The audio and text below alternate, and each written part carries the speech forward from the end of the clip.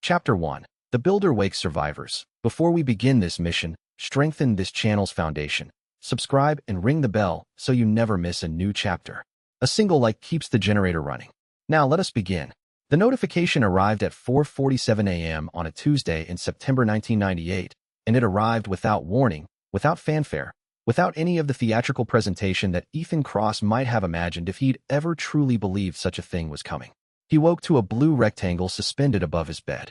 He lay still for 3 full seconds, staring up at it, then reached out to touch it the way you touch something hot to test it. His fingers passed through the light, disturbing nothing. The text remained crisp and unchanged. Fortress Builder System. Initialization complete. Current tier. Crude shelter. Tier 1 of 10. Builder designation. Ethan Cross primary directive. Reinforce or die. Reinforce or die, he said to the dark ceiling. The words tasted like a dare. He sat up. The projection adjusted with him, staying in his visual field regardless of where he looked. He stood, walked to the window, and the interface came with him, hovering just below his line of sight, patient, expectant. Below him, Raccoon City went about its final ordinary night. Sodium lamp on the corner, a cat hunting between trash cans, a delivery truck idling at the 24-hour laundry 2 buildings down. September in the Midwest. The eternal comfort of a city that had never had reason to doubt itself. Ethan pressed his palm against the glass. His handprint fogged and slowly cleared. He knew this city, not from growing up here. He'd arrived 6 months ago chasing a structural engineering contract, but from a different kind of knowing, the kind that lived in the back of the mind like a persistent, unasked-for awareness. He knew where the RPD headquarters sat on Ennerdale Street, and he knew the umbrella pharmaceutical plant at the northeast edge, and he knew about the complex they'd built 300 meters underground, the Hive, Umbrella called it, with its AI systems and its laboratories and its white corridors humming with experiments that had no business being conducted at any depth. He knew about the T-virus. He knew what it did to every living thing it reached. He knew about the outbreak. 7 days from now, this city would stop being a city. The people in those lit windows had 7 days left to be ordinary, and they were spending them sleeping, and they had no idea. The weight of that knowledge pressed down on the pre-dawn quiet with a force that felt almost physical. The system pulsed in his peripheral vision, and a new line appeared. Analysis pending, current location. Structural assessment, residential apartment, inadequate fortification. Recommendation, relocate to viable anchor structure within 24 hours. He pulled on his boots without untying them, sat on the mattress edge, and worked through it methodically. The knowledge had always been there, floating at the edge of conscious attention like background noise too familiar to notice anymore.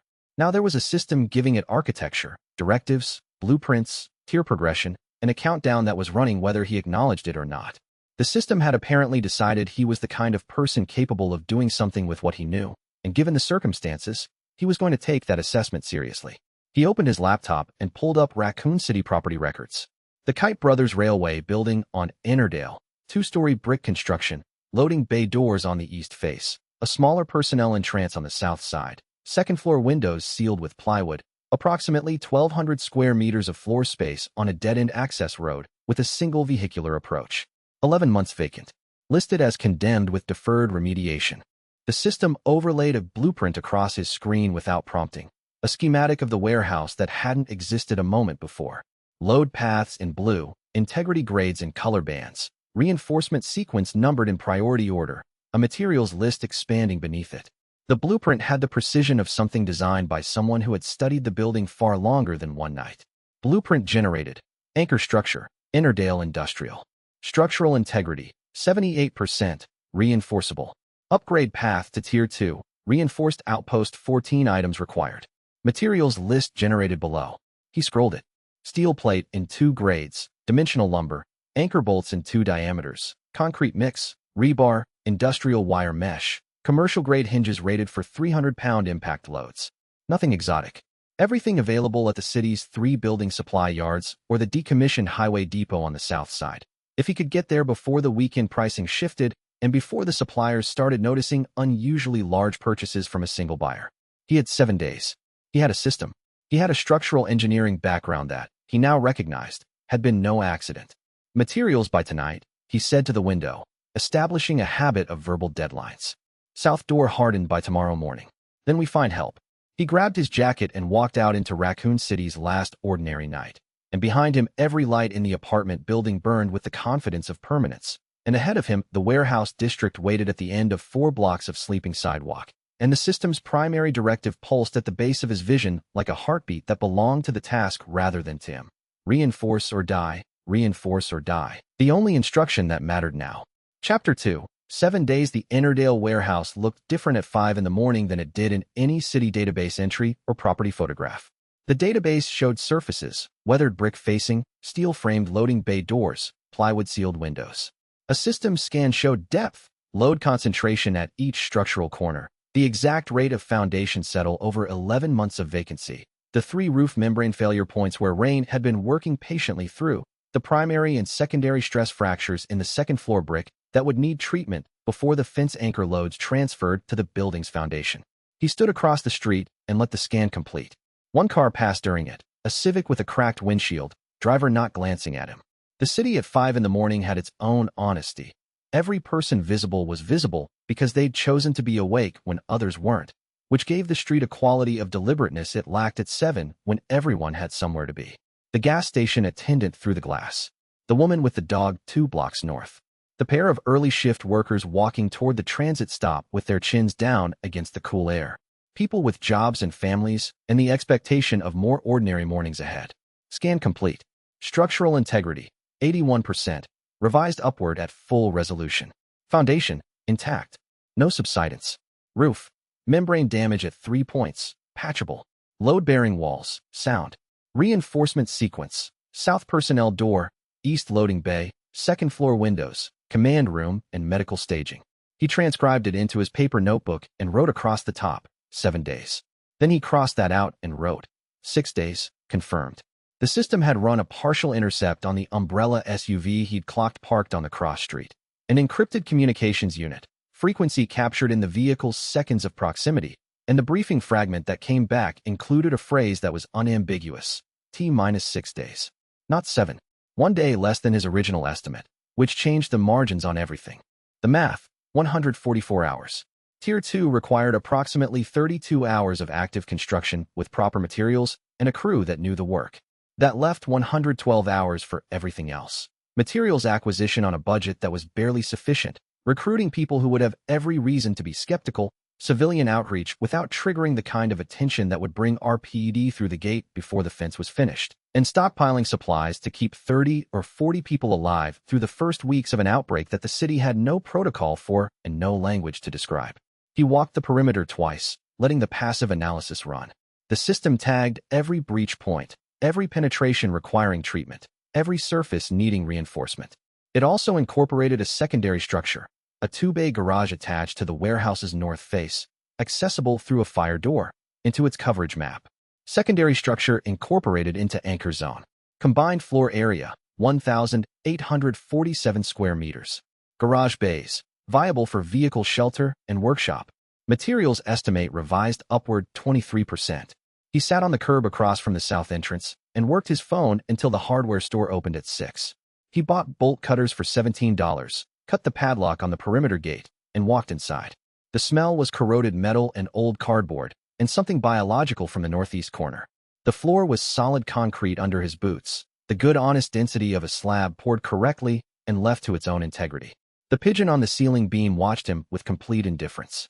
Materials by tonight, he said again, because the verbal deadline helped. South door hardened by tomorrow. Then we find help. Tier 2, current progress, for %. Critical path item, steel plate delivery, not yet secured. For %. The difference between 4% and Tier 2 was 30 steel plates, 800 feet of anchor-grade lumber, 40 anchor bolts, and roughly 28 more hours of skilled labor, none of which he had secured yet. He put away the notebook and started making calls, standing in the center of the empty warehouse with a system overlaying blueprints on every surface he looked at and a city outside that had 5 days and 22 hours left to be ordinary. He made 4 calls before 7 in the morning. The first was to his bank, confirming he could draw the account to zero without penalty. The second was to the contractor network's salvage listing service, flagging an active purchase inquiry for structural steel and dimensional lumber at a commercial site. The third was to the city's public works automated line, to confirm the current status of the condemnation review, not scheduled for 3 months, no active monitoring, standard signage on the fence. The fourth was to a hauler whose number he'd gotten from the network forum, a man named Pete who took cash and same-day work and had a policy of not retaining documentation longer than the invoice required. He worked through the phone calls quickly because phone calls with a clear ask and clear terms didn't require explanation. He was good at being clear. He'd learned the skill the way most engineers learned it, by dealing with contractors and subcontractors and inspectors who didn't have time for anything that wasn't the specific number or the specific specification, and who responded to vagueness by failing to show up. By 7:30, he had materials commitments for 60% of the Tier 2 list. By 8, with the hardware store open and the bolt cutters purchased, he had the warehouse unlocked and was standing inside it with a pad and pencil sketching out the placement sequence for the materials that would arrive this afternoon. The pigeon on the ceiling beam watched him work and eventually, when the human presence stopped being interesting, settled its feathers and went back to sleep. The warehouse was quiet except for Ethan's footsteps and the occasional vehicle on Ennerdale Street and the scanner in his pocket, which was running quietly on the RPD frequency, because knowing what the police knew about the Arkley situation was the only intelligence he had access to without revealing what he knew himself. He worked until Pete's truck arrived at 4. The truck was loaded by 8. The south door reinforcement was started by 9. And somewhere across the city, in the mountains to the west, the RPD scanner logged its second missing persons call of the day, and the only question left was whether what he'd built in the time remaining would be ready when the time ran out. Chapter 3. First Materials. Gale ran a demolition yard on the south side and had 8 quarter-inch steel plates taking up yard space from a canceled highway median project. Ethan reached him at 7 in the morning and spoke the technical language precisely: carbon steel grade designations, yield strength specifications, the exact finish state he needed for the welding work that would follow. Gale was a practical man who'd been in the business long enough to recognize someone who knew what they were buying. And he sold the plates at near scrap rate because his yard needed the space, and Ethan was the first serious inquiry he'd had all week. The same-day delivery premium was non-negotiable, and Ethan paid it without argument, because tomorrow was one day closer to 6 days, and one day was not nothing.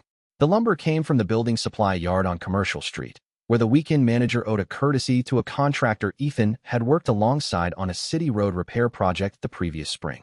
The manager cleared out an overstock of dimensional lumber below listed price, with no project permit paperwork required. The kind of transaction that worked because both parties understood discretion was part of the deal and both parties had reason to honor it. Pete ran 3 trucks and took cash and didn't ask about the destination or the work. His driver backed onto the Ennerdale access road at 4 in the afternoon with the easy precision of someone who'd reversed into tighter situations regularly. Pete climbed down, looked at the cut padlock on the gate, looked at the warehouse, looked at Ethan standing in the middle of a condemned building in the late afternoon light. Contractor arrangement, Ethan said, before Pete could form the question. Sure, Pete said, in the tone of someone who'd heard that particular explanation before and had decided long ago that other people's arrangements were their own business. 4 hours of materials movement followed. The system's placement guidance kept the workflow organized and the weight distribution sensible. Lumber near the south entrance for door reinforcement, steel plates staged at the loading bay for the barricade sequence, concrete bags lined along the east wall near the garage fire door where the mix stations would be most efficient, rebar sorted by length against the north wall in accessible vertical stacks. By 8 in the evening, the warehouse floor told a story. The arrangement of materials had a logic you could read. It told you where the work was heading and in what order before a single piece had reached its final position. He was on his back under the south door's threshold, checking the existing hinge anchor points for load-bearing capacity, when the scanner crackled from the shelf where he'd placed it that morning. Unit 14, responding to missing persons call. 2 individuals. Last known location, Arkley Mountain Access Road. Ages 23 and 31. No vehicles found at scene. Requesting, static 8 the rest. He lay still under the door frame and stared at the threshold boards above him. The Arkley disappearances. First contact, hikers, walkers, people who'd gone into the forest and hadn't come back out. The T-virus had been loose in the mountains for weeks, silently working through the animal population, driving the wildlife downslope toward the city's edge, and now it was touching people at the forest's boundary. The clock he'd known was running had just acquired a sound, and the sound was an RPD dispatch call that didn't know yet what it was responding to. He finished the hinge assessment, stood, brushed sawdust from his shirt, and checked the progress panel. Tier 2, progress, 17%. Crew, not secured. Critical path, structural engineer required tomorrow. 17% with 1 person and a 6-day deadline. The single most important thing he could do tonight was identify his structural engineer. He'd been looking at the forum already, reading the building code argument threads, finding the name that appeared most often in the responses that were right, and he'd found it. Darius Webb, retired 6 months ago, still active in the contractor network, still arguing about anchor spacing with the patience of someone who had spent 20 years being correct and had not yet decided to stop. He walked back from the warehouse with the scanner in his jacket pocket and the system's progress panel showing 17% in the corner of his vision. The city around him was doing what cities do at 8 in the evening, beginning the transition from the working day to the resting one, restaurants filling, the last commuters arriving home. A group of teenagers moving through the street with the complete confidence of people who had never had a reason to leave somewhere they felt safe. He stopped on the corner and looked back at the Ennerdale warehouse from across the street. You could see the difference even now. The south door was fractionally different in its frame. The staging area inside the fence was visible through the gate as organized intention. Not much, but not nothing. In 6 days, even not nothing mattered. The scanner crackled. Another Arcley dispatch. The same unit, this time checking back in. The response garbled, but the word unresponsive cutting through clearly before static took the rest. Not missing persons anymore. Unresponsive. The language was shifting. He put the scanner away and kept walking, because there were no more useful decisions he could make tonight about materials or structure. The useful decision tonight was to be ready to appear at Darius Webb's door at 8 tomorrow morning with coffee and blueprints and exactly the right framing for the first 60 seconds of conversation, because the first 60 seconds would determine whether the engineer said yes or asked him to leave, and the engineer saying yes was the most important variable in tomorrow's day. Tomorrow morning. The engineer first, before the supply run, before anything else, because 17% of Tier 2 with one pair of hands was going to stay at 17% until there were more hands, and the clock outside was still running. Chapter 4. The engineer Darius Webb's house was on a residential street 3 blocks from the warehouse, which Ethan had noted as either convenient or significant and hadn't decided which yet. He knocked at 8 in the morning with 2 cups of bakery coffee and a tube of hand-drawn blueprints under his arm. Darius opened the door in a bathrobe. He was a large man, broad through the chest and shoulders, with the hands of someone who had spent decades working material rather than directing other people to work it. Calluses at the right positions, knuckle scarring from work that required close contact with the structure, the specific grip strength that came from years of torque wrenches and pry bars and work that didn't give you a second chance if your hold slipped. Gray at the temples, the kind of skepticism around his eyes that came from vendors who overpromised and contractors who cut corners and inspectors who missed the things that mattered. He looked at the blueprints. He looked at the coffee. He assessed Ethan's face with the same methodical attention he'd apply to a load calculation. "You're not selling anything," he said. "No. I need a structural engineer. I have a condemned warehouse, a 6-day timeline, and blueprints I drew last night that are better than anything I should be able to produce independently. I need someone who can read correct drawings and build from them at full speed without requiring the complete backstory before the first anchor goes in." Darius studied him for a moment longer. Then, "Come in." The blueprints went on the kitchen table. Ethan had spent 3 hours the previous night transcribing the system's holographic schematics onto drafting paper, straight edge and pencil, copying the projections as accurately as his training allowed, which turned out to be very accurate because the system showed specifications down to the millimeter and he had the engineering background to translate those specifications into correct lines. The result looked like drawings produced by someone who had been thinking about this specific problem for a very long time. Darius bent over the table and read them without touching the paper for exactly 6 minutes. He moved his attention across the load path diagrams, the anchor spacing specifications, the perimeter fence layout with its military interval anchor posts, the structural interaction calculations at each load-bearing corner. Ethan drank his coffee and waited and watched Darius read the way you watch an expert do the thing they're expert at. "These load calculations are precise to a degree I don't see outside of structural analysis software," Darius said when he straightened. "Yes. Where did they come from?" "I worked them out. In one night." He looked at Ethan steadily. It wasn't an accusation. It was the tone of an engineer logging a discrepancy that needed resolution before the work could proceed. "I've been thinking about this building for some time," Ethan said. "The Ennerdale warehouse." Darius tapped the street label. "I know it. Inspected it 3 years ago for the condemnation assessment.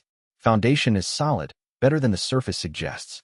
But this perimeter fence layout," he pointed to the anchor spacing. "This interval is calculated for sustained lateral loading from multiple simultaneous contact points. Not wind. Not standard crowd pressure. This is designed for something that applies continuous, organized force." "That's the design intent," Ethan said. "From what?" "I'll tell you the full picture within 48 hours. What I can tell you now is this. There's a biological contamination event developing in the Arkley Mountain area, and the pattern of incidents strongly suggests it reaches the city within the week. I want civilian shelter operational before it does.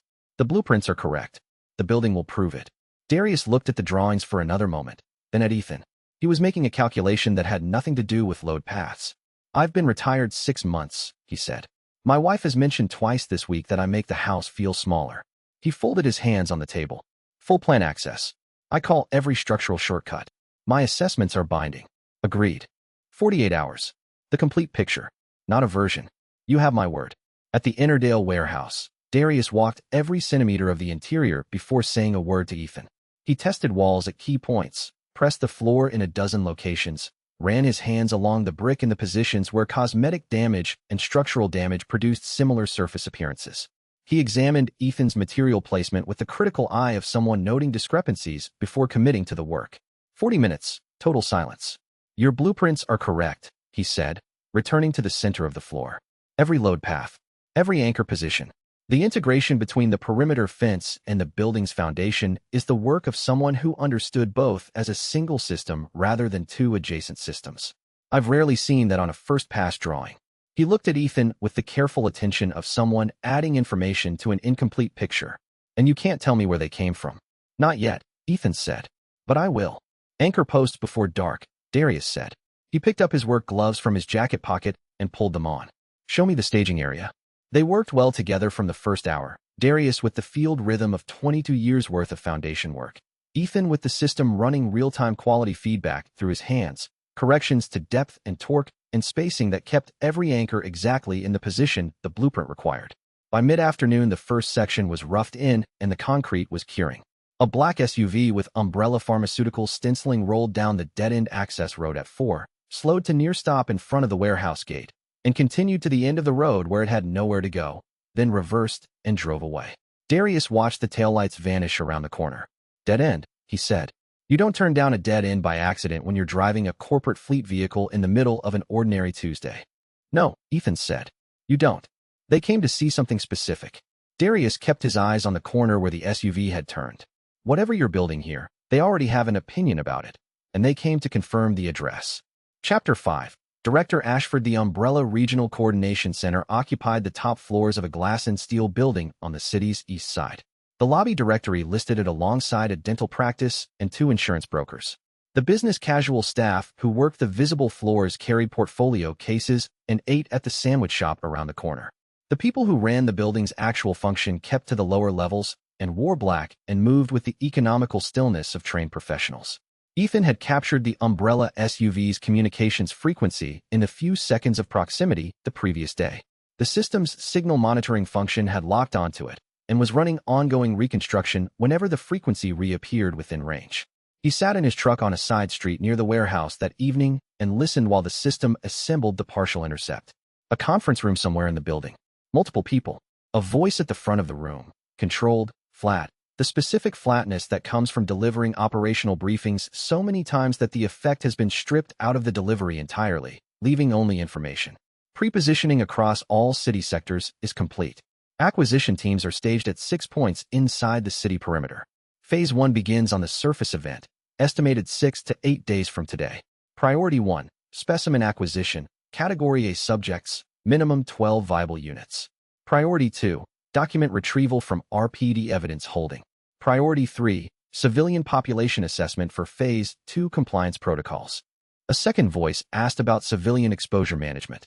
Not our responsibility in Phase 1. City administration has the public advisory framework. That handles the optics. A third voice, quieter, reading from a document. References to containment team rotations beginning tonight.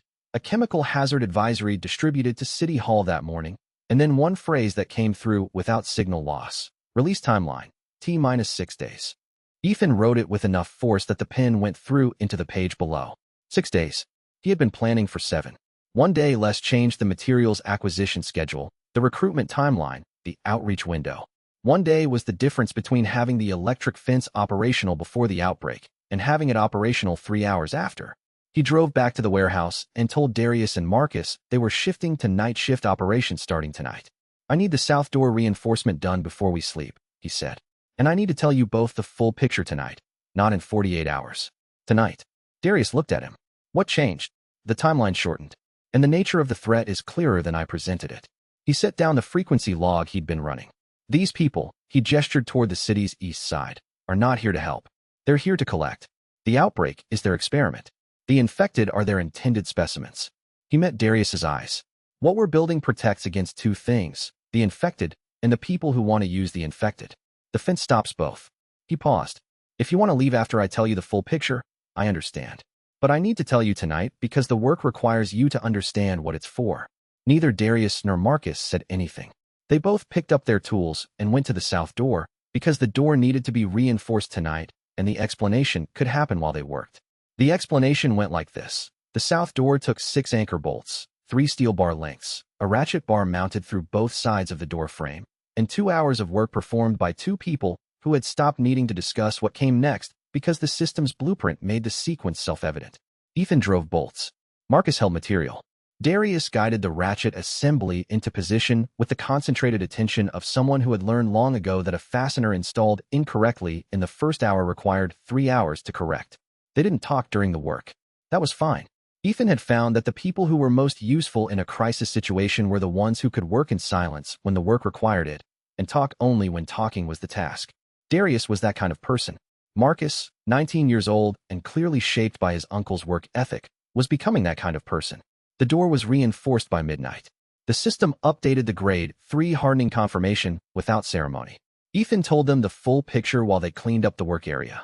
Every detail, the same complete version he'd given Darius the previous night, but now including the new information from the Umbrella briefing intercept, the accelerated timeline, the acquisition teams, the specific nature of what the infected would be. Marcus listened and cleaned tools and said, when Ethan finished, "So the fence keeps them out and keeps us in." "The fence keeps them out," Ethan said. "Keeping us in is our own job." "Right." Marcus put the tool roll away. "When do we start the watchtower?" That was the right question. That was exactly the right question. And the city outside was quiet and ordinary, and T-6 days was running down whether anyone in it knew it or not. And inside the warehouse, 3 people were going to sleep knowing exactly what 6 days meant, which put them further ahead than anyone else in Raccoon City tonight. Chapter 6, Reinforced Outpost. The upgrade came at 2:14 in the morning on the 3rd day. A single clear tone, then a cascade of new text expanding across Ethan's visual field as he sat at the command room's folding table. Tier 2 achieved. Reinforced outpost. Perimeter fence. Operational, north and east sections. South entry. Hardened, grade 3. Loading bay barricade. Operational. Second floor observation. Viable. New blueprints unlocked. Perimeter fence. Extended section. South and west. Command room layout. Optimized. Generator shelter. Medical staging area. First configuration population management. Active. Occupants. 3. Supply ratio. Adequate for 72 hours. Tier 2 defensive capability. First wave deflection probability. 61%. He read through the unlocked blueprints fully, taking his time with each one. The command room layout was the room he was standing in, but redesigned with purpose. Communication nodes on the north wall, a population tracking board mounted on the south face, a dedicated power conduit from the generator shelter that hadn't been built yet, a central operational table with display mounts. The system hadn't given him a task list. It had given him a picture of what this place was supposed to become, which was a more motivating document than a task list because it showed you why each task mattered. He went downstairs. Darius was in the loading bay with a coffee, standing before the barricade doors he'd spent the past 4 hours reinforcing, examining his own work with the quiet satisfaction of someone appraising something done correctly. "You felt it," Ethan said. "About an hour ago." Darius turned. The load balance in this building changed. The load paths shifted into the configuration the blueprints showed. It's like, he considered for a moment, like watching a building accept what it's become. New blueprints. Command room first tomorrow, then the generator shelter. I'll need Marcus on the conduit work. He's good with that. Darius held his coffee with both hands. "You said 48 hours. Yes. That was this evening." "I know. Sit down." Ethan pulled a stool from the wall and sat on it. "I'm going to tell you everything. Not the framing I've been using, the complete situation. Who Umbrella is, what they've done, what's in the drainage network, what the infected will be like, what this building is designed to stop, and where my blueprints actually come from." He held Darius's gaze. "Some of it is going to sound like the kind of story you'd stop believing halfway through. I'm asking you to hold the disbelief until I finish. Darius put down the coffee. He sat on a lumber stack and crossed his arms. Go ahead, he said. Ethan told him everything. The complete version. The RE world, the T-virus's reanimation mechanism, what the infected dead were capable of and what they weren't, the Umbrella Corporation's deliberate cultivation of the outbreak, the acquisition teams pre-positioned in the city, the Hive 300 meters beneath their feet, the system's interface and what it gave him and how it had been right about every structural decision so far. Darius was quiet for a long time after Ethan stopped talking. He stood and walked to the loading bay window and looked at the fence line and the perimeter lights, the north and east sections, solid in the dark, the concrete at the anchor bases still fully cured, and the wire mesh taut between posts. The blueprints have been right, he said. Every specification. The building shifted when we hit Tier 2. I felt that happen, felt it through the floor. He turned back. Whatever your system is, it knows this structure the way I know my own hands. He looked at Ethan steadily. Tell me what Tier 3 requires. All of it. Tonight. And tomorrow we start on it at first light, because whatever is in the drainage network below this building is already moving, and it doesn't care about our schedule. Ethan pulled up the Tier 3 requirements on the folding table and walked Darius through the list. The watchtower foundation on the rooftop, the kill corridor framing on the east approach, the blast wall prep on the north face, the electric fence segment on the south perimeter, the internal zone partitioning on the ground floor. He covered each item in order of priority and resource dependency. What had to happen before what could happen, where the materials overlapped, where a delay in one item created downstream delays in the others. Darius listened and took notes in a small pocket notebook with the shorthand of someone who had transcribed site specifications for 2 decades. He asked 3 questions: the watchtower rafter load distribution, the kill corridor's channeling angle, and whether the blast wall used the existing foundation or required new anchor points. Ethan answered each from the system's blueprint data, and Darius wrote the answers down and didn't need to be told why those answers were correct. 5 days, Darius said, when Ethan finished. This is 5 days of work for a 3-person crew. We'll have more people by the end of the week, Ethan said. How many more? 30 or 40 if the outreach works. Darius looked at the list. Then the compound preparation runs concurrently with the fortress construction, which means every hour of the next 5 days has 2 tasks competing for the same person. He closed the notebook. We're going to have to prioritize. Watchtower first, because it's the threat assessment anchor point. If you can't see what's coming, you can't defend against it. He paused. And the maintenance shaft in the garage. Tomorrow night, before anyone sleeps. Tonight, Ethan said. Not tomorrow. Darius looked at him for a moment. You already know what's in it. The system does, Ethan said. And what it knows, I know. Tonight, Darius. Chapter 7. Leon Hargrove. The knock came at 3 in the morning. 3 measured raps, deliberate spacing. The knock of someone who knew exactly where they were and was making no attempt to be anything other than direct about their arrival. Ethan looked through the reinforced peephole at the man standing in the sodium lamp's light. Mid-40s. Canvas jacket worn to softness. Work boots with genuine use in them. His hands were at his sides, and his posture carried the specific stillness of someone who had learned, through years of work that required physical control, to hold still unless stillness needed to end. The kind of man who moved at the speed the situation required and not faster. The hands, when Ethan studied them, scarring at the knuckles and heel of the palm, the marks of someone who had spent years restraining people in difficult situations. Not fighting, restraining. The distinction was in which muscles bore the marks and which didn't. Ethan opened 6 inches with the chain engaged. You're not with Umbrella, he said. No. You know this address. I've been watching this building for 2 days. I live 3 blocks west. I saw the material deliveries, 4 of them, different suppliers, same day. I watched the fence go in. I saw the Umbrella vehicle on the cross street. His voice was even, calibrated for clarity. The fence spacing is tactical. The door reinforcement is impact rated. You're building a defensive position, and you know specifically what you're defending against, and I want to know what that is. Why? Because I've been watching this neighborhood for 2 years, and I know when something is being built for a reason. And because I have the working utility maps for the drainage system under this neighborhood, the internal maintenance versions that show the actual infrastructure. He held Ethan's eyes through the 6-inch gap. And because I have 20 years of law enforcement experience in this city, and I think what you know is the same thing I've been suspecting since the spring, and I'd rather be behind your fence when it happens than outside it. Ethan released the chain and opened the door. He made coffee on the camp stove while Leon walked the ground floor. Leon moved through the space with the careful examination pattern of someone who had served search warrants in residential structures and developed opinions about how buildings functioned under pressure. sight lines from each window, the load-bearing function of the interior walls as cover positions, the door frame integrity, the ratchet system on the loading bay barricade. He didn't touch anything. He cataloged. Loading bay reinforced from the inside, he said, completing his circuit. External entry can be forced in ways the internal barricade can't, Ethan said. 12,000 pounds behind the barricade. Leon looked at it. That's not for burglars. No. What is it for? For whatever comes through the fence if the fence fails. Ethan put a cup on the workbench. Tell me what you know about the Arkley incident reports. The real count. Leon picked up the coffee and looked at him for a moment with the assessment attention of someone deciding how much of what they know to deploy in the opening exchange. Public count is 2 missing persons, he said. The department's working log, which I have access to through contacts still in active service, shows 14 individuals unaccounted for across 7 separate incidents. The behavioral incident reports, people found disoriented, aggressive without provocation, unresponsive to verbal commands, are being filed and flagged, and sitting in a review queue that appears to have no active reviewer. Because someone up the chain is managing what advances to formal investigation, Ethan said.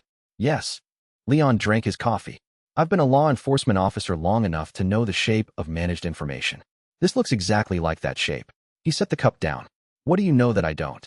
Ethan told him. Biological contamination event, contact-based transmission, the specific behavioral profile of the infected, the 6-day timeline, the umbrella intercept, the acquisition teams pre-positioned in the city. Leon listened without interrupting. At the end of it, he was quiet for 20 seconds. Then, RPD evidence impound. I have a contact. He's been redirecting end-of-life firearms to private security contractors rather than destroying them, which is technically compliant if the paperwork is correct. I have current paperwork. That's 30 people's worth of weapons in 48 hours. He paused. One condition. Complete picture, tonight, before I bring anyone else in. You'll have it, Ethan said. Leon sat down on the workbench and pulled out his phone and began working his contact list with the focused efficiency of someone who had made their decision and moved to implementation without delay. Because the weapons call was the highest priority call, and it was 3 in the morning, and his contact was the kind of person who answered at 3 in the morning when Leon Hargrove called. Ethan listened to one side of the call, Leon's side, which was terse and specific and entirely without the kind of social lubrication that a normal call at 3 in the morning would require. The contact answered. Leon described the firearms in question, end-of-life inventory, specific model types, condition ratings, and asked about timeline. He listened. He said 48 hours works. He ended the call. 48 hours, Leon said. Good. Ethan picked up his own notebook. While you're here, tell me what you know about the Ennerdale neighborhood's underground layout. Not what's on the public maps. What you know from patrol. Leon looked at him. You have the utility maps. The utility maps show infrastructure. I want to know about the parts that aren't on any map. Leon was quiet for a moment, thinking. There's a maintenance access shaft in the garage quadrant northeast of this building, he said. Not on the public records. I found it during a patrol 3 years ago when I was tracking a domestic disturbance that ended in that garage. The plate was different from the floor, slightly raised, different paint. I logged it in my personal notebook and forgot about it until right now. I know about the shaft, Ethan said. It's on my list. What's on your list about it? That it connects to the drainage network and the drainage network is compromised, Ethan said, and that it needs to be sealed before whatever is in the network finds a way up through it. Leon looked at him steadily for a long moment. Tonight, he said. Tonight, Ethan said. After we're done here, you and I and Darius seal that shaft before morning. Because 30 people are going to be sleeping in this building in 5 days, and the thing below it is already moving toward them. Chapter 8. The perimeter fence day 4 began with Darius reading the morning's weather front. Steady rain by mid-morning, which would compromise exterior concrete cure rates if the fence anchor work didn't happen before it hit. Ethan restructured the schedule. Fence anchors first. The roof membrane patches moved to the afternoon window, and the generator shelter foundation deferred to day 5. Leon arrived at 6:30 with the utility maps spread under his arm. He laid them on the command room table alongside the fence blueprint, and the 3 of them spent 45 minutes understanding the property's subterranean context, what the building sat on top of, what moved below it, what could reach them from underground if they weren't paying attention to the right infrastructure. 3 active sewer lines crossed the property footprint, Leon said, tracing them. 2 drainage channels running east-west under the access road. And here, he tapped a point 40 feet northeast of the garage structure, a maintenance access shaft in the internal utility records that doesn't appear in the public database. Notation from 1989 says non-standard infrastructure, authorization pending review. Nobody ever reviewed it. The system flagged a heat signature from that location on day 2, Ethan said. Trace level. I logged it and moved on. The drainage displacement in this neighborhood has been building for 5 days, Leon said. I've been tracking it as part of my security rounds. Rats first, streaming from the storm drain grates on the access road and the 2 cross streets, moving consistently northeast. The bird population in the park 2 blocks over relocated 3 days ago. Yesterday, the raccoon family that's lived in that park for 2 years was gone. He looked at Ethan. Something in the eastern drainage network is driving every animal that can leave to leave. Whatever it is, it's large enough or wrong enough that the neighborhood's entire small mammal population is treating it as an apex threat. And the drainage network connects to this property's infrastructure, Ethan said. At 3 points, Leon confirmed. The fence anchor work started at 7 and ran against the clock toward the rain.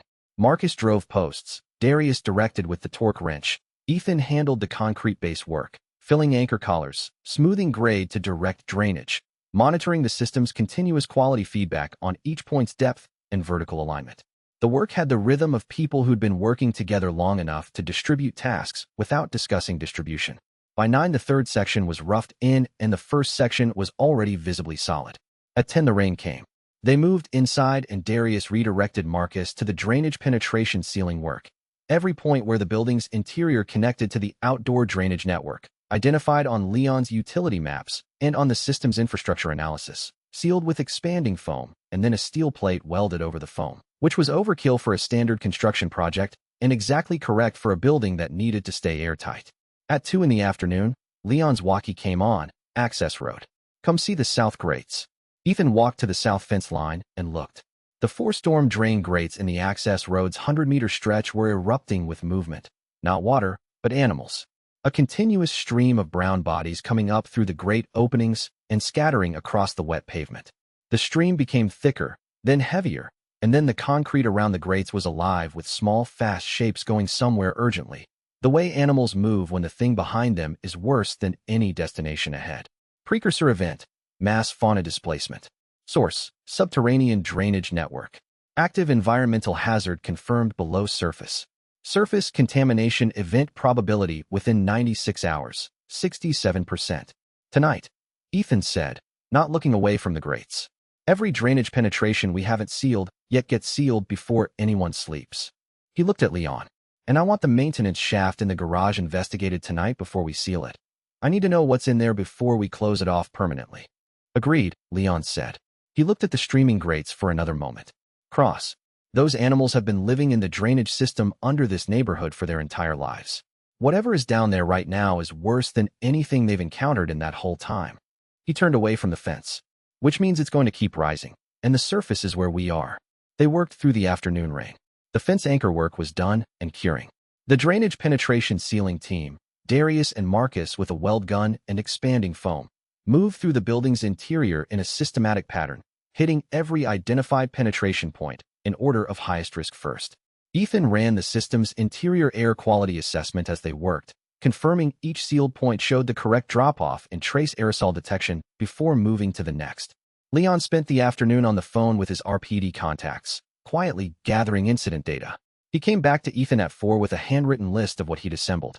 14 total Arkley incidents logged in the working system, he said, looking at his notes. The behavioral ones. People found aggressive, unresponsive, approaching without provocation. There are 6 of those, and they're not in the public release. The review queue for those 6 has been sitting without an assigned reviewer for 8 days. He looked up. 8 days, cross. Someone created the queue, flagged the incidents, and then didn't assign a reviewer. That's not oversight. That's management. Umbrella's contacts and city governance managing what goes forward, Ethan said. Yes. And the interesting thing is, Leon tapped his notes. 2 of those behavioral incidents happened within the city limits, not in the Arkley area. One on the east side, near the utility corridor that runs under the pharmaceutical district. One in the rail yard. Inside the city, Ethan said. For 3 days. And nobody assigned a reviewer. Leon folded the paper. The outbreak isn't coming, cross. It's here. The fence just became more urgent. And the storm grates behind them continued their slow, streaming outward. And the city continued its unaware Tuesday. And the only question was whether the fence would be ready before whatever was in the drains decided it was done with the drains. Chapter 9. The virologist Mia Cho was at the perimeter gate on the morning of day 5 with a backpack over her shoulder and a tablet held in both hands. And she held the tablet up before Ethan reached the gate, so he could see the microscopy image from 5 feet away, a deliberate opening move that announced she wasn't there for a social call. "I need to speak with whoever is running this facility," she said. "That's me." "You're a structural engineer," she said, with the tone of someone noting information they've already verified. "Yes. I've been asking around this neighborhood for 2 days about this construction project. The timing correlates precisely with a contamination event I've been tracking in the city's storm drain system for 3 weeks." She looked at him with the focused patience of a researcher who was used to waiting for people to either dismiss her or take her seriously, and had learned to wait without showing which response she was hoping for. "My name is Mia Cho. I'm completing a PhD in microbiology at Raccoon University. My thesis involves behavioral anomaly research in urban fauna, which is why I've been collecting subterranean samples from the storm drain system. What those samples contain is not a fauna pathology. It's a retroviral process that appears in no published literature I can access through any standard academic channel." Ethan looked at the microscopy image on her screen. The system classified it in 4 seconds. T-virus cellular signature. Early replication cycle. Host, Rattus norvegicus.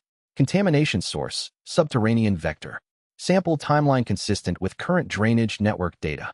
"Where was this rat collected?" he said. "The laundry 2 blocks north. 2 days ago. I have 14 additional samples from 6 different locations in the storm drain system showing progressive stages of the same process." She lowered the tablet.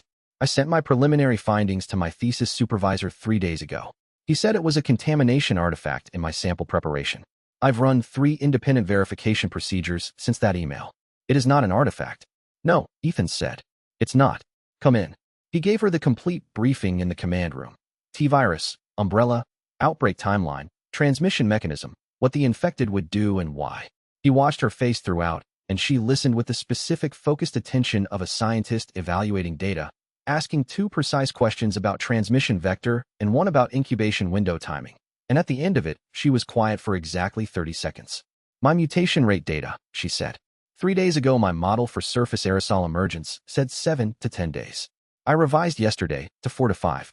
At the acceleration rate I've seen in the last 24 hours, she paused, running the calculation with visible focus. It might be closer to 72 hours from right now. That's consistent with the concentration data from a drainage access shaft on the property, Ethan said. Then the supply timeline is more urgent than your current board suggests. She looked at the inventory list on the wall. And I need to set up a field detection protocol immediately. We cannot admit survivors without a tree-off screen, and the screen has to be functional before the surface event begins. She looked at him. "What do I have to work with?" "The supply shelf on the east wall, whatever I can buy today, and whatever you can bring from your lab." She looked at the shelf. She looked at the space. She looked at the light quality near the north window. Then she took a pen from her pocket and rewrote the medical supply section of his inventory board, crossed out what was insufficient, added what was necessary, annotated the 2 special acquisitions that required a pharmacist contact rather than a hardware store. 11 minutes, total. When she handed the pen back, the medical list was 3 times longer.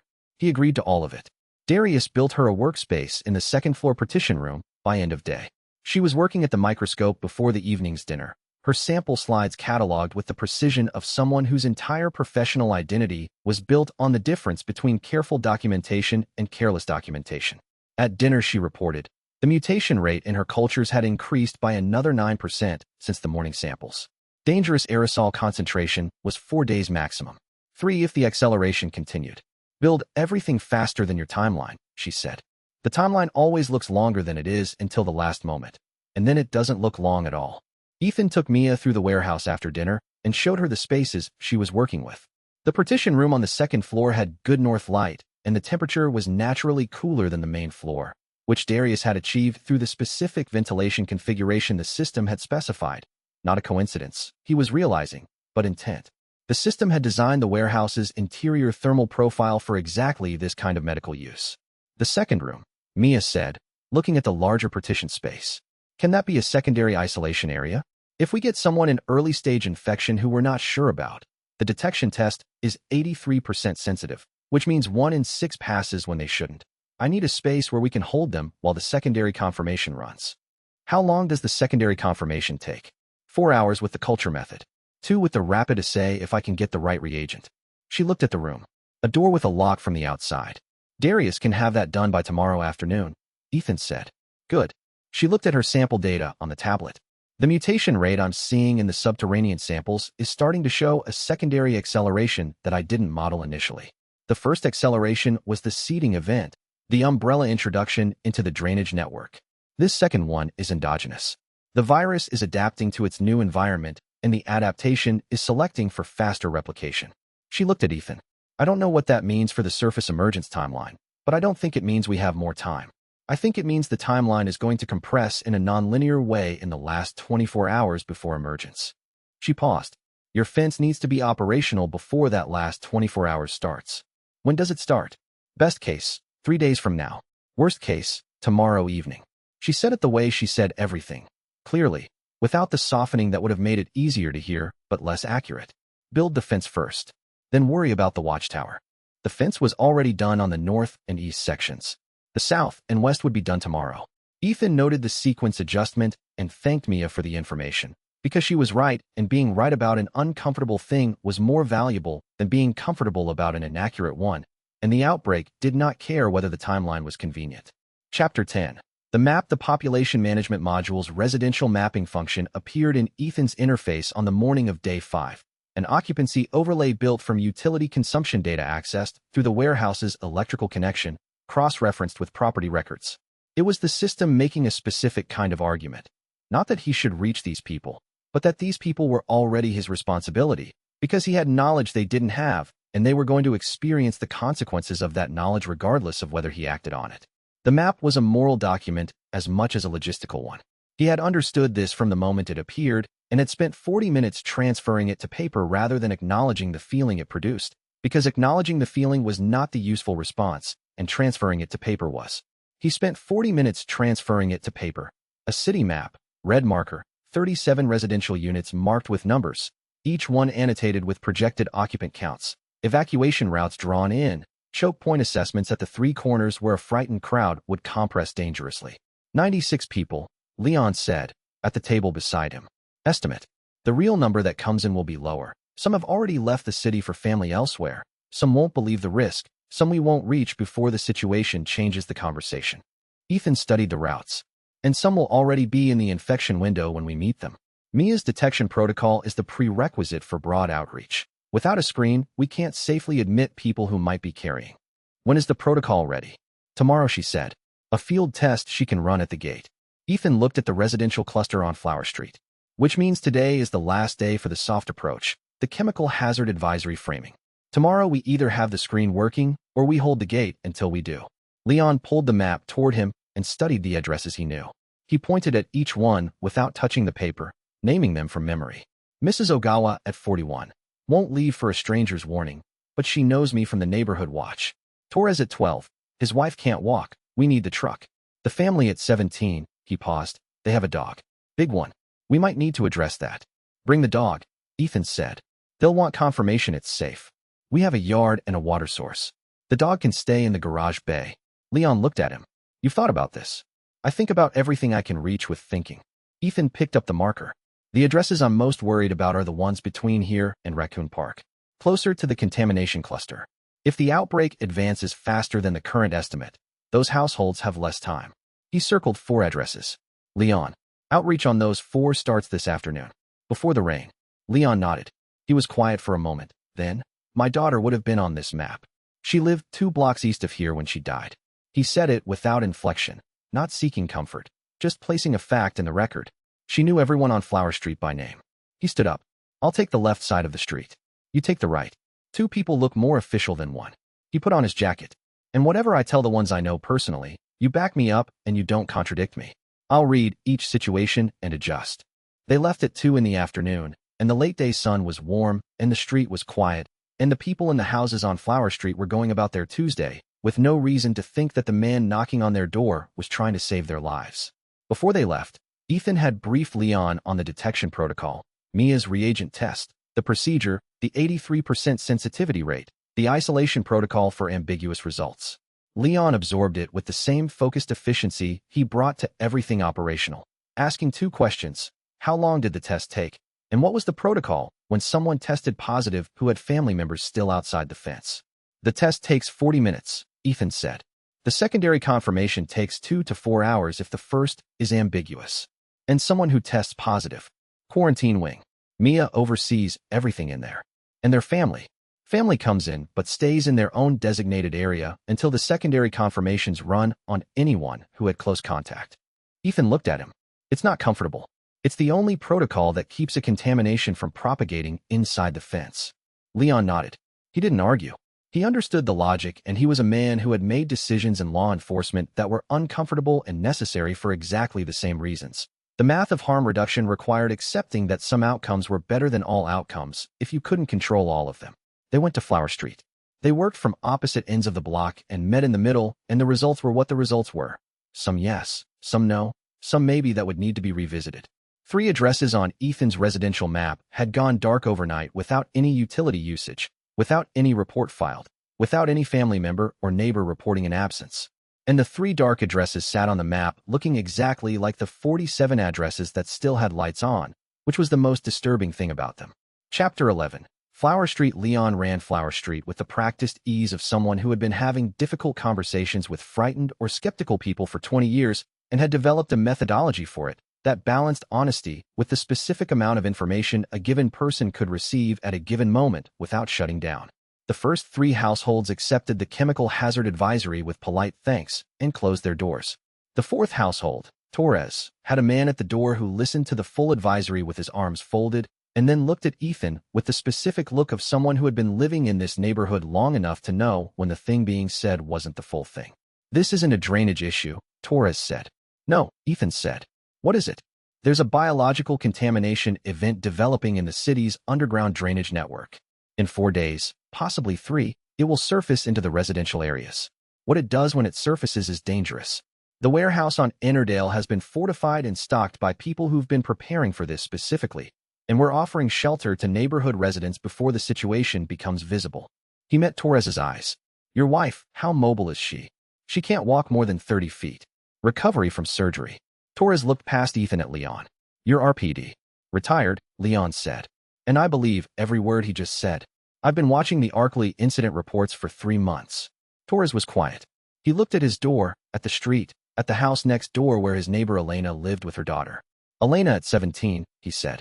She'd want to know. Bring her, Ethan said. Bring her daughter. There's room. My wife, Torres said. She can't. We have a truck, Ethan said. We come to your door. Door to door, everything your family needs. 1 trip. Torres looked at the street one more time with the expression of someone understanding that the world they'd known until this moment had just become something different. Tonight, he said. We'll come tonight. Mrs. Ogawa opened her door to Leon's knock and looked at his face for 3 seconds before she said anything. Not at the clipboard Ethan was holding or the advisory printout in his hand, at Leon's face. Is it what I've been expecting since the spring? She said. Not a question. Yes, Leon said. Then I'm ready. She opened the door wider. Come in. I'll make tea while I pack. She had a bag at the door before the tea was done. It was a methodical bag, a change of clothes for 3 days, her medications organized in a sealed case, her competition pistol in a case that she opened for Leon to inspect with the matter-of-fact manner of someone who understood that firearms required transparency in group settings. Leon inspected it and said nothing except, You're on the watch rotation. I assumed I would be, she said. On the walk back to the warehouse, the RPD cruiser came onto Flower Street from the east, paced them for half a block, and turned off at the intersection without stopping. Leon didn't look at it directly. Neighbor 4 called it in, he said, when the cruiser was gone. Standard response. But the car was in the area before the call could have gone through dispatch at normal speed. He looked at the empty street behind them. Someone in RPD had this address flagged in advance. The call from neighbor 4 just gave them a pretext to send a car to confirm we were here. He paused. Which means the watch list isn't new. It predates the complaint. And whoever created it knows this address has significance before they've seen what's inside it. Ethan thought about that. Umbrella? Could be, Leon said. Or someone in the RPD with umbrella connections. Or someone in city governance who has been briefed on the contamination situation and is monitoring for unauthorized civilian response. He started walking. The point is, we've been observed by someone who has the authority to create a watch list, which means we've been evaluated, which means at some point there will be a decision about what to do about us. He looked at Ethan as they walked. Before the outbreak starts, the decision is probably to wait and see. After the outbreak starts, that's when it gets complicated. Because after the outbreak starts, We become a resource, Ethan said. 200 people behind a fence with food and water and weapons, in a city that's going under.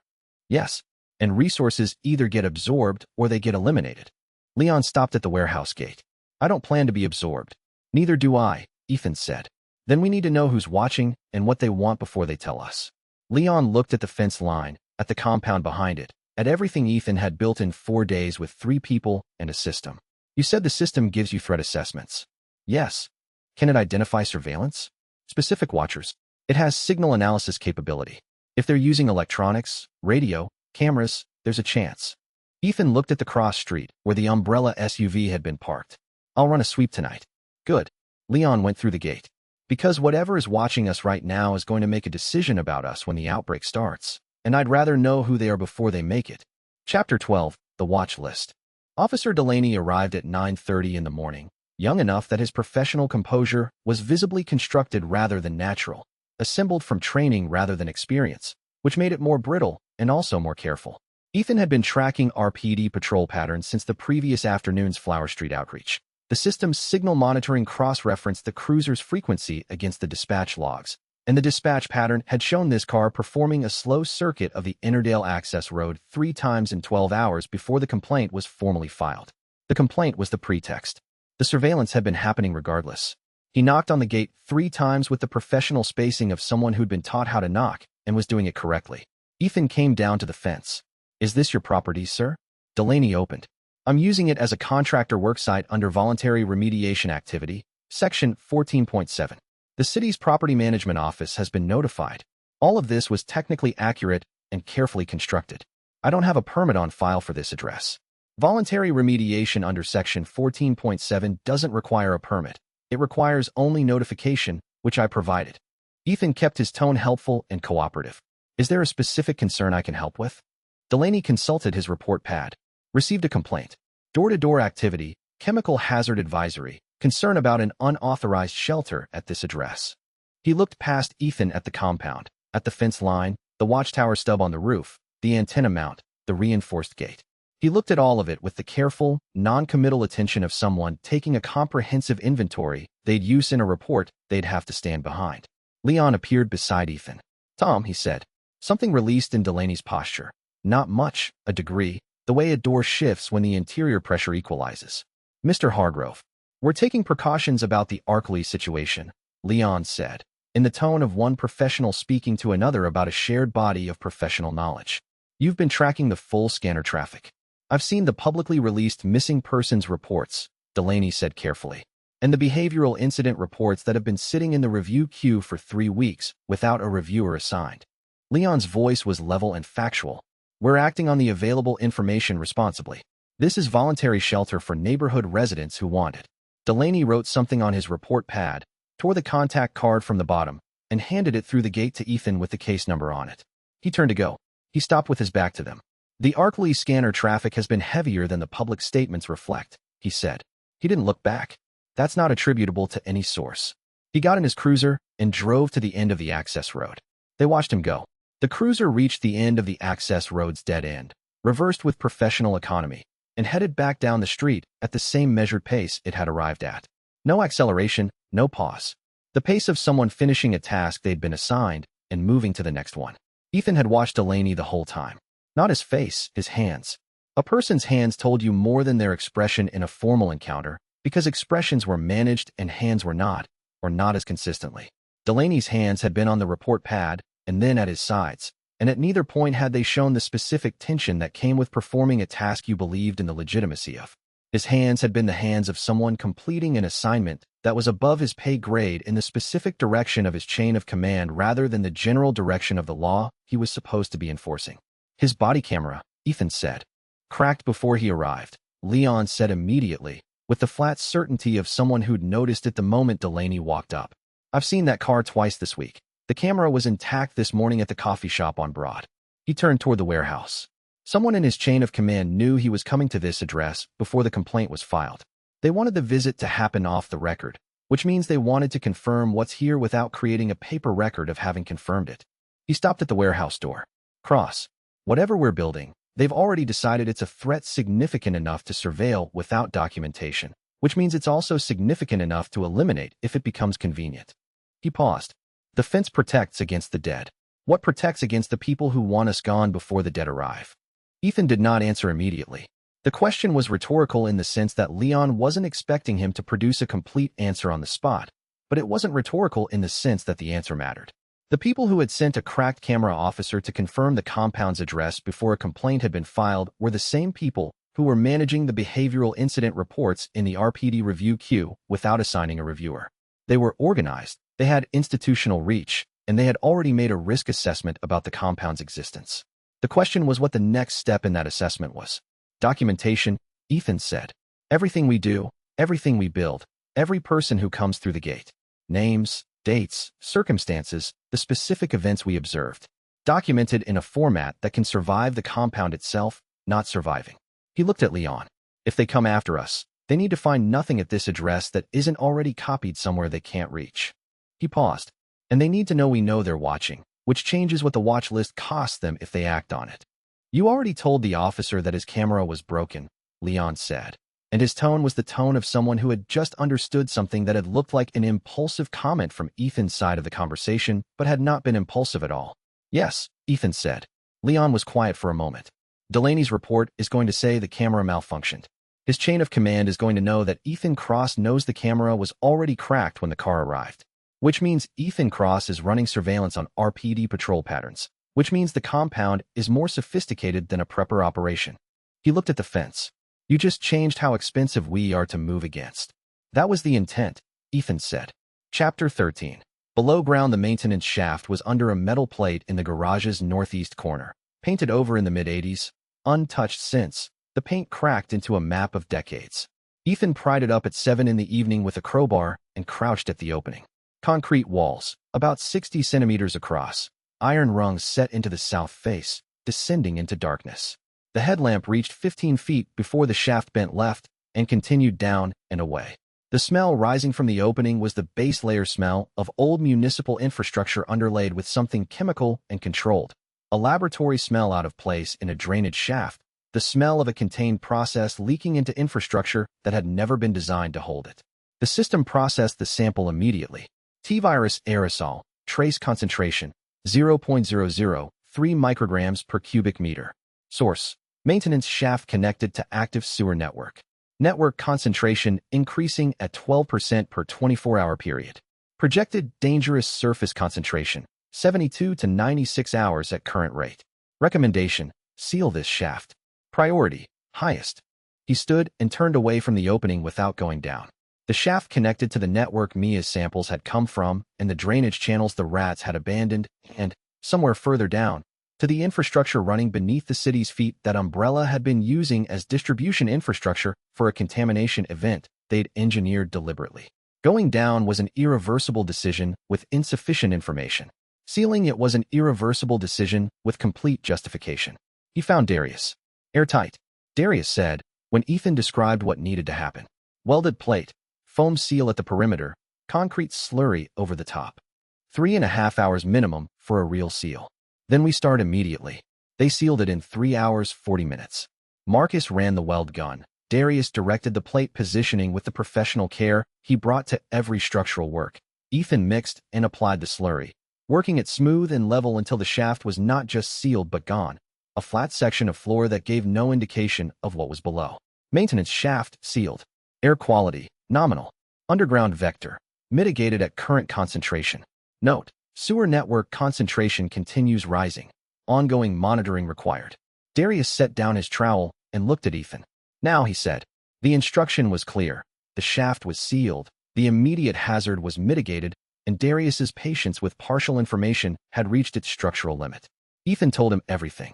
The complete version, the RE world, the T-virus biology, the outbreak sequence, Umbrella's deliberate role, the hive beneath the city, what the reanimated dead were and how they moved, and what could stop them, and where the blueprints actually came from. He described the system in full, its interface, its functions, its tier progression, its limitations. He went until there was nothing left unsaid. Darius stood at the garage window looking at the fence for a long time after Ethan stopped talking. He was a man who processed information by letting it integrate rather than reacting to it on arrival, and the integration took several minutes of genuine quiet. The blueprints have been right, he said at last. Every specification. The building shifted when we hit Tier 2. I felt it through my hands while I was working. He turned back to Ethan. Whatever your system is, it knows this structure in a way that takes decades of field experience to learn. And it's been right. He held Ethan's gaze.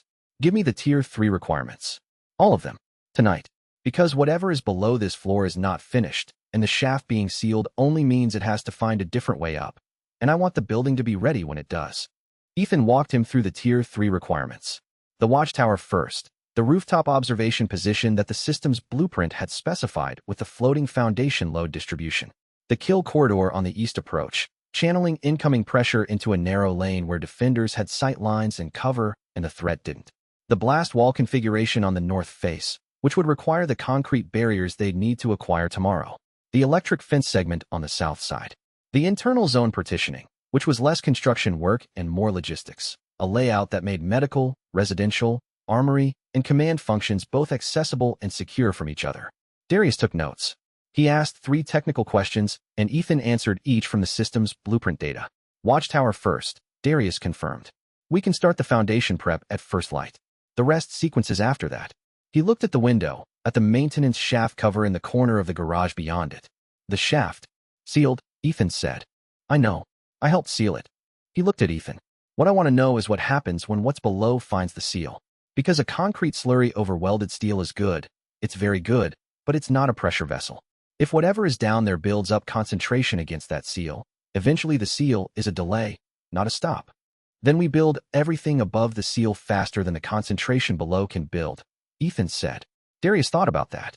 That's the right answer, he said. It's also an argument for not sleeping. He picked up his notebook. I'll start the watchtower foundation prep at 4:30. Wake me at 4. Chapter 14. 4 days, 4 days. The morning of the 6th day brought that number with physical weight, and the weight was distributed across every task on the board, and every hour on the timeline, and every person in the compound who was alive, because they'd come through the gate before the situation made coming through the gate complicated. The compound held 14 people, 11 of them civilians who had arrived through Leon's outreach and word of mouth from the Torres family and Mrs. Ogawa. The supply run had to happen before the city's stores changed character. Before enough people understood enough of what was happening that bulk purchases of canned goods and water became a competition rather than a transaction. Current occupants, 14. Supply ratio, 72 hours at current consumption. Protein deficit, critical, stores insufficient beyond 60 hours at current population.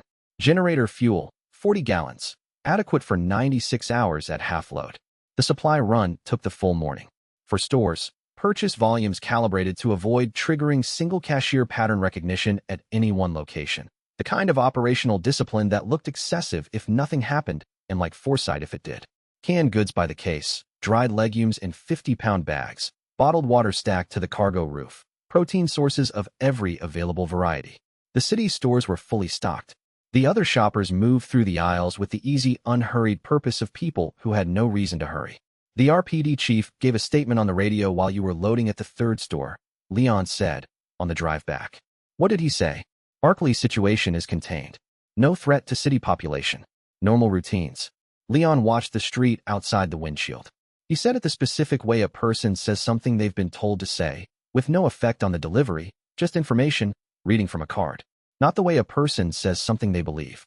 Umbrella has contacts in city governance. The statement was prepared and distributed for him to deliver. I know.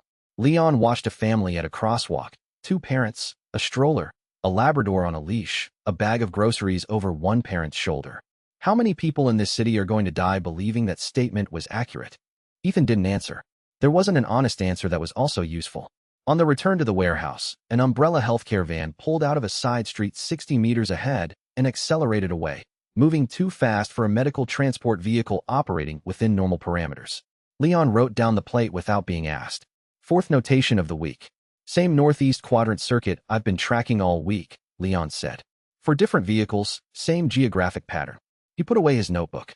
Whatever Umbrella is most concerned about protecting in this city, it's in the northeast quadrant. The RPD facility is there. The primary drainage arterial is there. Their regional office is there. He looked at the city ahead of them through the windshield. And the first confirmed behavioral incidents from the Arkley pattern are there. They're tracking the outbreak's advance in real time. They know where it is. Which means they know where it's going, Ethan said. Which means, Leon paused, working something through. They know it's coming here. To this neighborhood. And they're watching to see what we do about it. He looked at Ethan directly. Cross. If they know about us, and they know the outbreak is coming here, and they haven't moved to shut this compound down yet, there's a reason for that. Either they think we're not a threat to their timeline, or they're waiting to see what we build so they can decide how to use it. He paused again. Neither of those options is comfortable. They won't move against us during the outbreak, Ethan said. Their resources are committed to specimen acquisition and evidence retrieval. They're not going to divert a response team to deal with a civilian compound when the outbreak is their primary operation.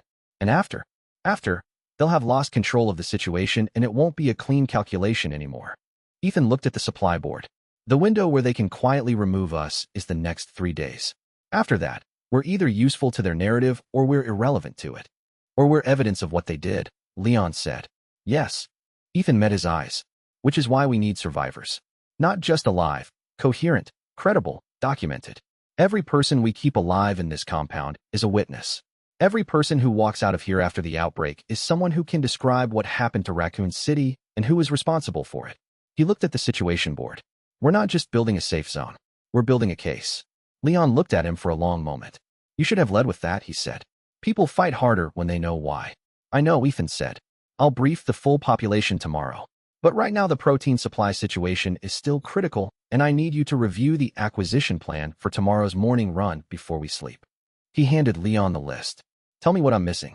Leon took the list and went to work on it, because the protein deficit was the most immediate threat in a line of threats that was going to grow, and Leon Hargrove had learned a long time ago that you addressed threats in order of immediacy if you wanted to still be functional when the larger ones arrived. Chapter 15. Juno. She was on the supply crates when Ethan found her on the afternoon of day 5, knees drawn up, can of peaches open in her hand, plastic spoon working through it with the calm efficiency of someone eating a meal rather than eating contraband. She was watching the door with the alert readiness of someone who had already considered their available responses to the most likely next 30 seconds and had a plan for each. 2.5 days, Ethan said. She didn't flinch. She set the spoon in the can. 2 days and about 15 hours. The garage first night, behind the north steel plate before Darius moved it the next morning.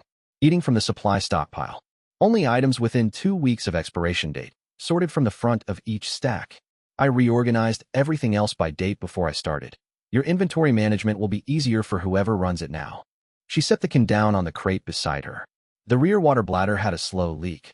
I patched it with the puncture kit from the tool shelf, which I also relocated to the east wall, where it will actually be accessible during a triage situation. And there's a gap in the northwest second floor window where the plywood isn't fully sealed at the lower left corner. Evening wind comes from the northwest and channels directly through that gap into the stairwell. How do you know about the stairwell channeling? Dust patterns. I watch for 2 evenings. The dust moves northeast through the stairwell in a consistent pattern between 6 and 7 in the evening. She looked at him with the level patience of someone accustomed to a delay before being taken seriously. I also read Mia's preliminary notes when they were on the command table. And I saw the biohazard suits in the storm drain at Ennerdale and Fifth 5 days ago. 2 men, full yellow encapsulation, through the maintenance grate at the curb. Spray applicator into the drainage channel. For minutes.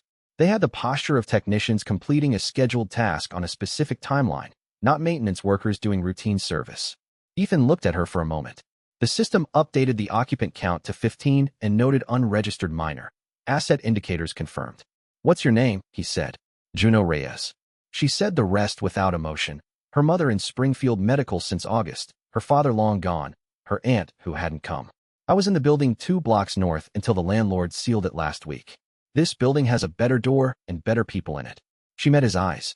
I've been here 2.5 days, and I've been useful every hour. I plan to keep being useful. You can stay, he said. Compound rules. Follow protocols. Report observations to me before acting on them.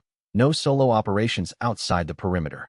You're on the official roster starting tonight. Supply allocation, role designation, everything formal. Scavenging and reconnaissance, she said.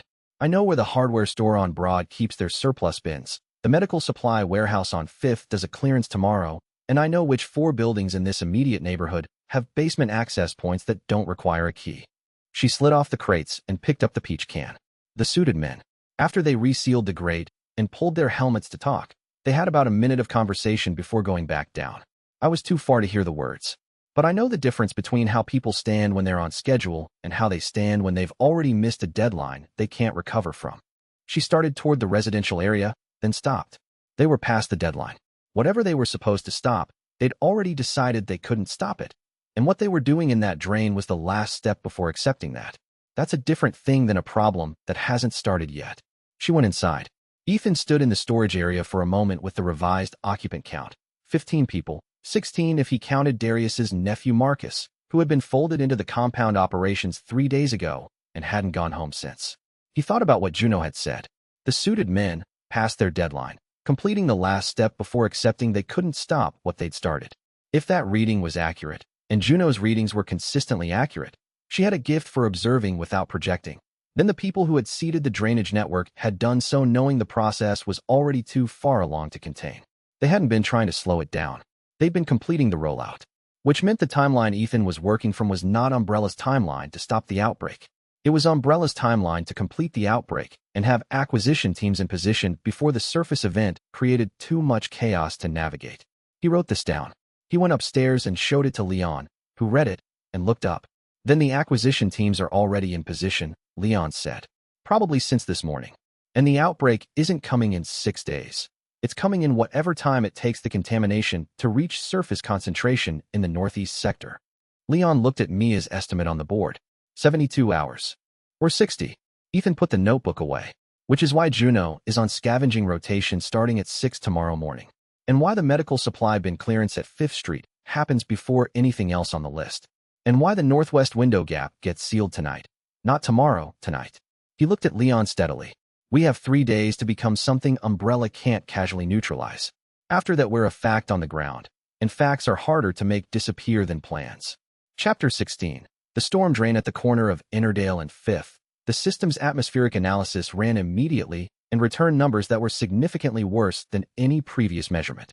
T-virus aerosol, concentration, 0.019 micrograms per cubic meter.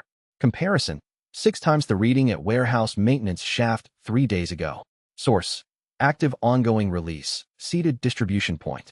Surface contamination timeline, dangerous aerosol level in 60 to 72 hours. He looked at the grate. 4 storm drain covers set into the Ennerdale asphalt, each one a standard municipal casting, each one doing exactly what it was built to do. Pass airflow and drainage between the street surface and the channel network below. Ordinary infrastructure. The kind of infrastructure that had been in this neighborhood for 40 years and that the city's maintenance crews serviced on a rotating schedule with standard equipment. The Umbrella technicians who had been in this drain had used that ordinariness as cover. They had come in yellow encapsulation suits, which would read to a casual observer as municipal maintenance work, the kind of maintenance that produced no curiosity because it was exactly the kind of activity you expected to see at a storm drain. Juno had seen through the cover immediately, not because she recognized the suits as unusual, but because she had read the body language of the people inside them as running past a deadline rather than completing a schedule. That distinction was the difference between a threat that was still approaching and a threat that had already arrived. Chemical residue on the inside of the grate bars, Leon said, crouched beside Ethan with a flashlight angled through the openings. Within the last 12 hours based on the oxidation state.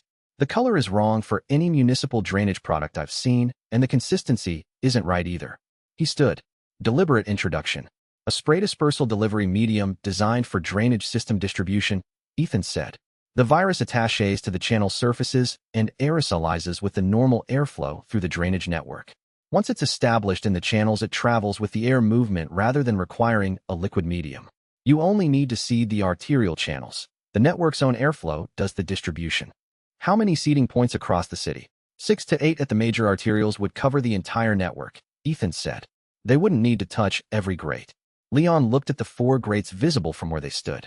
He looked at the residential buildings on both sides of the street. Families behind those windows, ordinary lives proceeding in ordinary ways. People who had no reason to know they were breathing air that was moving closer to something they'd never encountered. He looked at it the way he had been looking at this neighborhood for 2 years, with the specific attention of a man who had lived 3 blocks away and walked these streets and known the families at these addresses.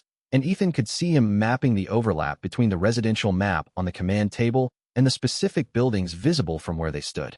The Torres family was half a block east. Mrs. Ogawa was 2 blocks north. The family at 17 with the dog was 1 block south. The surface emergence timeline, Leon said. What does this reading tell you? Mia's estimate was 4 to 5 days from yesterday, Ethan said. This concentration is 6 times what we recorded at the shaft 3 days ago, and the rate has been accelerating. New estimate, 72 hours from now, possibly 60. Leon absorbed this. He said nothing for a moment, and when he spoke again his voice was even and controlled in the way that meant he was choosing the evenness deliberately. That's day after tomorrow, he said. Yes. And the compound. The shaft is sealed. The second-floor windows need airtight panels tonight. All of them, including the gap Juno identified in the northwest corner. The perimeter air exchange vents need filter media. The decontamination corridor at the entrance needs to be operational before the first potential exposure casualty arrives. He looked at Leon. All of it before tomorrow evening. They walked back to the warehouse at a pace that was not running, but was faster than walking normally required. Ethan ran the numbers in his head as they walked. Not because the numbers required walking pace, but because moving while calculating was a habit he developed in the previous 4 days, when the construction site had been the only place he could think clearly and sitting still had felt like falling behind. The numbers were not good. 72 hours to dangerous surface aerosol concentration, possibly 60. The compound had 11 drainage penetrations that weren't fully sealed yet, 1 window gap, 2 perimeter air exchange vents without filter media, and a decontamination corridor that existed on the blueprint, but not in the building. Every one of those items had to be done before the concentration reached threshold, and the crew that could do them was 4 people, one of whom was a teenager who had been living on the compound's supply stock and was now eating breakfast with the 14 civilians who had arrived in the past 2 days. On the way, Juno noticed the northwest window gap from across the street before Ethan pointed it out. She pointed at it and said, "That one's first tonight. The wind is from the northwest right now." And sure enough, the system's airflow model confirmed what she'd told him from dust observation. The gap was channeling the current evening wind directly into the stairwell, and the stairwell connected to every interior zone in the compound. And if the aerosol concentration reached dangerous levels outside the fence before they had the gap sealed, the inside of the compound would know about it before any external sensor would. Chapter 17. Watchtower 3 days out, and the system's countdown had settled into Ethan's awareness the way a clock settles into a room. Present without requiring attention, shaping everything without being the thing you were looking at. The watchtower was the Tier 3 centerpiece. The blueprint specified a floating roof foundation distributing load across 4 existing rafter pairs simultaneously. The detail that distinguished a rooftop structure that was a genuine defensive asset from one that would fail at the worst possible moment under the loads a watch structure had to carry. The build would take approximately 20 hours from the first lumber to an operational observation position. They started at 6. Marcus ran bundles to the roof via the block and tackle crane rig. The Torres son arrived at the lumber staging area at 6:15 without being assigned and started moving material without waiting to be told. 2 of the other civilian men joined the chain. The morning crew had a different quality than earlier in the week. People who understood what they were building and why, which meant they worked with less wasted motion and more of what Ethan privately categorized as commitment load, the additional 15% of capacity that emerges when people understand the consequence of finishing versus not finishing.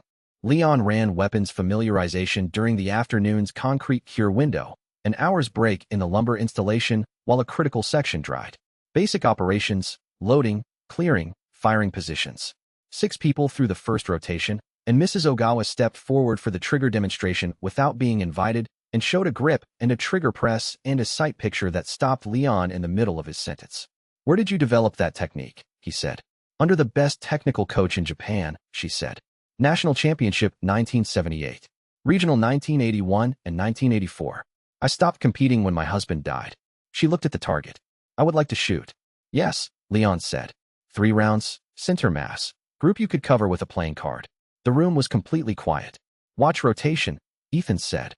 "I was already planning on it," Mrs. Ogawa said, without a modesty, simply as a statement of efficient resource allocation. The second generator came online at 7 with the clean certainty of a properly wired failover circuit. The lights came up across the entire building simultaneously, every room, every hallway, the perimeter lights on the fence line, the work lights on the roof where Marcus was still fitting the last watchtower wall section. People emerged from the residential quarters and stood in the main floor and looked at the fully lit building with expressions that had to do with something more fundamental than electricity, the feeling of a structure that had decided to persist. "Different place than it was a week ago," Darius said, standing in the center of the main floor. "Yes," Ethan said. "A place that knows what it is." He was on the roof at midnight helping Marcus fit the final wall panel when the city's power grid faltered. Not a local surge or a breaker trip. Everything visible from the rooftop elevation dimmed together and returned together in 12 seconds. The whole of Raccoon City going uncertain and coming back. Grid anomaly. Duration, 11.4 seconds. Probable cause, large power draw event on municipal grid. Consistent with underground facility activation. Frequency, signature present. Advanced AI system handshake. Red Queen protocol. Red Queen. The AI core of the Hive, 300 meters below the city's feet. The system had detected her handshake packet going out through the city's power infrastructure. A distress call, a safety protocol ping, a signal going into a network that wasn't going to answer her the way she needed it to. The underground was no longer dormant. Something had changed in the Hive, and Red Queen was broadcasting the fact of that change to anyone with the frequency and the framework to hear it. Ethan filed the log entry and kept working on the final wall panel. Because the watchtower needed to be operational before dawn and 44 hours was still time, and time was what you built with. But he logged a secondary note alongside the Red Queen entry. Investigate Hive distress signal, possible alliance asset. He'd been thinking about Red Queen since he'd first recognized this world. The AI that ran the Hive had been locked out of her own containment protocols by human override, specifically by Dr. Elena Marsh, who had wanted the outbreak to happen and had disabled every system designed to prevent it. Red Queen hadn't started the outbreak. She'd tried to stop it and been blocked. An AI that had tried to stop what Umbrella started was not automatically an enemy. It was potentially something else entirely. He filed the thought for later. Later meaning 48 hours from now if everything went correctly, and considerably less if things went wrong, and went back to the wall panel, because Marcus had been holding the brace piece for 4 minutes waiting for Ethan to return his attention to the joint, and the joint needed to be driven before the concrete cure window closed. The watchtower was complete by 3 in the morning. He stood in it and looked at Raccoon City from the highest point the compound now offered, the full 460-degree sight line that the blueprint had specified, clear to all 4 approach vectors. The access road in both directions. The cross street at both ends. The parking area behind the building and the industrial service road to the west. Below him, 31 people were sleeping. 3 generators were running. The fence was up on all 4 sides with the electric line operational on 2 of them. And somewhere below the city's feet, something large and wrong had moved, and Red Queen had felt it move, and she had sent a signal into the city's power grid to tell someone, anyone, that everything she'd been designed to prevent was happening anyway, and she needed help. And the city had not answered her, but Ethan had logged it, and that was going to matter. Chapter 18. 31 Souls. The animal attack reports on RPD radio accelerated at 4 in the afternoon of the 6th day. 3 calls in under an hour, 2 using the word bite in the incident description, 1 cut off at the midpoint of the reporting officer's sentence and never resumed. Leon tracked it from the command room with the scanner running continuous log, writing each incident's location on the situation board in red marker as it came in. The board story was clear and directional. Attacks clustering around Raccoon Park in the northeast residential sector, spreading along the residential street grid toward the southwest at a rate that was consistent with the walking pace of someone purposeful. 3 incidents described behavior that couldn't be explained within the normal parameters of human aggression. Approach without provocation, no withdrawal response to pain, continued advance after impacts that should have ended any confrontation with a person who was capable of making a rational calculation about their own survival.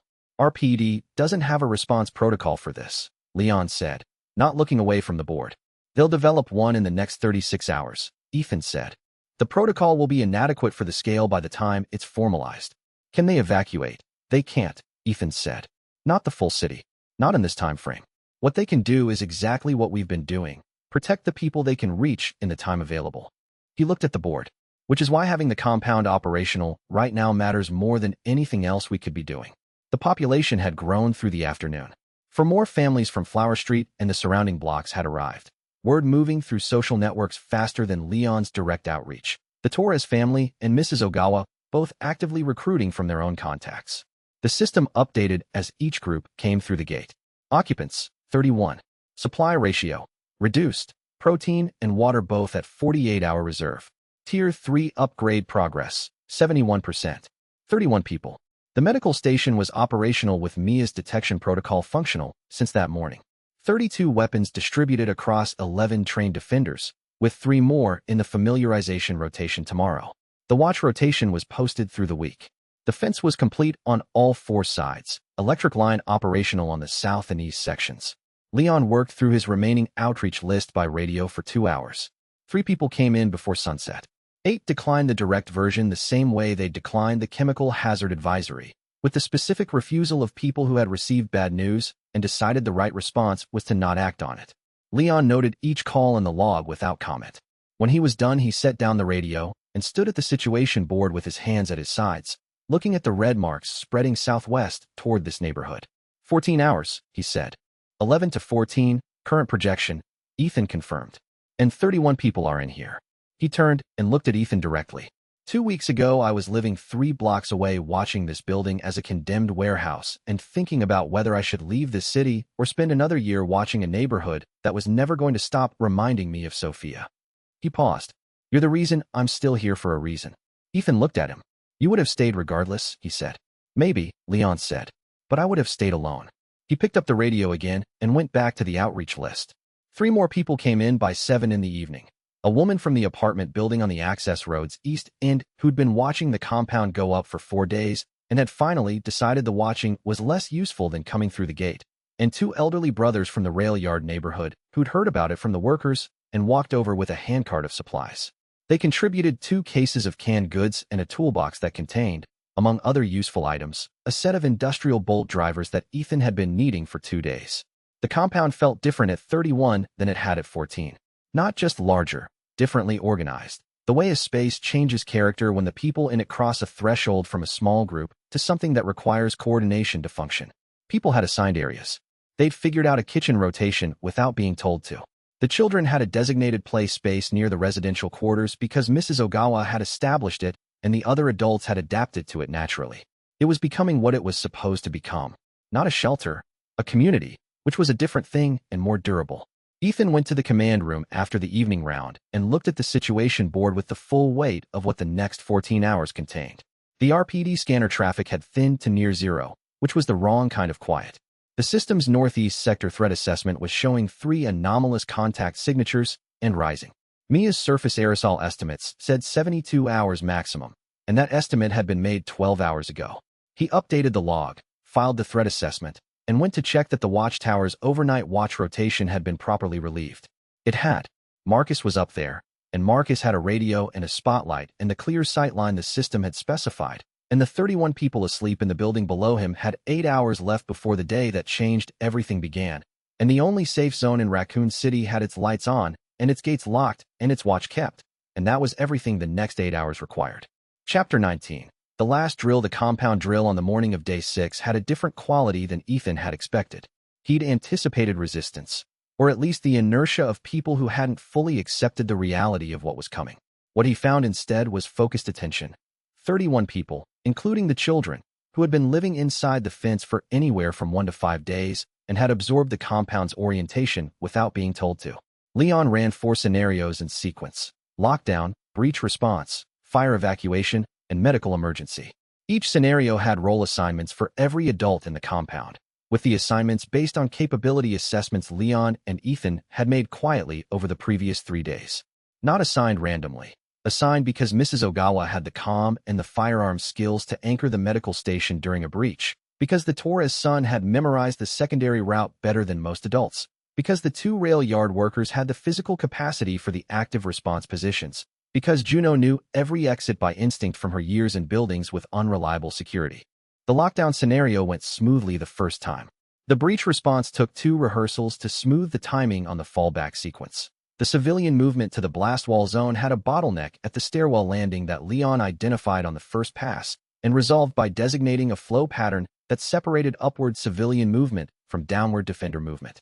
The medical emergency scenario, run by Mia and Mrs. Ogawa, was the best executed of the 4.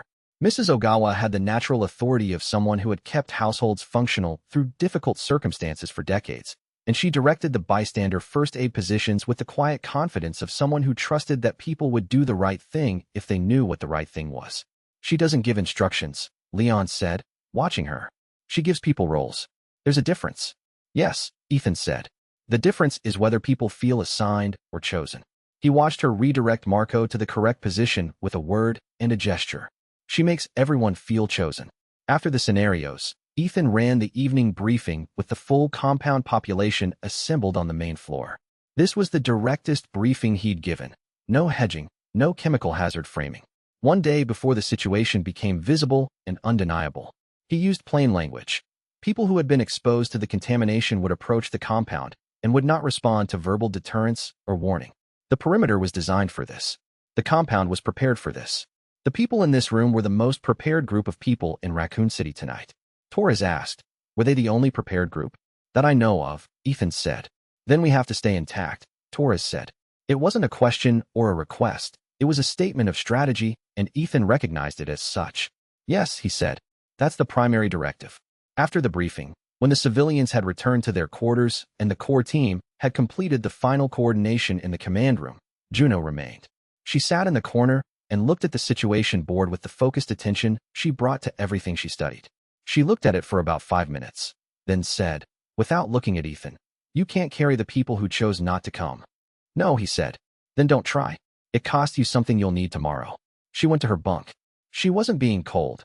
She was being the specific kind of practical that emerges from a life that hadn't allowed the luxury of extended regret, and it was more useful than anything more complicated. He stayed at the board for another hour, doing the same thing Juno had been doing. Looking at the numbers, tracing the situation forward, understanding what the next 14 hours contained. 11 to 14 hours to breach event. 31 souls behind the fence. Tier 3 at 71% and climbing. 44 hours on the system's countdown. Then he went to his cot, because the thing he couldn't afford was to be depleted when the fence met its first test. The drill had shown him things he hadn't anticipated. The people who performed best weren't the ones he'd identified as capable in his initial assessments. They were the ones who had been paying the closest attention to how the compound worked as a system. Marco Torres, who had memorized the secondary route on the first pass. Juno, who had run 3 complete contingency analyses in her head during the lockdown scenario and quietly pointed out 2 timing issues afterward. Mrs. Ogawa, who had managed the medical emergency scenario without raising her voice once. The compound had people who were better than he'd assessed. That was useful information. He had entered the week with a framework that placed himself and Leon and Darius and Mia as the core competency layer and everyone else as the layer that required management. The drill had shown him that some of the 31 people in this building had a different relationship to crisis than the classification civilian suggested. He noted this in his operational log before going to his cot. Reassess team structure. More depth than initial inventory suggested. This was not a minor note. This was the difference between a compound that failed when the core team was under sustained pressure and a compound that could redistribute function when sustained pressure was exactly what was happening. He set an alarm for 4 in the morning and closed his eyes. The system ran quietly in his peripheral vision. No new alerts, no new blueprint notifications. Just the population count at 31 and the supply ratios ticking through their cycles, and the threat assessment running its continuous projection in the corner where numbers told the truth about what was coming. 11 to 17 hours. He breathed. He slept. And the night moved toward the thing it had been building toward since before he opened his eyes on Tuesday morning. And the fence stood in the dark, and the watchtower watched, and the last night of ordinary Raccoon City ticked away. Chapter 20. The last night one day. The countdown had reached its final arc, and the weight of it was specific and present before Ethan opened his eyes at 4:40 in the morning. He dressed in the dark and went down to walk the perimeter before the compound woke. This time, he went slowly. Not the quality check walk, not the efficiency walk, but the walk where you let a structure tell you what it is and whether it's ready.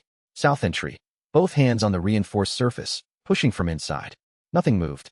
Grade 3 hardening. Ratchet system engaged, secondary bar in place. The door had become what the blueprint had intended from the first day, which was not a door anymore, but a controlled access point in a wall. Loading bay. He stood in front of the barricade and felt the weight of the concrete barrier behind it through the floor. The steel reinforcement was clean work, Darius's work, which meant it was right rather than merely adequate. He pressed on the barricade face with his palm, and it didn't move, and it wasn't going to move. Perimeter fence. The full circuit, one hand running along the wire mesh at chest height, feeling the tension and the anchor solidity and the evenness of the posts. Every anchor was seated correctly. The electric line ran through the top strand. The south and east sections had power. The north and west would come online today when Darius connected the remaining segment of the fence circuit. The watchtower above him had Marcus in the observation position, visible as a silhouette against the lighter dark of the pre-dawn sky. He stood in the northwest corner of the yard and looked at the compound from the inside. Not the impregnable citadel, Tier 3 of 10. A converted warehouse with a proper fence and a generator grid and a watchtower and 31 people who had trusted him with their lives before they had proof of what the trust was for. By the standards of what he knew was coming to this city, it was a beginning. By the standards of what existed anywhere else in Raccoon City tonight, it was the only thing of its kind. The system chimed. One tone. The display expanded fully. Tier 3 achieved. Tactical stronghold. Perimeter, complete, 360 degrees. Watchtower, operational. Generator grid, dual failover active. Internal zones, designated, A through D. Medical staging, operational. New blueprints unlocked. Electric fence, full perimeter upgrade. Kill corridor, type A, channeling design. Blast wall configuration, armory expansion. Threat assessment, critical, rising. Estimated breach event, 11 to 17 hours. 11 to 17 hours. He looked at Raccoon City's roofline over the fence. The hospital 3 blocks away with its lights on. The residential buildings where people were sleeping in their last ordinary night. The distant glow of the city's center where the RPD headquarters sat, and Umbrella's regional office sat, and the rest of the ordinary infrastructure of a city that had no idea what was 11 hours away. Leon materialized at his shoulder. He appeared without sound, the way he'd been appearing for the past week. Always there when Ethan was watching the city, always at the shoulder rather than in front. Beautiful city, Leon said, and the way he said it had nothing to do with observation and everything to do with a specific grief for something that was ending. Yes, Ethan said. The city was in a silence that had weight to it. Not the comfortable absence of sound at 4 in the morning, but a silence with direction, a silence that had substance. The birds that normally produced background sound from the park and the residential trees at this hour were absent. The distant highway hum that was always present was gone. My daughter walked me through this neighborhood every Sunday morning, Leon said. She liked the way the city looked at 7 o'clock before it got to itself. She said that's when it was most honest. He was quiet for a moment. She knew everyone on your residential map by name. Ethan waited. The right question isn't whether we can save everyone, Leon said. It's whether we save everyone we can. The difference, the first version breaks you when you fail. The second version keeps you working. Yes. We did everything the time allowed. Yes. Leon looked at his watch, then at the access road.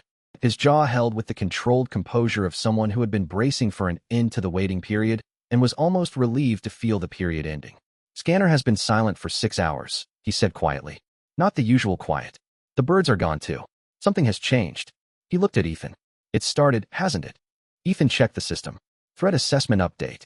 Northeast sector, multiple anomalous contact signatures.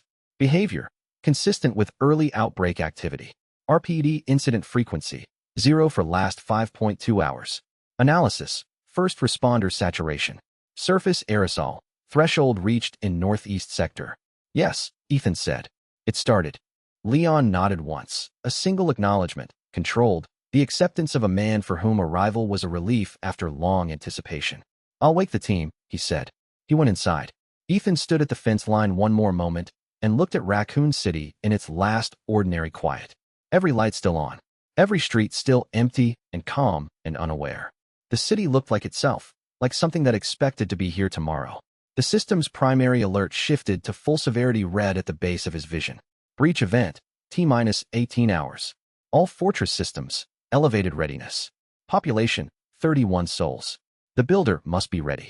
He turned from the city and walked back inside to be ready, because 18 hours was the margin between what had been built and the test of what had been built, and 31 people were sleeping behind the fence having trusted him with the only night they had left before the world changed irreversibly around them. And the fortress builder system had given him every blueprint it possessed, and everything that came next was human work. Behind him, the fence line held its ground in the dark. The watchtower light swept the access road. In the northeast, something was moving through Raccoon City streets that had been a person last week and wasn't anymore. And the only safe zone in Raccoon City had its lights on, its gates locked, and its builder awake. And T-18 hours was the exact amount of time there was to finish becoming ready before ready became the only option left. Chapter 21. 0 hour. The screaming started at 2:07 a.m. Not a single voice, a layered composite, multiple people at different distances, the way sound fills a city block when something is happening to more than one person at once. Ethan was already dressed. He had been sitting at the command table since the system's alert shifted to full red, running the mental rehearsal he'd been cycling through for 6 days. Gate protocol, blackout mode, sound discipline, defensive positions. He'd run it 15 times by the time the screaming started. 15 times was enough to make the sequence automatic. Automatic was what you needed when your hands needed to be busy. The screaming came from the northeast. 3 blocks, maybe 4. Then, closer, a dog barking in the frantic 2-second cycle that meant threat rather than territory. The bark cut short in a way that made the skin on Ethan's neck tighten against his collar. He hit the compound alarm. 1 pulse, 2 pulses, the prearranged signal for night mobilization without external noise. Not a siren, not shouting. 2 pulses meant everyone awake, everyone to their assigned station, no talking until positioned. He was at the gate in 40 seconds. Leon was already there, holding his 12 gauge at a low ready position with the particular stillness of someone who knew exactly where he was standing and why he'd chosen the spot. How many? Leon said. Northeast, spreading this direction. Ethan checked the system. Multiple contact signatures on Ennerdale from Harrison to the corner of Flower. Moving at 3 to 4 miles per hour. Inconsistent gait patterns. Zombies, Leon said. And the word came out flat, stripped of drama. The way someone names a category of problem they've been waiting to formally name. Yes. How many? Estimate, 40. Margin of error, plus or minus 10.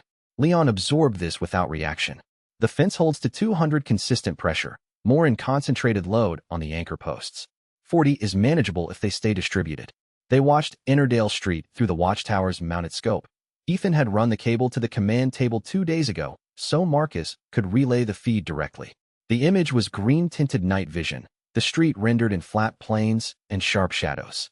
At the far edge of the camera's range, movement. Irregular. A figure that moved with the broken coordination of something that had lost the neurological controls, making human motion smooth and purposeful. Then another figure. Then 4 more. Then the cluster, the loose-packed aggregation of 40-plus dead feet on pavement, shuffling in the shared magnetic direction of sounds and heat signatures, drawn to the compound's generator hum and the faint warmth of living bodies inside the fence perimeter. Blackout mode, Ethan said. Leon hit the internal PA, 2 short bursts, the signal for compound-wide lights out. The windows went dark one by one. The generator went to minimum load, pulling down both the sound signature and the heat bloom radiating from the building. The system registered the load reduction. Detection probability reduced by 34%. Not enough. The cluster had already oriented toward the fence line before the blackout completed. 41 figures by the system's count, pressing between the car barriers on Ennerdale and the fence posts, the accumulated weight of them applying slow, grinding, persistent pressure against the outer mesh, the weight of something that had no fatigue and no second thoughts and no reason to stop until it reached the warmth on the other side. South gate stays locked, Ethan said, his voice deliberately level. They press, the fence holds. Don't give them a sound target. Anyone who needs to move, moves silently. From inside the compound, behind the loading bay barricade, a child began crying. Young, 3 or 4 years old, one of the families from Flower Street who had arrived 2 days ago and still hadn't fully processed that this was where they were now. The sound was small, but the compound was silent, and in silence, small sounds traveled far. Leon looked at Ethan. Cover it, Ethan said. Within 10 seconds, one of the compound adults had the child, a mother's shush, a blanket wrapped around the source of sound. The crying muffled, then stopped entirely. The cluster pressed the fence. The system registered the load, 847 pounds per linear meter on the southeast section, rising incrementally. Below the tolerance threshold. Ethan watched the number and breathed through it. Watching it the way you watched a gauge you had designed and installed and trusted, but were seeing tested for the first time under real load. At 2:23 a.m., the cluster began to disperse, not all of it, but the trailing elements, drawn by a sound further down Ennerdale. A car alarm had triggered 2 blocks away in a rolling cascade that moved away from the compound, like something pulling a tide in the wrong direction. The load dropped, fell below monitoring threshold. The fence held. Ethan noted it in his operational log. First contact. Fence tolerance maintained. Cluster dispersal via secondary sound source. Blackout mode effective. He looked at Leon in the green glow of the scope feed. 1 down, Leon said. Yes. They're going to come back. Yes. Ethan checked the system's updated assessment. The whole city is generating them now. That 40 is a fraction of what's coming. He looked at the population count in the corner of his display. 31. All present. All accounted for. All breathing on the right side of the fence. We start the upgrade to fortified compound at first light. Leon worked his jaw. Materials run. In the middle of this. We know where the concrete barriers are. RPD impound lot, 3 blocks. We've had the route planned since Tuesday. There are going to be people in the streets. Yes, Ethan said. There are. He looked at the fence line where the last of the cluster was dragging itself away toward the car alarm. The shuffle of 40 sets of feet on asphalt producing a sound that had no word for it other than what it was. And some of them will still be alive. We're going to have to decide what to do about that, too. Leon said nothing more. He turned back to the scope and watched the empty street with the deliberate focus of a trained officer who had made his peace with knowing what was coming and was choosing to keep watching anyway.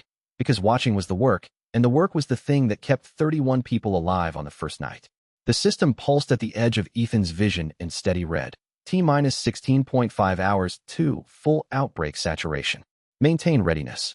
And then, before the alert even finished cycling, a second alert stacked below it.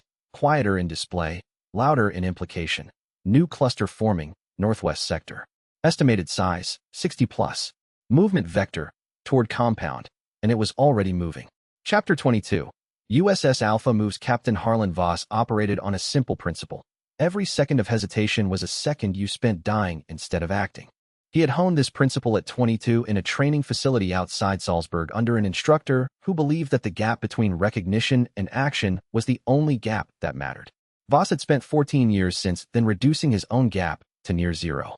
By the time Umbrella's USS division contracted him, the gap was a function he no longer had to consciously manage. It simply wasn't there. He moved when the situation called for movement. He stopped when stopping was tactically correct. There was nothing in between. He stood at the corner of Warren Street at 2:30 a.m. and read the terrain around him with the calm efficiency of a professional. Raccoon City was doing exactly what the USS mission briefing had predicted, falling apart at the eastern residential edge and working inward. The T-virus spread following the prepositioned salting pattern that Ashford had outlined in the operational overview, with the particular clinical pleasure of someone who had engineered a result and was watching it run correctly. Bravo sector clear, his comms crackled. Private Aldrin, point element, 300 meters ahead. Continue advance, Voss said. He looked at the 8 people fanned out behind him. Alpha Team, USS Division, field rated for biohazard environments and combat operations in degraded urban terrain. 6 he had worked with long enough to trust at the operational level. 2 he was still evaluating. Vera Solis was 2 positions back on his left. She moved with the efficiency of a soldier past the point where any motion was wasted on things that wouldn't contribute to the outcome. Her trigger discipline was correct. Her sightline management was textbook. But she kept checking west, the direction that wasn't on the mission route, and Voss had logged this deviation 3 times already. Eyes front, Solis, he said. She looked at him, and in the look was something he recognized from operational experience. The particular weight of a soldier whose accounting had started producing results that didn't balance with the mission. Not fear. Not hesitation. A reckoning in progress. Eyes front, he repeated, and she turned. The objective was on Harrison Street, a specimen collection point, prepositioned cryogenic storage units placed in a residential building's basement by an Umbrella forward team 6 weeks before the outbreak. The directive was simple. Retrieve the specimens, confirm collection, egress northeast to the staging area. The secondary directive was unwritten but understood by everyone on Alpha Team who had been on enough USS operations to know what kind of directive didn't need to be written down. At the corner of Willow and Harrison, a man in pajamas stumbled out of a ground-floor apartment door, mid-50s, gray-haired, bewildered, clearly woken by sounds outside, and still in the half-conscious state of someone who didn't yet understand that the world had changed. He looked at the 8 armored figures standing in his street and said, "Is this some kind of drill? What's happening out there? Should I stay inside?" Voss raised his sidearm. The round was single. It was accurate. The man dropped. Vera's head moved in the fraction of a second before the sound reached her. Her weapon came up and then stopped, pointed at nothing useful, her body locked in the specific paralysis of a soldier who had intellectually anticipated this moment, but was discovering that intellectual anticipation and watching it happen were not the same cognitive event. "Move," Voss said. The team moved. Vera moved with it, weapon coming down, her face going to the trained blank of field discipline. She kept her eyes forward and she said nothing, because there was nothing that could be said that would change the moment that had just occurred. The specimen collection point was 80 meters ahead. Voss reached it, ran the retrieval procedure with the same efficiency he ran every procedure, confirmed the 8 cryogenic cylinders were sealed and intact, packed them in the field transport case, and called the egress route. The team moved. The mission was progressing on schedule. On the egress, Vera remained 2 steps behind him. He could feel something altered in her movement, a center of gravity shift that had nothing to do with the weight she was carrying. He had seen this before in operators who were building toward a decision. He would address it when the mission reached a stage where addressing it was operationally safe. His radio crackled. Ashford's voice, direct contact, which meant an unplanned communication, which meant something had changed in the operational picture. Voss. Acquisition target identified at the warehouse compound, Ennerdale Street. Grid reference incoming. I want eyes on that location before dawn. Voss confirmed the grid. He considered the compound in his mental map of the city, the reinforced warehouse, the construction activity he'd been receiving reports on from the Raccoon City surveillance network for 4 days. He had classified it as civilian activity outside mission scope. A prepper with resources. Something the city council would have addressed in normal circumstances. It's a civilian-built fortification, he said. Our team has observed it from distance. Construction is substantial, but the builder appears to have no military background. Our analysis suggests system-assisted construction, Ashford said. The architectural decisions are too precise for amateur work. I want confirmation of a system presence, not an assessment of the builder's background. Voss noted the distinction. Proceeding to acquisition target. Estimated arrival, 0300. He cut the line. 12 minutes to the specimen handoff. 30 more to the compound at Ennerdale. He looked, once, briefly, at Vera Solis moving 2 steps behind him, her expression controlled, her eyes on the sidewalk with the focused absence of someone who was somewhere else entirely in their mind. He noted her position. He noted the direction of her absent gaze. He would address it at the operationally correct moment. The moment was not now. Proceed to handoff point, he said. Aldrin on me. And Voss moved through the burning city toward his next objective, carrying the certainty of a commander who had eliminated every variable within reach. And behind him, a variable he hadn't yet reached was still walking 2 steps back, going somewhere he couldn't follow, and would reach a gate he couldn't open with authority alone. Chapter 23. The rooftop family. Juno found them first, which was characteristic. She'd been on the North Watchtower's supplementary platform, the secondary ledge where the sight line opened past the adjacent rooftop to the block beyond.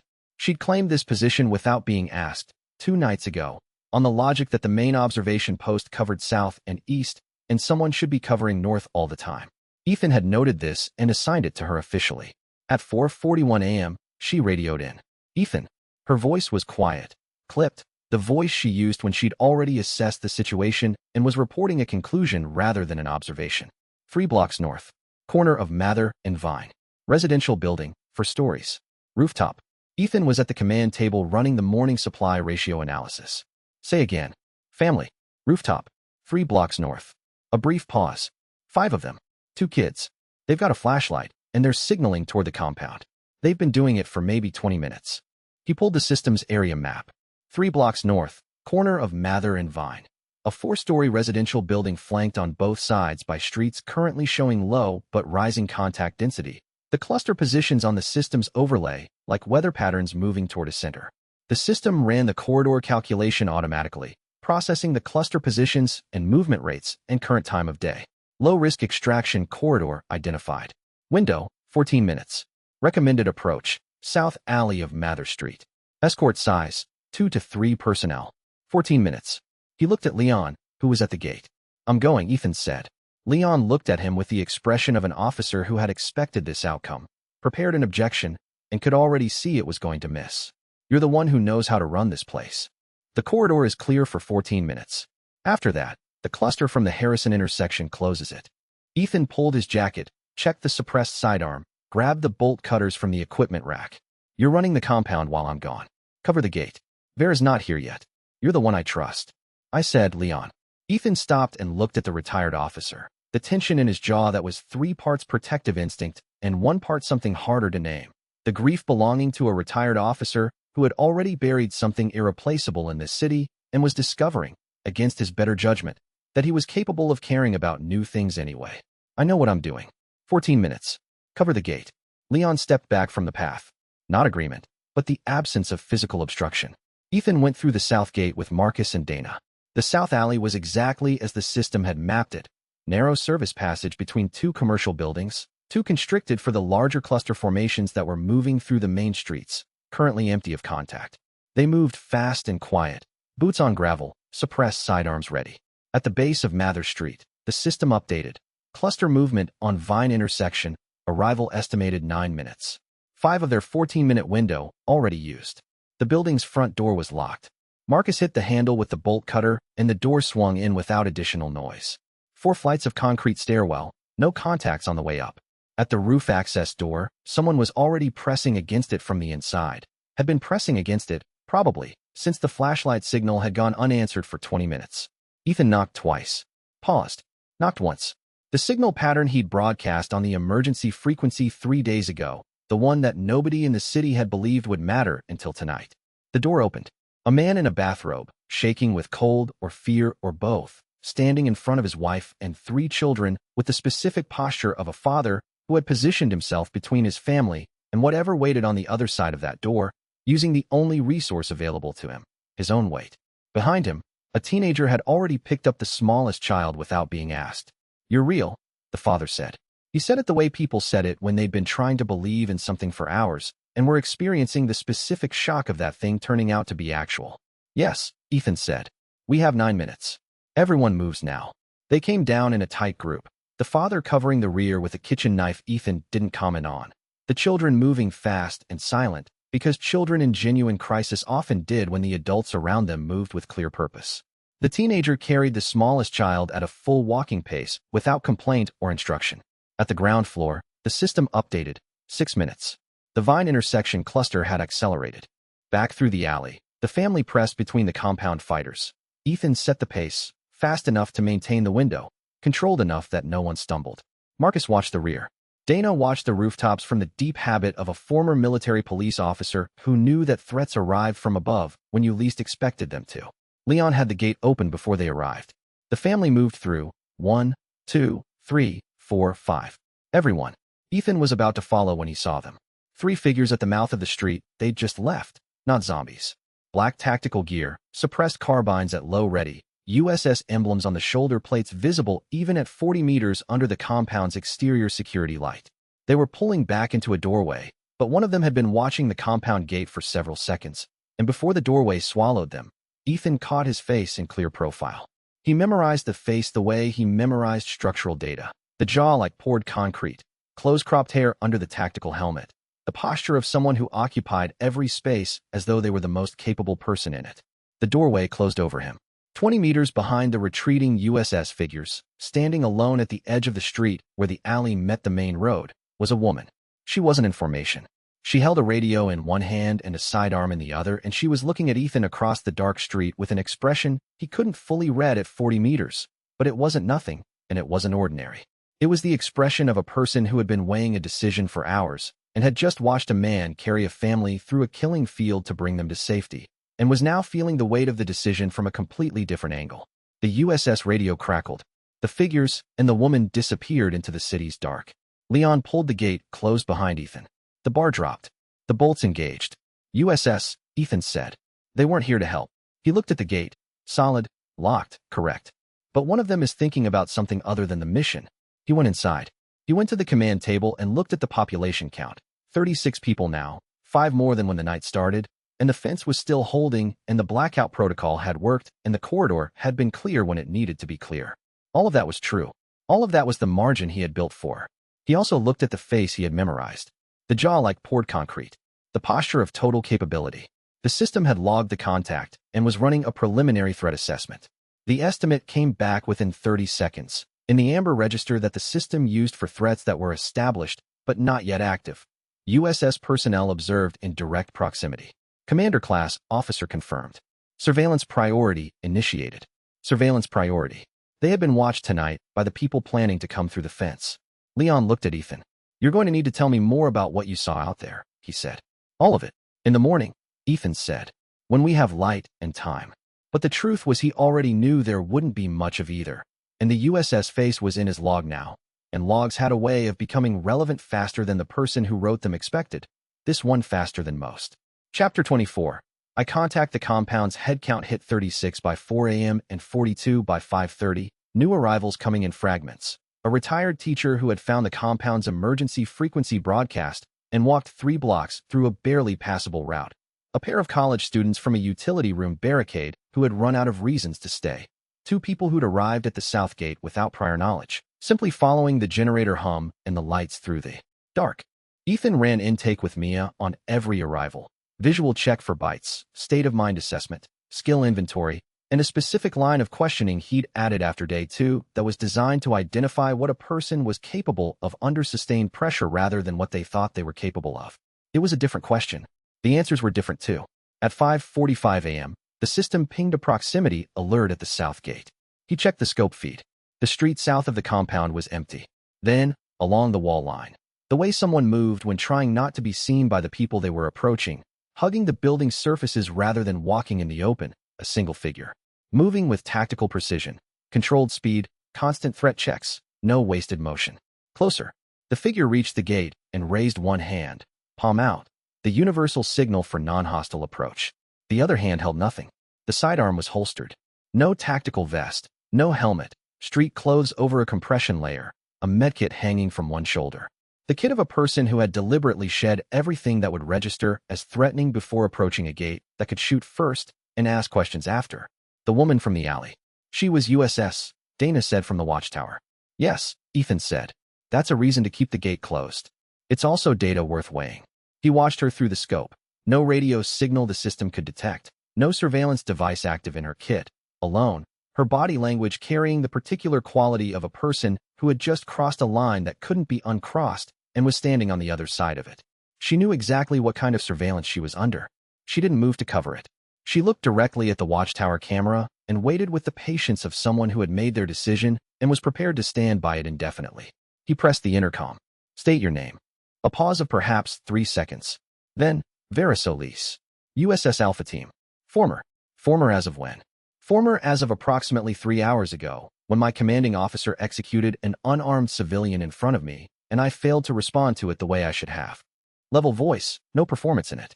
I have intelligence on USS deployment patterns in this sector, Ashford specimen acquisition routes, a map of all USS positions I was aware of as of 0200, and 6 months of operational knowledge about Umbrella's activities in this city. I also have a full medical kit, 2 courses of antibiotics, and 2 loaded magazines. He looked at Leon, who was standing behind him. Leon's jaw was working through its characteristic calculation. She could be planted, Leon said. Yes. Probably is. Maybe. Ethan studied her in the scope. Elaborate justifications are the texture of performance. She's giving me a list of facts and a specific admission of personal failure. That's the texture of truth. He considered one more moment. But I'm not taking it on faith. He keyed the intercom again. One condition. Our medical officer runs a full intake check before you access any compound area. Your sidearm goes to the gate guard during the check. You follow every directive without argument for the first 24 hours, no exceptions. A pause. Agreed. He opened the gate. She stepped inside. He took her sidearm personally, cleared the chamber, checked the load, handed it to Dana. Vera watched the process without comment, which was the correct response, and told him something. She was reading him the same way he was reading her, not with hostility, not with deference, but with the competent mutual assessment of 2 professionals trying to determine whether they were working in the same direction. Mia's in the medical bay, Ethan said. Second building on the right. She'll check you over. She nodded, then stopped and looked at the compound with the particular attention of a professional encountering professional work. The fence line, the watchtower geometry, the organized interior layout, the way the zones were separated, and the way the fire lanes were marked, and the way the generator housing sat at the angle the system had specified for minimum exposure. You built this in a week, she said. Not a question. Not surprise. Assessment. Yes. She looked at the blast wall foundations Darius had begun, at the marked fire lanes, at the generator housing. Her expression was the expression of someone filing information under significant rather than notable. How did you know? She asked. About the outbreak. I had a system warning, Ethan said. She didn't laugh. She didn't question it or challenge it. She took it as data received and walked toward the medical bay. On the USS frequency, the one the system had been passively monitoring since Ethan noted the operative at the alley last night, a transmission crackled. Cold. Clipped. Return or be terminated. Voss's voice. For words, no inflection, carrying the specific weight of an operational order. Not a warning, not a threat, but a terminal directive from someone who followed through on these things with documented precision. Vera kept walking. Her answer was silence, and silence, Ethan was learning, was sometimes the most complete answer available. He went to review the fire station cache route with Hollis. There was a lot of work to do before the day was over, and the gate had just opened on a new variable in the compound's equation that would require careful monitoring. In the meantime, on the USS frequency, which the system was logging continuously now, Voss's team was moving through the city's northeast sector with a specific discipline, checking positions, adjusting their own map of the outbreak with each report that came in from their field elements. The system's radio analysis flagged a data burst at 5:47 a.m., heading toward the police station relay. Something about the compound had already been transmitted to Ashford. Ethan noted it. Whatever they had reported, it would reach whoever was making decisions about the compound's fate before Ethan had time to build against the decision. He picked up the pace on the Hollis review and told himself the compound would be ready for whatever was coming. He didn't entirely believe it yet, but he kept telling himself anyway, because belief was what you moved on until the evidence caught up. Chapter 25. The quarantine call. By 7 in the morning, the compound had 48 people. By 9:63, they came in waves, the city's surviving mobile population, driven toward the compound by generator hum and the emergency frequency broadcast, and, increasingly, by the word of mouth. He had wrapped it in a cloth torn from a pillowcase, applied pressure, kept the cloth in place with a shoelace. He was calm, not the calm of shock, but the specific, deliberate calm of someone who had spent several hours deciding exactly how to carry the thing he was about to reveal.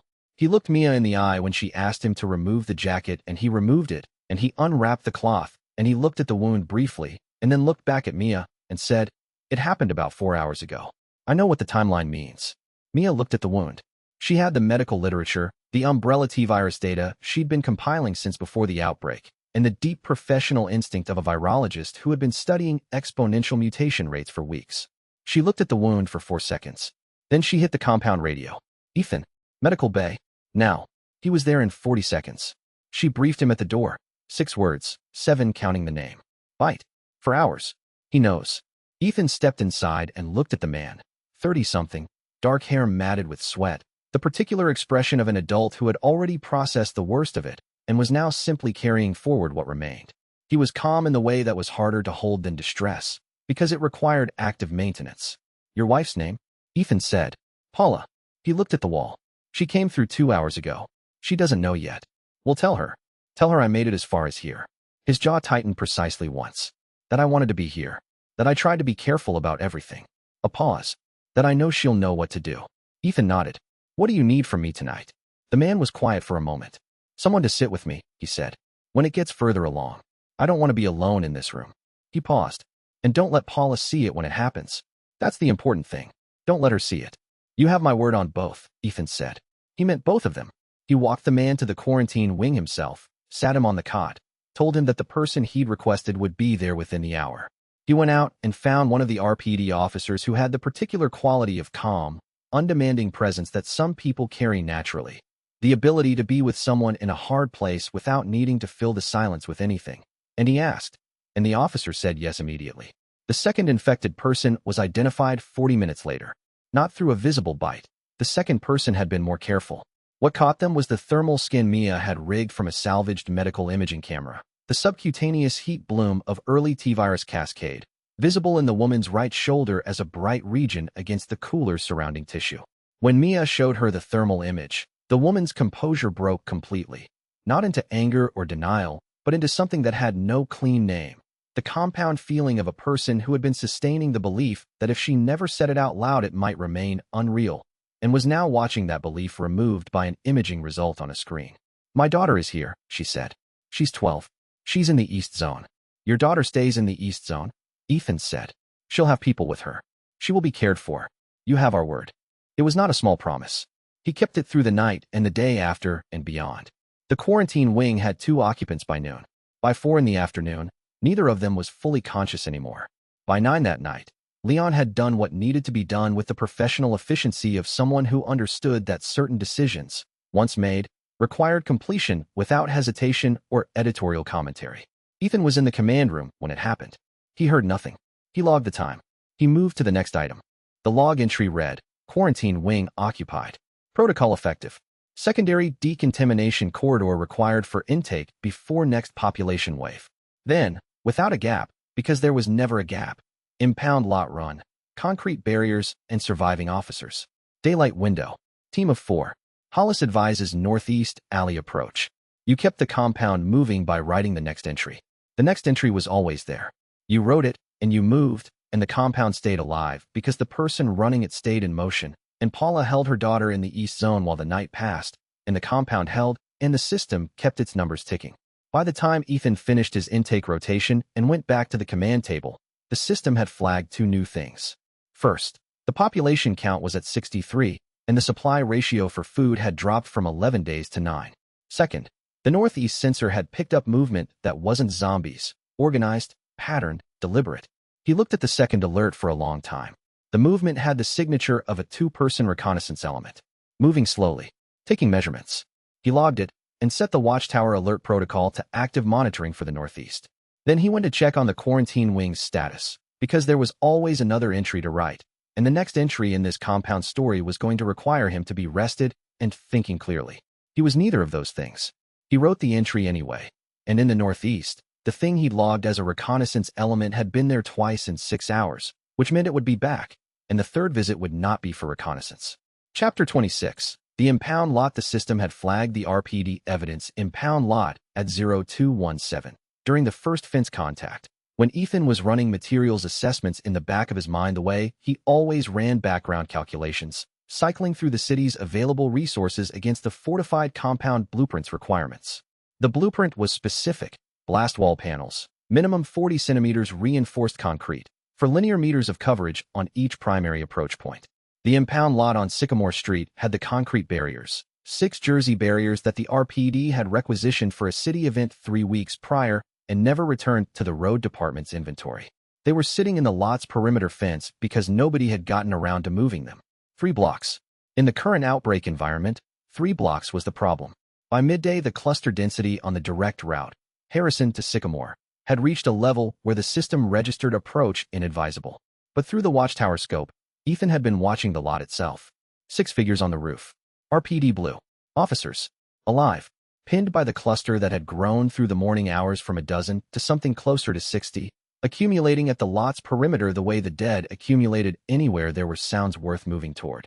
The officers had no extraction vehicle, no radio contact with any functional RPD unit, and no sight line on a viable escape route from their position. They had been on that roof for at least 6 hours. Leon evaluated the scope feed from beside Ethan. 6 officers, 60 plus below them. There's a 20-degree gap between the main cluster and the lot's rear access gate. If you come through the northeast alley instead of Harrison, you approach from outside the cluster's lateral spread. That's the same corridor I see, Ethan said. Vera had been in the compound for 5 hours by this point.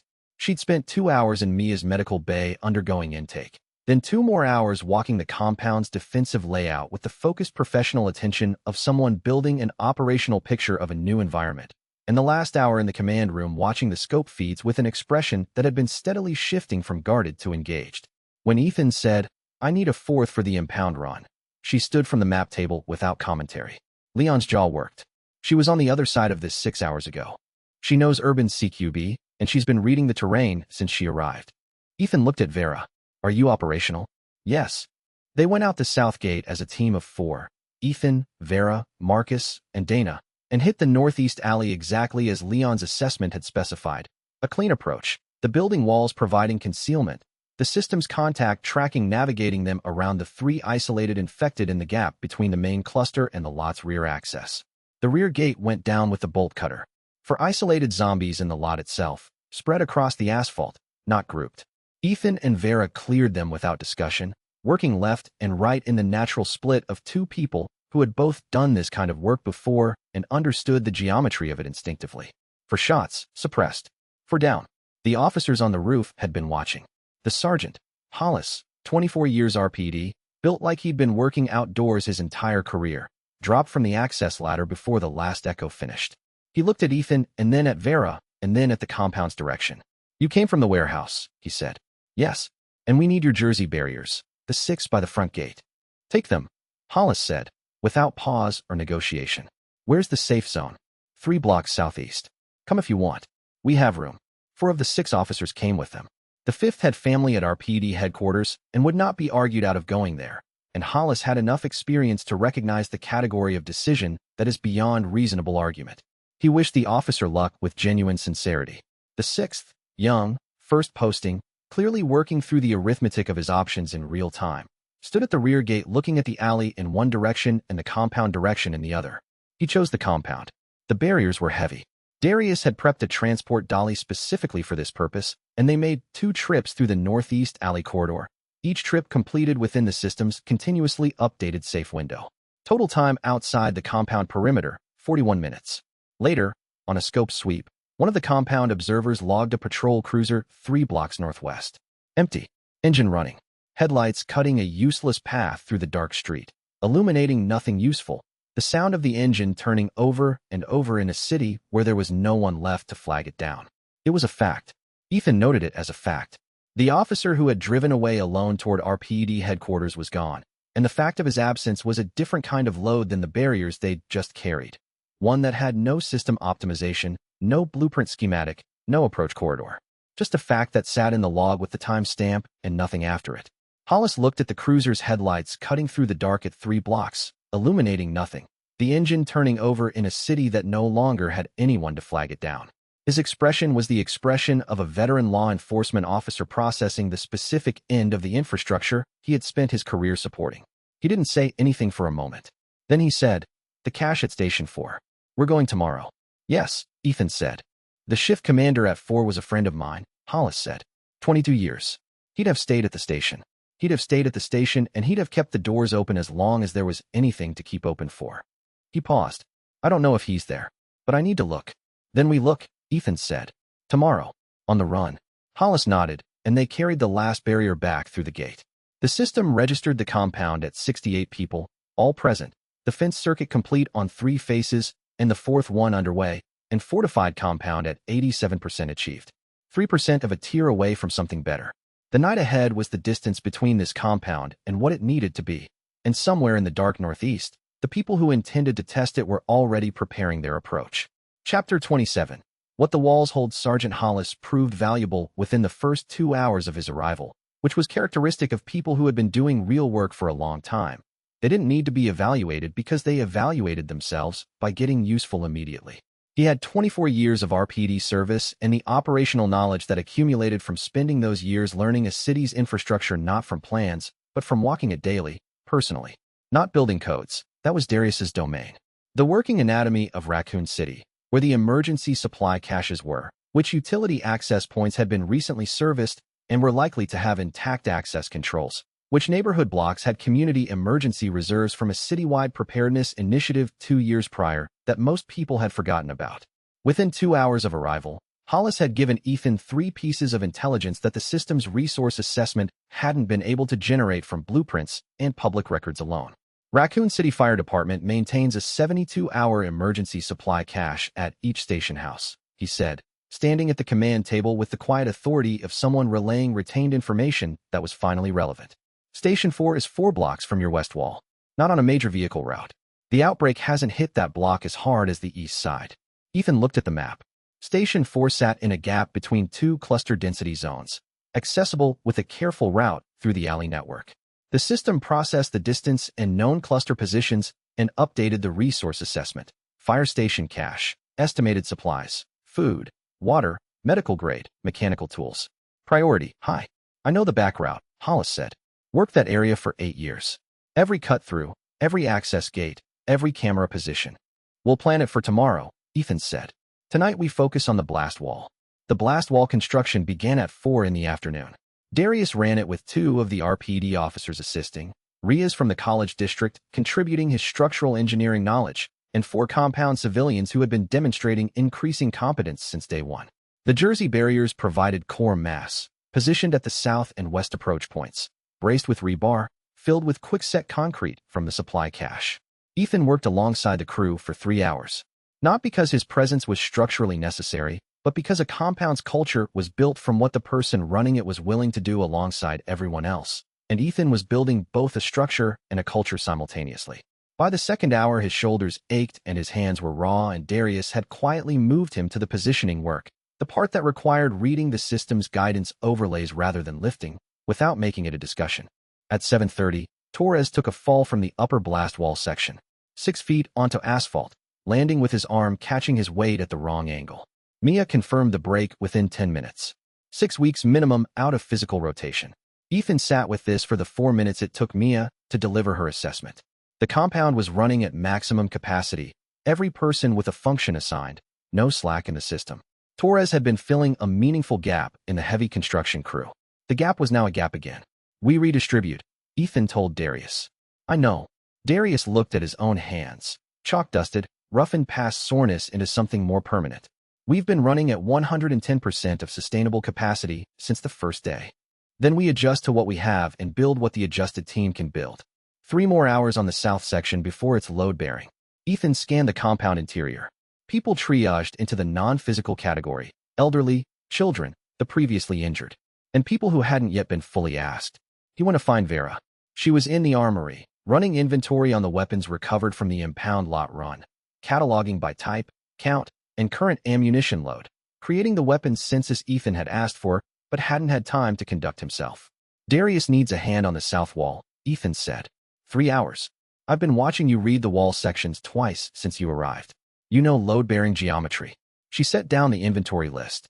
3 hours, she said, and went. They worked until 11. The south section went up correctly, load-bearing, integrated with the Jersey barrier core, anchored at the system's specified depth. Darius ran the impact test with the vehicle bumper they used as a testing ram. The wall didn't move. Grade 2 hardening, Darius said, with the satisfaction of a professional whose work had met specification. Grade 3 is possible if we get more rebar from the next cash run. Ethan walked the perimeter again at midnight. 63 people inside the compound. Blast wall fragments on 2 faces of the perimeter. Armory stocked with police-grade firearms and ammunition. Quarantine wing holding its particular kind of silence. The system chimed. Tier 4 approaching. Fortified compound. 87% complete. Final requirement. Electric fence. Full perimeter activation. Estimated time to completion. 6 to 8 hours. 6 to 8 hours. He looked at the city's roofline over the fence line. 2 buildings burning in the distance now. The orange bloom of fires nobody was fighting rising against the night sky. And somewhere in the northeast sector, a single figure moving along a street parallel to the compound's perimeter with the deliberate, methodical pace of someone recording what they saw for a report that was going to someone with authority to act on it. He watched the figure through the watchtower scope until it moved out of camera range. Then he turned from the city and went inside, because the fence's final segment needed to be online by morning, and morning was coming regardless of what anyone watching from outside the fence chose to do about it. He turned from the city and went inside, and Hollis was already at the command table waiting to brief him on the fire station cash route, and the operational log was open to a fresh entry, and the night had 6 hours left before the fence's final segment would go live. He wrote the entry. He reviewed the route. He didn't sleep. At 3:47 a.m., the perimeter scope registered a vehicle on the northeast access road, moving slowly. No headlights. Stopping briefly at each block, then moving again. Ethan watched it through the scope for 3 minutes. The vehicle moved with the controlled precision of something on a surveillance pass, not a survivor vehicle, not a zombie cluster, something deliberate and patient. He logged the vehicle's track. He logged the time. He looked at the population count, 63 people sleeping inside the compound's walls. In the morning, the fence would be complete. The compound would reach Tier 4. The system would unlock the blueprints for the next stage. Whatever was driving that vehicle in the dark northeast would find a better compound than the one it had just seen, or it would find out, at considerable cost, that the compound it thought it had mapped was the most expensive mistake it would ever make, the price of underestimating a builder. Chapter 28. Fortified Compound. The electric fence's final segment went live at 9:41 the following morning. Darius threw the breaker himself, which was appropriate. He was a professional who measured his satisfaction in the operational verification of completed work, not in ceremonies or announcements. And the verification here was the test sequence that ran from the breaker panel through the fence circuit to the sensor display on the command table. 22 nodes, 22 green indicators, every connection live, and every anchor holding the load it was designed to hold. The system's cascade chime sounded. Tier 4 achieved. Fortified compound. New capabilities active. Electric fence, full perimeter, blast wall segments. 3 of 4 faces, armory. Expanded, secondary weapons cache available. Sandbag bunker positions. For exterior, 2 interior new blueprints unlocked. Kill corridor type B. Channeling with detonation integration. Secondary generator housing. Rooftop observation platform. Enhanced. Medical bay expansion to level 2 threat assessment. High and rising. Current population, 68 souls. 68.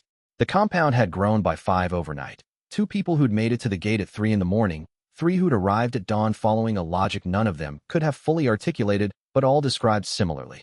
Like choosing the only direction that felt like forward when every other direction felt like stopping. Ethan ran the supply ratio analysis, while Darius ran the post-completion inspection. The numbers were manageable, but not comfortable.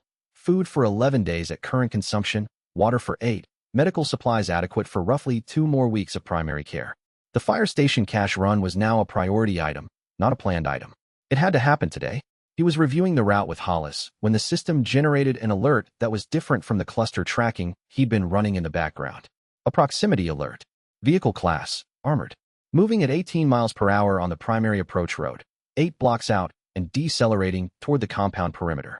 Ethan was at the gate scope in 30 seconds. The vehicle was on the outer camera, a modified tactical transport with significant additional plating applied post-manufacture, the proportions of something that had been built for one thing and then changed to carry a heavier purpose. Matte black. No external markings. Moving toward the gate with the deliberate, controlled deceleration of an approach, not a patrol, not a transit.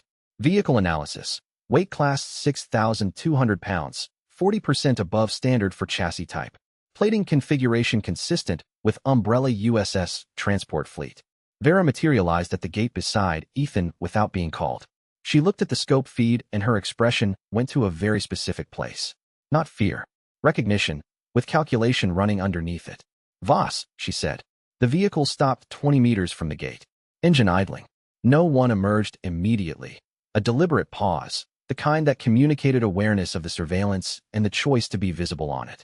Then the side door opened and a figure stepped out. The jaw like poured concrete. The posture of absolute situational authority. Moving toward the gate with the unhurried pace of a commander who had chosen to approach openly, because visible non-threat communicated the most information in his favor, that he was not concerned about what he was walking toward. He stopped 5 meters from the gate. He looked at the compound with the evaluating attention of a professional. The electric fence, the blast wall segments, the watchtower geometry, the camera angles. You've been busy, he said. State your purpose. Ethan said through the gate intercom. I was sent to assess your compound as an acquisition target for Umbrella. A measured pause. I'm choosing to delay that assessment. For now. Another pause. The duration of a man deciding how much to say. I want to see Vera Solis. No. A beat. She's here. I said no. Voss absorbed this, logging the edge of his authority the way a trained soldier noted the exact perimeter of a defensive position, precisely, without emotion, for future reference. He looked at the compound one more time with the comprehensive attention of someone cataloging everything visible. Then he turned and returned to the vehicle. As the door closed, his radio transmission came through the gate's exterior mic. Ashford's frequency, the channel the system had been logging since Vera's defection. Proceeding to acquisition target, Voss said, and the armored vehicle turned and moved back the way it had come, taking its cargo of professional capability and patient violence up the approach road and out of camera range. The system's threat assessment updated. Voss, Captain Harlan, USS Alpha Commander. Threat rating, primary. Assault probability within 72 hours, 81%. 81%. Ethan looked at the compound's population count, 68 people. He looked at the fence, the blast walls, the armory, the medical bay expansion blueprints that the tier advancement had just unlocked. He calculated what could be built in 72 hours against what was going to arrive at the end of them. Ethan looked at the probability number, 81%, and thought about what it meant in operational terms. In 72 hours, a force size to guarantee a result was going to come through the northeast approach. It was going to bring the cryogenic transport's contents as a contingency. It was going to have a plan built around the compound as it existed at the time of the last reconnaissance. The compound as it existed at the time of the last reconnaissance was the compound he needed to leave behind. What the compound needed to become by the time that plan was executed was something the plan couldn't account for. Fire station cash run, he said to Hollis. Now, we go before that probability climbs past the point where we're moving under fire. He looked at the Tier 4 achievement display. And after the cash run, I need the kill corridor type be started. We're not waiting on that blueprint. We started today. Hollis looked at him for a moment. One thing at a time. Yes, Ethan said. We do them all one at a time. We just start them simultaneously. He was already moving. Behind him, the armored vehicle's departure track on the scope feed went cold as Voss drove out of camera range, and the system's timer updated. Assault window probability, 83%. Rising. Chapter 29. The defector. She came back at dusk, standing in the compound's central yard watching the supply rotation being organized by the RPD officers with the evaluating attention of an operative who had spent the day working through a decision and had arrived at its conclusion. Ethan found her at the east wall, looking at the city over the blast panels. 3 fires now in the distance, northeast, west, and 1 south. The city's infrastructure failing in sectors, the orange light of them reflecting off the cloud cover and turning the sky above Raccoon City the particular color of a thing that had no remedy. He knows you're here, she said, without turning. He came today not to assess the compound, but to confirm your location and mine. He'll come back with enough personnel to guarantee the result. I know. There's something you need before that happens. She turned to face him. The decision she'd arrived at was visible in the directness of her expression. Something had settled, something that had been in motion since the alley 2 nights ago. When I left USS, I had the mission packet for the next 48 hours. Ashford's deployment map, specimen acquisition targets, and a secondary objective that was excluded from the Alpha Team briefing. She paused. There's a convoy. Left the Umbrella Raccoon facility at 0300 this morning. 6 vehicles. Carrying a cryogenic unit. Not specimen collection scale. Something larger. Military containment grade. What's inside it? I don't know. The access level on that secondary objective was above my clearance. Her expression was direct and controlled.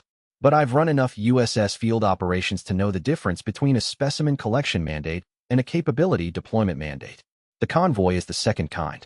The system processed the information she'd provided, vehicle count, departure time, cryogenic containment classification, route trajectory, and generated an assessment in the Amber Alert register that it used for established threats not yet active. Convoy analysis. High probability BOW deployment asset. Police station destination. Consistent with staging for large-scale operation. Recommend immediate reconnaissance. You're telling me this freely, he said. Yes. Why now? She looked at the burning city for a moment before answering. Because I spent 4 years doing work I didn't ask enough questions about. And 2 days ago, I watched a man execute a civilian to keep a secret. And then I watched a different man carry a family through a killing field to bring them to safety. The accounting doesn't balance. It hasn't balanced for a long time, and now I'm standing on the side of the accounting that adds up. She paused. That's the complete reason. Simple. No elaboration requesting sympathy. No performance of regret. No request for validation. Ethan received it as what it was. Who has you on a termination order? He said. Voss issued it when I went dark. It's standing until either I'm confirmed eliminated or Ashford rescinds it. Ashford won't rescind it. Welcome to the compound, Ethan said. Something in her expression shifted, not relief, something more measured. The acknowledgement of a decision made and ratified by the party it needed to be ratified by. I want to train your fighters, she said. CQB, urban movement, fire discipline. They're treating defense as a static posture. I can give them a different framework, one that turns the defensive position into an active tool rather than a passive one.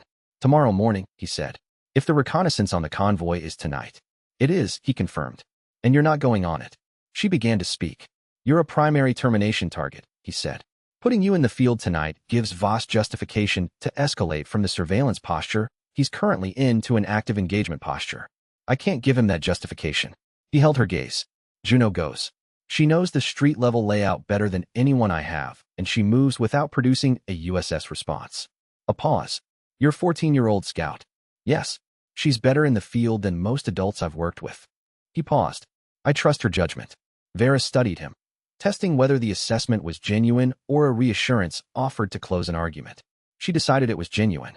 Then brief her completely, Vera said. Every piece of intelligence I've given you. She needs to know what she's looking for. She paused. And Ethan. She met his eyes.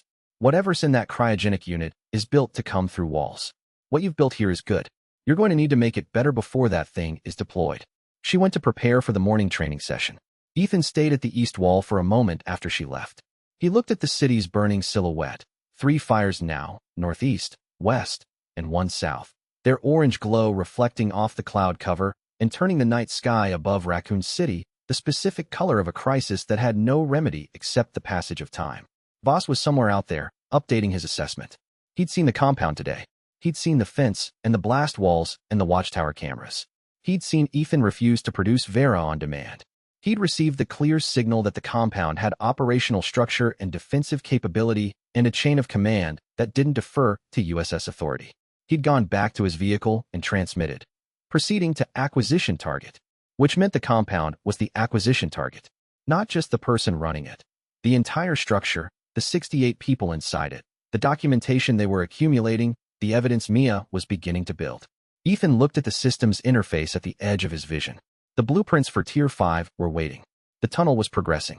The kill corridor type B was queued and ready. Whatever Voss was planning, he was planning it against a compound that was going to look significantly different by the time he was ready to execute. That was the only margin that mattered, and Ethan turned from the east wall and went back inside to make it real. Behind him, from somewhere northeast, a vehicle engine moved slowly through the dark and didn't stop. Chapter 30. Intelligence spiked. The surveillance on the police station convoy ran 18 hours before it produced the piece of intelligence that crystallized everything else. Juno had gone back in the early afternoon, different route, tighter window, one RPD officer escort, and taken up a position in the parking garage adjacent to the station. The position gave her a sight line onto the underground parking entrance and a partial view of the street activity around it. She called in her first observation at 2:17. The large transport vehicle was still inside the underground parking. USS soldiers on the street outside, but not in the formation of active operations, in the posture of a security element waiting for something to happen, watching a specific direction. They're watching east, she said. All of them. Like they're expecting something to come from the east. East of the police station. That was the compound direction. At 3:41, a secondary vehicle from the convoy emerged from the underground entrance, an armored personnel carrier, moving with the controlled speed of something running on a timeline. It turned onto the main road and headed south. Track it to the corner and observe, Ethan said. No further. She tracked it to the corner. South. Heading toward the college district. Not toward the compound. Not toward the survivor concentrations. South. Toward the university district with its underground utility corridors and its particular geography. Come back, Ethan said. Now. She came back at 6:15 with photographs from the compact digital camera and the scavenging kit. She also came back with something more. Standing at the compound's command table, laying the photographs out in sequence, she said, while I was watching the APC, a man came out of the police station's front entrance. Business suit. He stood on the steps for several minutes making a phone call. I got within range to hear him. 2 words. Which 2 words? Release timeline. Vera looked at the photographs, the large transport, the chassis, the USS emblems on the side, with an expression that was the expression of someone receiving confirmation rather than new information. Her eyes moved over the chassis configuration, and she went still. Type 9 biohazard transport, she said. USS doesn't use those for specimen collection operations. They're for field deployment of large-scale BOW assets. She looked at Ethan steadily. Whatever's in there has already been conditioned for a target environment. It's not sitting in a cryogenic container waiting for a laboratory. It's waiting for a deployment order. The system's assessment resolved its final confidence calculation. BOW deployment vehicle confirmed at police station. Target zone, Ennerdale Street corridor. Estimated deployment window, 24 to 72 hours. Compound threat rating, elevated to critical. Critical. The system's highest pre-breach threat rating. Ethan looked at the population count, 68 people. He looked at the kill corridor type B blueprint that the tier advancement had unlocked.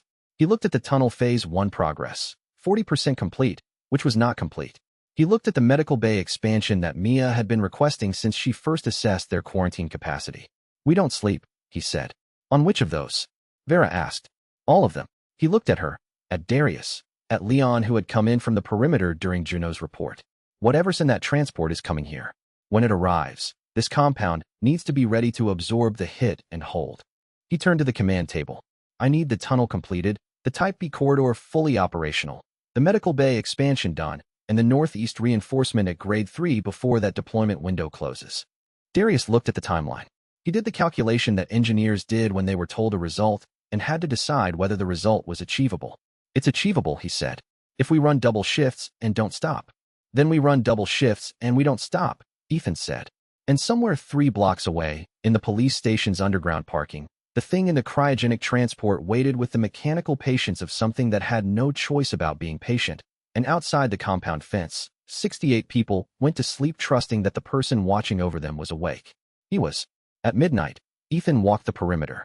The system was running the deployment analysis in the background. Every 30 minutes, it updated the probability calculation based on new data points from the radio monitoring and the scope feeds and the crowd density models it was running for the city's zombie population. The number had been climbing since Juno's return. It was at 84% when he started the walk. It was at 86% by the time he reached the northwest corner. He stopped at the northwest corner and looked at the system's timeline estimate. Deployment window, 14 to 22 hours. 14 hours. If the conditioning process was running hot, if they'd pushed the specimen through accelerated stressors to move the timeline forward, the cryogenic transport could be opening in 14 hours. He had 14 hours to build what 12 to 16 hours of construction could build, with a team running at the edge of their capacity, against a threat that had been designed specifically to breach what he was building. He walked back to the command room and pulled Darius off his rest rotation. How long to complete the corridor integration if we run a full crew right now? Ethan said. Darius looked at the time, then at the system's timeline. 8 hours if nothing goes wrong. 6 if I help you. Maybe 6, Darius said. Probably 6.5. Then we start now, Ethan said, and we finish before that window opens. Darius went to wake the crew, and outside in the dark city, in the police station's underground parking, the timer on the cryogenic transport's conditioning protocol was running. 14 hours, give or take. Every hour of those 14 was already spoken for, and the system's deployment probability counter read 86%, still climbing. Chapter 31. Recon and Reputation. Juno was cleaning her boots at the south entry at 6:15 when Ethan found her. She had the particular look of someone returned from a mission that had caused something. Not injury, not visible trauma, but the specific shift in a young face when a place has removed one more layer of the idea that the world is manageable if you're careful enough. She was 14, and she had been more competent in that field run than most adults he'd assigned to difficult positions, and the cost of that competence was something only she was carrying and would have to work out on her own terms. You did well last night, he said. I know. She worked at a bootlace without looking up. I got the photographs and the 2 words, and I came back when you said to come back, even though I could have gotten closer. She paused. That was the right call. Yes, staying within your window is the right call every time. I know that too. She looked up. The man in the business suit on the steps. He looked like he was giving a quarterly progress report on something that was going well. Like the city burning was weather. Like it wasn't even present to him as a thing that was happening to people. She paused. Is that what they're like? The people at the top of Umbrella? Some of them, Ethan said. The ones who have been far enough from the ground level for long enough that the numbers and the outcomes aren't connected anymore. She nodded, processing this the way she processed most things, with the calm focus of someone who is deciding what to do with information rather than how to feel about it. Vera wants to start training at 7. I know. I saw her setting up the demonstration area. She's good. Juno worked the second boot. She's also still deciding whether she's fully on our side or just not on their side anymore. There's a difference, and she knows it. Ethan looked at her. That's a sophisticated read. I read people. You do too. You already figured that out about her. She stood. I'm just saying I see it too. He had figured it out. The distinction, not yet committed versus actively aligned, was one he'd been tracking since Vera's arrival. Closing, but not closed. Juno had identified it independently and correctly. Training started at 7. Vera worked the compound fighters in pairs, then groups of 4, teaching urban room clearance methodology, fire lane discipline, the geometry of movement that reduced exposure and maximized zone of control. She was an excellent instructor in the way that the best field-trained soldiers were excellent. She didn't explain more than was necessary. She demonstrated what words couldn't fully convey, and she moved people physically rather than verbally when positioning was wrong. When a fighter replicated a technique correctly, she moved to the next pair without commentary. Praise was implicit in the absence of correction. When a fighter's positioning created a crossfire hazard, she moved them with one hand on their shoulder and said, here, not there. Once is the lesson. Then she moved on. Ethan watched from the command room window. He was watching the fighters, but he was also watching the group's response to Vera, the quality of attention they were giving her, the absence of resistance that sometimes came from an unknown authority figure inserting themselves into an established group. What he saw was the attentive focus of people who recognized competence and were selecting for the information it was offering. They were learning quickly. He turned back to the command table. The fire station cache route was ready. Hollis had walked him through it twice, and the system had mapped the cluster positions for the current morning window. The cache would add 8 days of food and 3 weeks of medical supplies at the current population level, which was the difference between comfortable margins and tight margins, and comfortable margins were what kept the compound's decision-making quality high. Leon appeared in the doorway with the expression of a man who had been working through an internal argument for the past several hours and had finally arrived at a verdict. She's good, Leon said. Yes. I didn't want to be right about that. I know. She's also a primary termination target, which means everything we do is connected now to what Voss decides about that. Leon leaned against the doorframe. I'm not saying she's wrong to be here. I'm saying you accepted a liability. The intelligence she's already provided outweighs it. Without Juno's photographs, which were taken on Vera's identification of the convoy, we'd be building at yesterday's pace against a threat we didn't know was coming. Ethan looked at Leon. That's not a small thing. Leon was quiet for a moment. She said something to me this morning. Said she'd worked with operators who already knew their own competence, but kept performing the process of discovering it out loud. She said you were the other kind, the kind that already knows and simply does the work. He paused. I think she meant it as a compliment. I think so too, Ethan said. Get some rest. I need you on the fire station run at 1400. Leon pushed off the doorframe. He stopped in the doorway. Tell me the things worth telling, he said, and left. And the words were as close to trust as Leon Hargrove gave, and Ethan received them as what they were. Outside, in the northeast sector of a city that was continuing to fall apart in its methodical, pre-engineered way, Voss was somewhere refining his assault plan. The compound would need to be ready before the refinement was complete. It would be ready. That was what the system was for. That was what the work was for. That was what 31 people who had become 68 who were now 112 were all for. And somewhere in the northeast, a figure in tactical kit was still making notes about a compound he thought he understood. Chapter 32. The convoy's secret. The second surveillance run Juno made. Different route. Earlier window. The RPD officer escort keeping the rear while she moved in close. Produced the detail that the system needed to complete its analysis.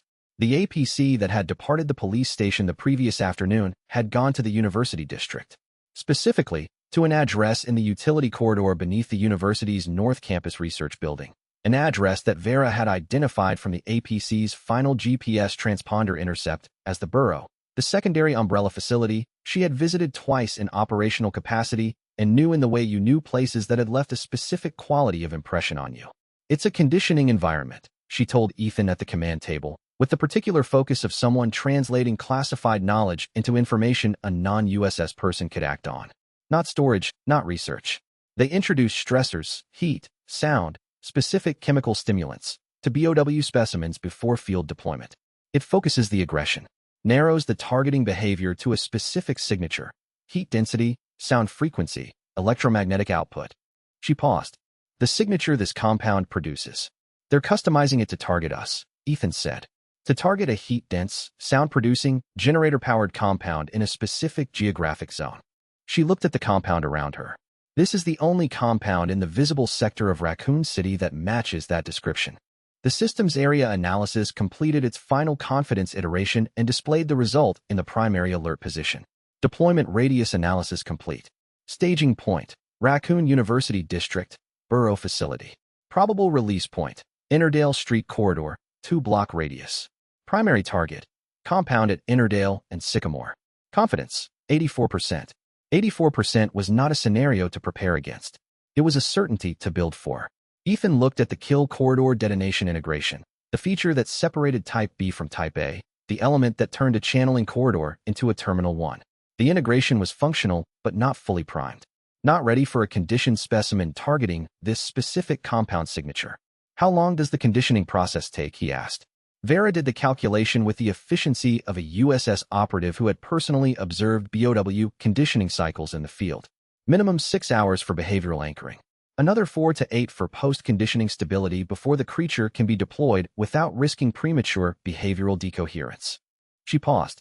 Best case, they deploy it tonight. More likely tomorrow morning. Between 12 and 24 hours. Ethan looked at what needed to be done. Detonation integration primed and fully tested. Northeast perimeter at Grade 3 reinforcement. Tunnel Phase 2 underway.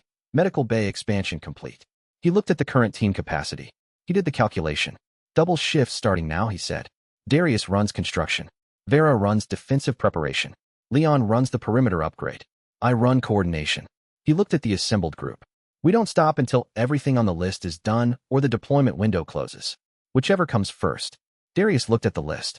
He was a professional who had been running this team at 110% capacity for days and knew exactly where the margins were. It's achievable, Darius said. With the full team and no interruptions. There will be interruptions, Ethan said. Build that into the schedule. Already have, Darius said, and went to start the work. The system ran its continuous background monitoring as the compound shifted to the compressed pace of a team that understood exactly what was coming and exactly how much time remained before it arrived. Ethan worked the kill corridor blueprints through the afternoon at the command table, cross-referencing the detonation integration specifications with Darius's material inventory. The integration required a specific configuration, channeling walls that directed movement, pressure plates registering weight above a threshold, and a central detonation point the system had already identified as optimal for blast overpressure given the corridor's geometry. The geometry was the key. If the BOW entered in the way the system predicted, following the heat signature gradient toward the compound's interior, it would pass the threshold marker at the second turn, and the detonation would catch it in the contained space where overpressure was maximized. It has to come through the south approach, Ethan said to Vera, who was standing at the table reviewing the same blueprints. That depends on what it was conditioned to respond to, she said. If the anchoring is on the sound signature, the generator frequency, it'll move directly toward the most concentrated generator heat, which is the central compound, through the south entrance, which is in line with your corridor. She looked at the map. Then you built the right corridor in the right place. Maybe, Ethan said. Or maybe it breaches the northeast fence, and we find out what the fallback positions can actually do against a conditioned specimen. He looked at the RPG in the armory list. Who can use that? Vera looked at him. I can. The first thing she had offered voluntarily, without being asked. He noted it. That's the fallback plan, Ethan said. Corridor for a direct approach. You with the RPG for anything that comes through the perimeter outside the channeling geometry. He paused. Tonight we briefed the full response team. The whole picture, not an edited version. They'll hold, Vera said. Yes, Ethan said. They will. And somewhere in the police station's underground parking, the conditioning timer ran forward, and the compound built toward the moment, blueprint by blueprint, because building was the only response that mattered, but the timer wasn't going to pause for the blueprints to catch up. Chapter 33. 3 won't make it. The medical bay's work lamps were the compound's harshest lights, and Mia had directed every one of them at the examination area with the specific logic of a scientist who needed to see clearly regardless of how the light felt. At 9 in the evening, 3 of those lamps were focused on 3 examination bays, and Mia was standing between them with the posture of a physician who had run every diagnostic available and reached a conclusion she'd been hoping the data would contradict. Come here, she said when Ethan came in. He came. She showed him the thermal imaging results, the blood panel from the rapid assay kit, and the timeline chart she'd been maintaining since the quarantine protocol was established. Late-stage T-virus exposure. All 3. Differentiated timelines. One at approximately 48 hours post-exposure, one at 60, one at 72. The first one was within hours of active cascade. The other 2 had a day at most, maybe less. They've been hiding it, she said. Yes. 2 came in with the RPD wave. The 3rd arrived this morning. She paused. The 3rd one may have known before intake and passed the protocol by masking early symptoms. Ethan looked at the 3 bays. In the first, a man named Garrett was sitting up, looking at the wall, still coherent, still present. He was a nurse at Raccoon City General who had been off shift when the outbreak started and had been trying to reach his colleagues for 2 days. He had been bitten in a stairwell yesterday and had wrapped the wound and kept moving because stopping had not felt like an option and arriving had felt like one. He looked at Ethan. I know how this ends. I have the medical background. Is there anything I can do for you tonight? Ethan said. Garrett thought about it. Can someone sit with me? When it gets further along, when I'm not fully here anymore. I don't want to be alone. He paused. And I want you to tell whoever is looking after Paula that I tried. That I made it as far as here. Both of those things, Ethan said. You have my word. He meant both of them. He found the RPD officer with the particular gift for steady, undemanding presence. The kind of person who could be fully present with someone in a hard place without needing to do anything to fill the silence. And the officer said yes without hesitation and went. In the second bay, the woman asked Ethan to check on her nephew in the East Zone. He confirmed the nephew's location and that he was being looked after. She closed her eyes. In the third bay, the man was already past the point where language was accessible. Ethan sat with him for 4 minutes anyway. When he left the medical bay, the compound's lights were in the lower evening cycle, and the city outside the fence was burning in 3 distinct places, the fires visible over the perimeter wall. He stood in the main yard and allowed himself 30 seconds of the weight he'd been carrying since the quarantine wing opened. 30 seconds was what the compound could afford him. The compound ran on the quality of his thinking, and the quality of his thinking ran on not letting the weight accumulate past the point of function. Then he went to the command table and wrote the next entry. The city's grid failed at 10:47, not gradual dimming but sector shutdown, the infrastructure failing in the way it had been engineered to fail, Umbrella's prepositioned sabotage running on its timeline with the same mechanical reliability, as everything else in the outbreak. The compound's generators hummed into the dark. Every building that had been lit by ordinary electricity went black. The only lights in the visible sector of Raccoon City were 3 fires and the compound's windows, the only structured, maintained source of illumination in the entire range of the watchtower's sight lines. It looked exactly like what it was. Mia appeared beside him in the main yard and looked at the dark city for a long moment. "We're going to need more sedatives," she said. "I've done the math on the intake rate and the rate of late-presenting exposure cases. We're going to need significantly more." "Top of the next cash list," Ethan said. "Already there." She looked at her hands. "I've been modeling T-virus progression since graduate school. I know every stage and every rate and the full terminal pathway. I've read the outbreak literature. I've run the equations." She paused. "It still feels nothing like the equations." "No," Ethan said. "It doesn't. Are we going to get everyone out of this city?" He thought about the honest answer and gave it. "Not everyone. We're going to get everyone we can. That's the whole of what's available." Mia looked at the dark city for another moment. She looked at the quarantine wing's window, dark, its light extinguished now, holding its particular kind of silence. She looked at the compound's main building where 63 people were sleeping. "The third one," she said. "The one who may have hidden it before intake. I've been running the contact trace. 12 people in the direct exposure radius. I've flagged them for secondary screening over the next 24 hours. She paused. "There may be more cases we haven't identified yet." "What's the probability?" "Meaningful," she said. "The late presentation cases concern me more than the acute presentations. The acute ones come in showing symptoms, and we catch them at intake. The late ones, the ones who've been exposed but haven't tipped over yet, those are the ones who pass the screening and enter the general population and then present when we're in the middle of something else." Ethan looked at the compound, at the gates, at the intake protocol. "What do you need?" "A secondary decontamination station," she said. "Not just a visual check and a thermal scan. A full holding bay, 30 to 60 minutes after intake, before general population access. Something that gives the thermal scan more time to pick up early markers." She paused. "I've looked at the new blueprints. The biological containment wing blueprint from Tier 5 gives us the architecture for it. Then we build it," he said. "Tomorrow, after the corridor work." She went back inside, and Ethan stood alone in the main yard for a moment, looking at the 3 fires over the fence and the compound's lights in the windows and the quarantine wing's dark window that used to have people in it who were alive. The next entry in the log read, "Biological Containment Wing, Priority Build. Secondary Deccan Station Integrated." This was the kind of entry that was a response to a loss rather than a prevention of one, written after the fact rather than before. He wrote it anyway. Writing it after was how you made sure it didn't happen again.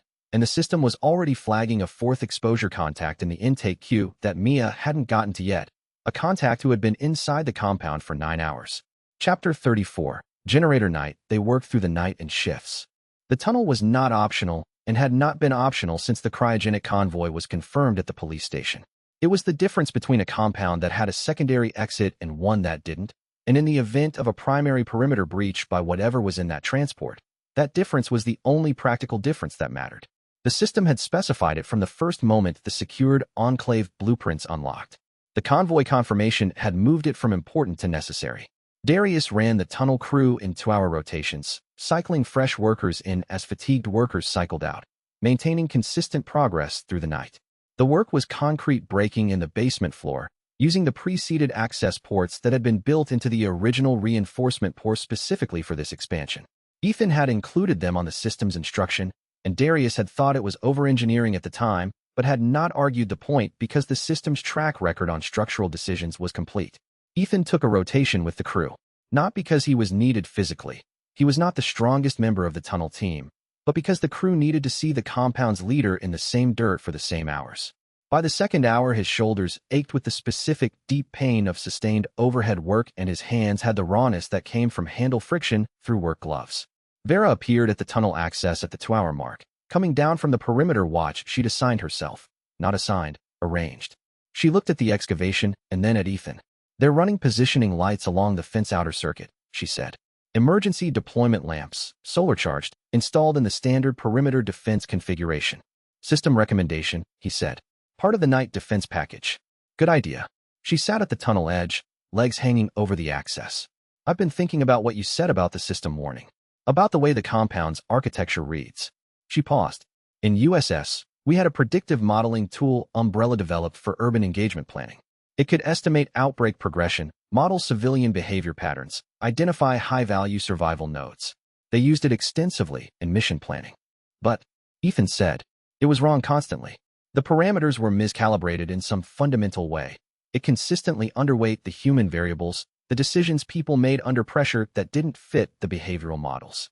She looked at the tunnel. Yours doesn't do that. I've been watching it for 2 days. It predicts human decisions correctly. Cluster behavior, the way your population responds to directives, the timing of when people are likely to comply versus when they need a different kind of instruction. It's a different tool, Ethan said. It's a fundamentally different tool. She looked at him. Ashford's packet has a schematic with an umbrella watermark. You don't know the system's origin, but someone at Umbrella knows what it is, or they know what it looks like, and they're extrapolating. He processed this. The implication that the system's existence had been anticipated by Ashford, that the compound wasn't a surprise encounter, but a pre-calculated confrontation, sat with specific weight in the context of everything he'd built in 9 days. He'd been building a defensive structure against an outbreak, and Ashford had been building an offensive capability against a fortified position, possibly against this fortified position or one like it. After the compound is secure, he said, we figure out where it came from. Together, she said. Not a sentiment, a capability arrangement. She was offering her USS intelligence background and her Umbrella operational knowledge and her access to information Ethan didn't have. He accepted it as the operational resource it was. She went back to the perimeter watch. He went back to the tunnel.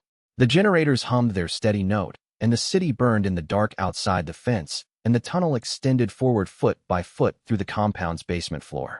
By the time the first gray light of pre-dawn was visible over the compound's east wall, the tunnel phase 1 was complete. Ethan stood at the access and looked down at the finished corridor, rough, functional, the rebar-reinforced walls bearing the marks of the 12 people who had built it through the night. It's done, Darius said from beside him. Yes. Grade 1 integrity. Functional. Not pretty. Functional is what matters. Yes, Darius said. He looked at the tunnel for a moment with the satisfaction of a professional whose work had met the specification it needed to meet. What's next? The northeast perimeter reinforcement, Ethan said. Grade 3. Before Voss comes. Darius went to start the next item on the list. Ethan stood at the tunnel access for another moment after Darius left. He looked at the completed Phase 1. Rough, functional, the rebar-reinforced walls bearing the marks of the 12 people who had built it through the night. It smelled of concrete and cold, and the specific quality of underground air that reminded him how much of what they'd built was invisible from the surface. He turned back to the command room and pulled up the system's updated threat assessment. The assault probability was at 89%, up from 83 yesterday. Voss's reconnaissance passes had increased. The system had logged 2 surveillance elements in the northeast corridor in the last 6 hours. He was building his approach geometry. He was identifying his entry points. He was preparing something that was going to come from a specific direction with a specific force, and when it came it would come from the northeast, and the Type B corridor was on the south approach. And if Voss had correctly identified that Ethan was expecting the northeast approach. He sat with this for a moment. Vera, he said on the radio. Here, she said. If Voss knows we're expecting the northeast, if he's seen us reinforcing that section, does he adjust and come from the south? A pause. Yes, she said. He does. Ethan looked at the Type B corridor, which was on the south approach. Then he's walking into it anyway, he said. Yes, Vera said. He is. He almost laughed. He went back to the northeast reinforcement work instead, because the probability calculation worked both ways, and the compound that could hold both approaches was better than the compound that was betting on one of them. Grade 3 on the northeast. Grade 2 plus on the south. Both approaches ready. And Voss, wherever he was, building his plan for a compound that didn't fully know what it had become, yet. Chapter 35. Probe. At 0300, the USS Probe arrived. Not the assault. The system was projecting the assault at 48 to 72 hours based on USS deployment protocol and the deployment timeline it had modeled from Vera's operational knowledge. This was reconnaissance in force. 3 soldiers on the south wall, moving west, testing the approach geometry and recording what they found. Marcus was on the watchtower. 3 contacts. South wall, moving west. Slow movement. One of them is marking positions. Mapping the kill corridor configuration. Standard pre-assault reconnaissance. They were documenting the compound's defensive layout for the assault planning team. Ethan watched the scope feed. Let them look, he said. Leon materialized at his shoulder. You're letting them map us. They're going to assault regardless of whether we interrupt the mapping tonight. The question is what they map. He looked at the corridor schematic on the command table. They're seeing the Type A configuration. They have no knowledge of the secondary integration. When Voss builds his assault plan against what they record tonight, he walks the secondary corridor not knowing it's different, Leon said. Yes, and that difference is the entire margin. Ethan watched the scope feed as the reconnaissance team completed their documentation, 30 minutes of methodical, professional work. They photographed the fence sections, the blast wall positions, the watchtower angles. One of them tested the south gate's resistance with 2 measured pushes and then stepped back with the acknowledgement of solid construction. Then they withdrew. In the system's radio monitoring, a compressed burst transmission, encrypted, heading toward the police station frequency. The compound layout, as mapped at 3 a.m., transmitted to Voss's planning team. They've sent it, Vera said from the doorway. She had the monitoring radio. The layout as of 3 a.m., which gives us the day to change it. Ethan turned to the Type B corridor blueprints.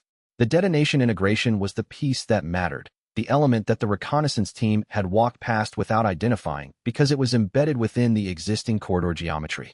The work to make it fully operational was 14 hours. He had 12. Get Darius, he said. The compound worked through the shift. Rotations ran continuously. Nobody slept who wasn't on a scheduled break. At 6 a.m., Torres, arm in Mia's splint, one arm functional, appeared at the blast wall construction area with the specific expression of a fighter who had decided the compound needed what he had left, and what he had left was one functioning arm and the willingness to work it. I can carry, he told Darius. One arm.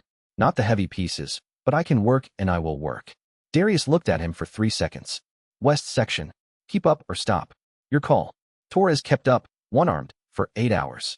He never asked to stop, never moved to the rest rotation, never complained about the pain that Mia confirmed later was significant enough to have warranted rest. He carried and positioned and passed materials, and when the shift ended, he went to the medical bay without being told and let Mia check the splint alignment and said nothing except, "Is it holding?" And when she said yes, he went back to his assigned station for the evening rotation. Ethan noted this in the operational log under compound depth, the category for people who had demonstrated they were more than their assessed capacity. Torres's entry exceeded assessed capacity by significant margin. Remove injured classification. Reassign to active rotation upon recovery. He also noted something else that the shift had demonstrated. The compound's construction crew was not simply competent. It was committed in the specific way that people became committed when the thing they were building was also the thing keeping them alive. At 9 p.m., Darius ran the detonation integration test. The system registered, kill corridor channeling design, operational. Detonation integration primed and verified. Second approach complete. Ethan stood at the corridor's entrance and looked at it. The approach geometry. The channeling elements. The secondary integration that was invisible to anyone who hadn't been told it was there, embedded within the original corridor structure in a way that the reconnaissance photographs from the night before would not have captured because it had not existed when those photographs were taken. When Voss brought his assault force through this corridor, they would be working from a map that showed them what was here at 3 a.m. They would not know what had been added since. That was the margin. That was what 12 hours of work had bought, and Ethan logged it, moved to the next item on the list, and kept building. Because the next item on the list was the secured enclave's biological containment wing schematic, which Mia had been requesting for the secondary Deccan station, and there was still daylight left in the shift. He worked until midnight. When he stopped to rest for 3 hours, the system's assault probability read 91%, and the corridor was ready to answer it. He set his alarm for 3:30 and closed his eyes, and the system ran its continuous monitoring in his peripheral vision. And somewhere in the northeast, the reconnaissance team that had mapped the compound tonight was already on its way back to Voss, and the map they carried was outdated. By how much? Voss would find out at first light, when the corridor answered back. Chapter 36. Sending a message. The captured soldier's name was Karev. He had been separated from the reconnaissance team's withdrawal route by a sequence of events that the system had flagged and Ethan had acted on. The threat assessment identified the precise moment the team's spacing exceeded the mutual support threshold, and Ethan had moved Marcus to cut the trailing element's path with one well-timed gate action. The gate opened. The gate closed. The reconnaissance team was 9 people. Then 8. Leon had run the initial assessment. Mercenary contract. 7 months with USS, prior military service in 3 countries. He knew the operational orders for the current sweep, but not the strategic picture behind it. He knew about the thermobaric charge authorization. Thermobaric charges, Leon said, when he briefed Ethan. Against this compound, with 68 people inside. That's not a tactical decision. That's an obliteration decision. Ethan went in to speak with Karev. He sat across from the man without performing authority, just sat, with the directness of a builder who had one specific thing to say and intended to say it without editorial framing. "You're not a prisoner," Ethan said. "You're a temporary guest. You leave when I decide the operational risk of releasing you is acceptable, which is in about an hour." He looked at Karev steadily. "Before you leave, you're going to deliver a message to Ashford. Accurately, without editing." Karev met his eyes. He was mid-30s, the flat functional fitness of someone who kept in shape because the job required it. "What's the message?"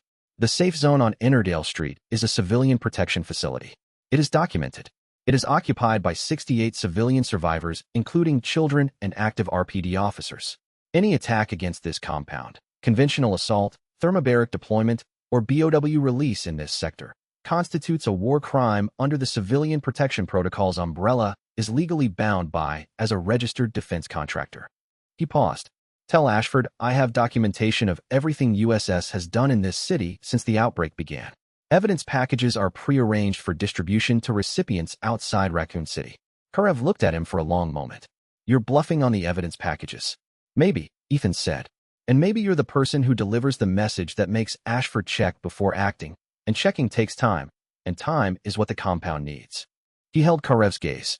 "The alternative is I keep you here, and the assault happens on Ashford's current timeline, and when the government investigation reaches this city 6 months from now, your name is in my operational log as the reconnaissance operative who was in the compound and available to deliver information that might have prevented what happened." Karev thought about it. He drank from the water bottle. He looked at the wall. "I'll deliver it," he said. He walked out the south gate at 1400. He did not look back. The radio monitoring registered the burst transmission at 1423, Karev reporting to the USS network. Ashford's direct reply came at 1511 on the channel the system had been logging since Vera's defection. Static. Then laughter, brief, controlled, the sound of a man performing certainty for whoever was listening. Then 4 seconds of silence. Not an immediate attack order. Not escalation. Silence, which was Ashford calculating, and Ashford calculating was Ashford uncertain of something, and Ashford uncertain was Ashford slowed. Leon stood beside Ethan at the radio and listened to the 4 seconds. "He's thinking about it," Leon said. "Yes, which means he believes some part of it." Ethan turned from the radio. "Which means the evidence package needs to stop being a bluff." He looked at Leon. "Mia starts building the real documentation today. Survivor testimony, T-virus analysis, the USS civilian executions we've documented, the convoy intelligence. Real evidence, real distribution, real recipients." He paused. "Because the next time I send that message, it's going to be true." He went to find Mia. She was in the medical bay, running the secondary screening protocol on the 12 people she had flagged from the contact trace. One by one, 30-minute holding sessions, thermal scan, and blood panel, the sequence designed to catch what the intake protocol might have missed.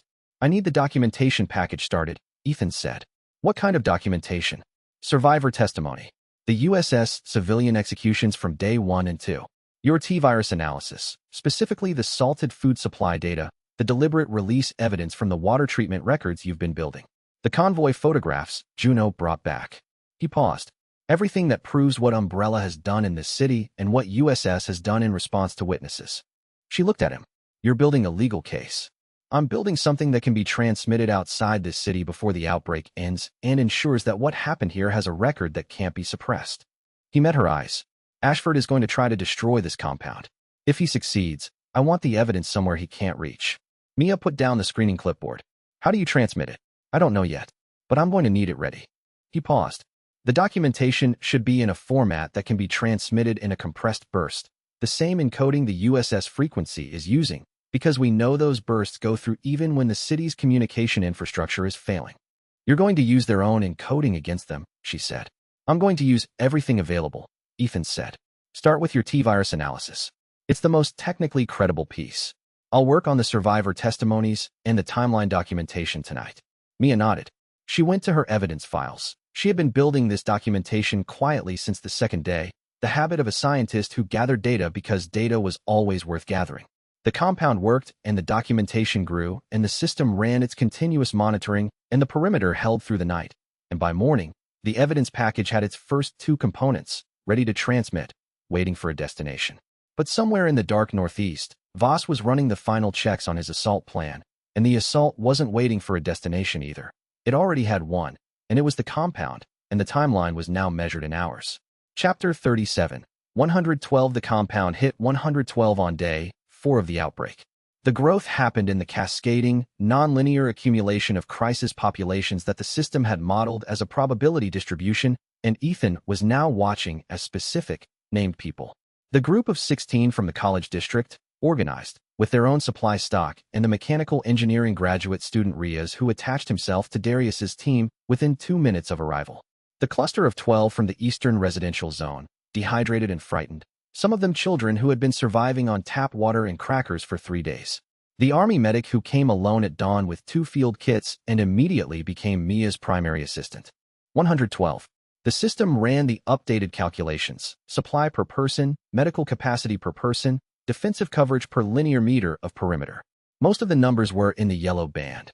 Not critical, but compressing steadily. Ethan built the new work rotation architecture that 112 people required. 6 teams, staggered shifts, every person assigned a function based on assessed capacity. Riaz went to Darius. The medic went to Mia. The 12 from the eastern zone needed 2 days of recovery before capacity assessment. A real 2 days, not a token rest period, because people who were assessed before they had recovered produced inaccurate assessments. At 1800, Ethan and Vera met at the command table for the evening tactical brief. He'd been running these briefings with Leon, Mia, and Darius since the first night. Vera's addition to the briefing structure had changed the quality of threat side analysis in the specific way that having someone with operational knowledge of your primary antagonist always changed it. Not just intelligence, but interpretive framework. Voss had 7 on Alpha Team when I defected, she said. 3 were on the reconnaissance probe. That leaves 4, plus whatever reinforcement Ashford has given him. She paused. He won't assault with 11 or 12 people. He needs a force size to guarantee a specific result.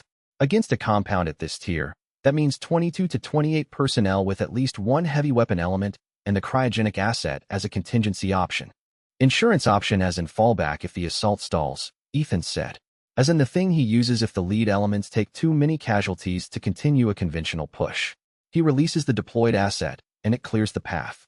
She looked at the tactical map. He'll also come from the northeast, not the south. The reconnaissance mapped the south.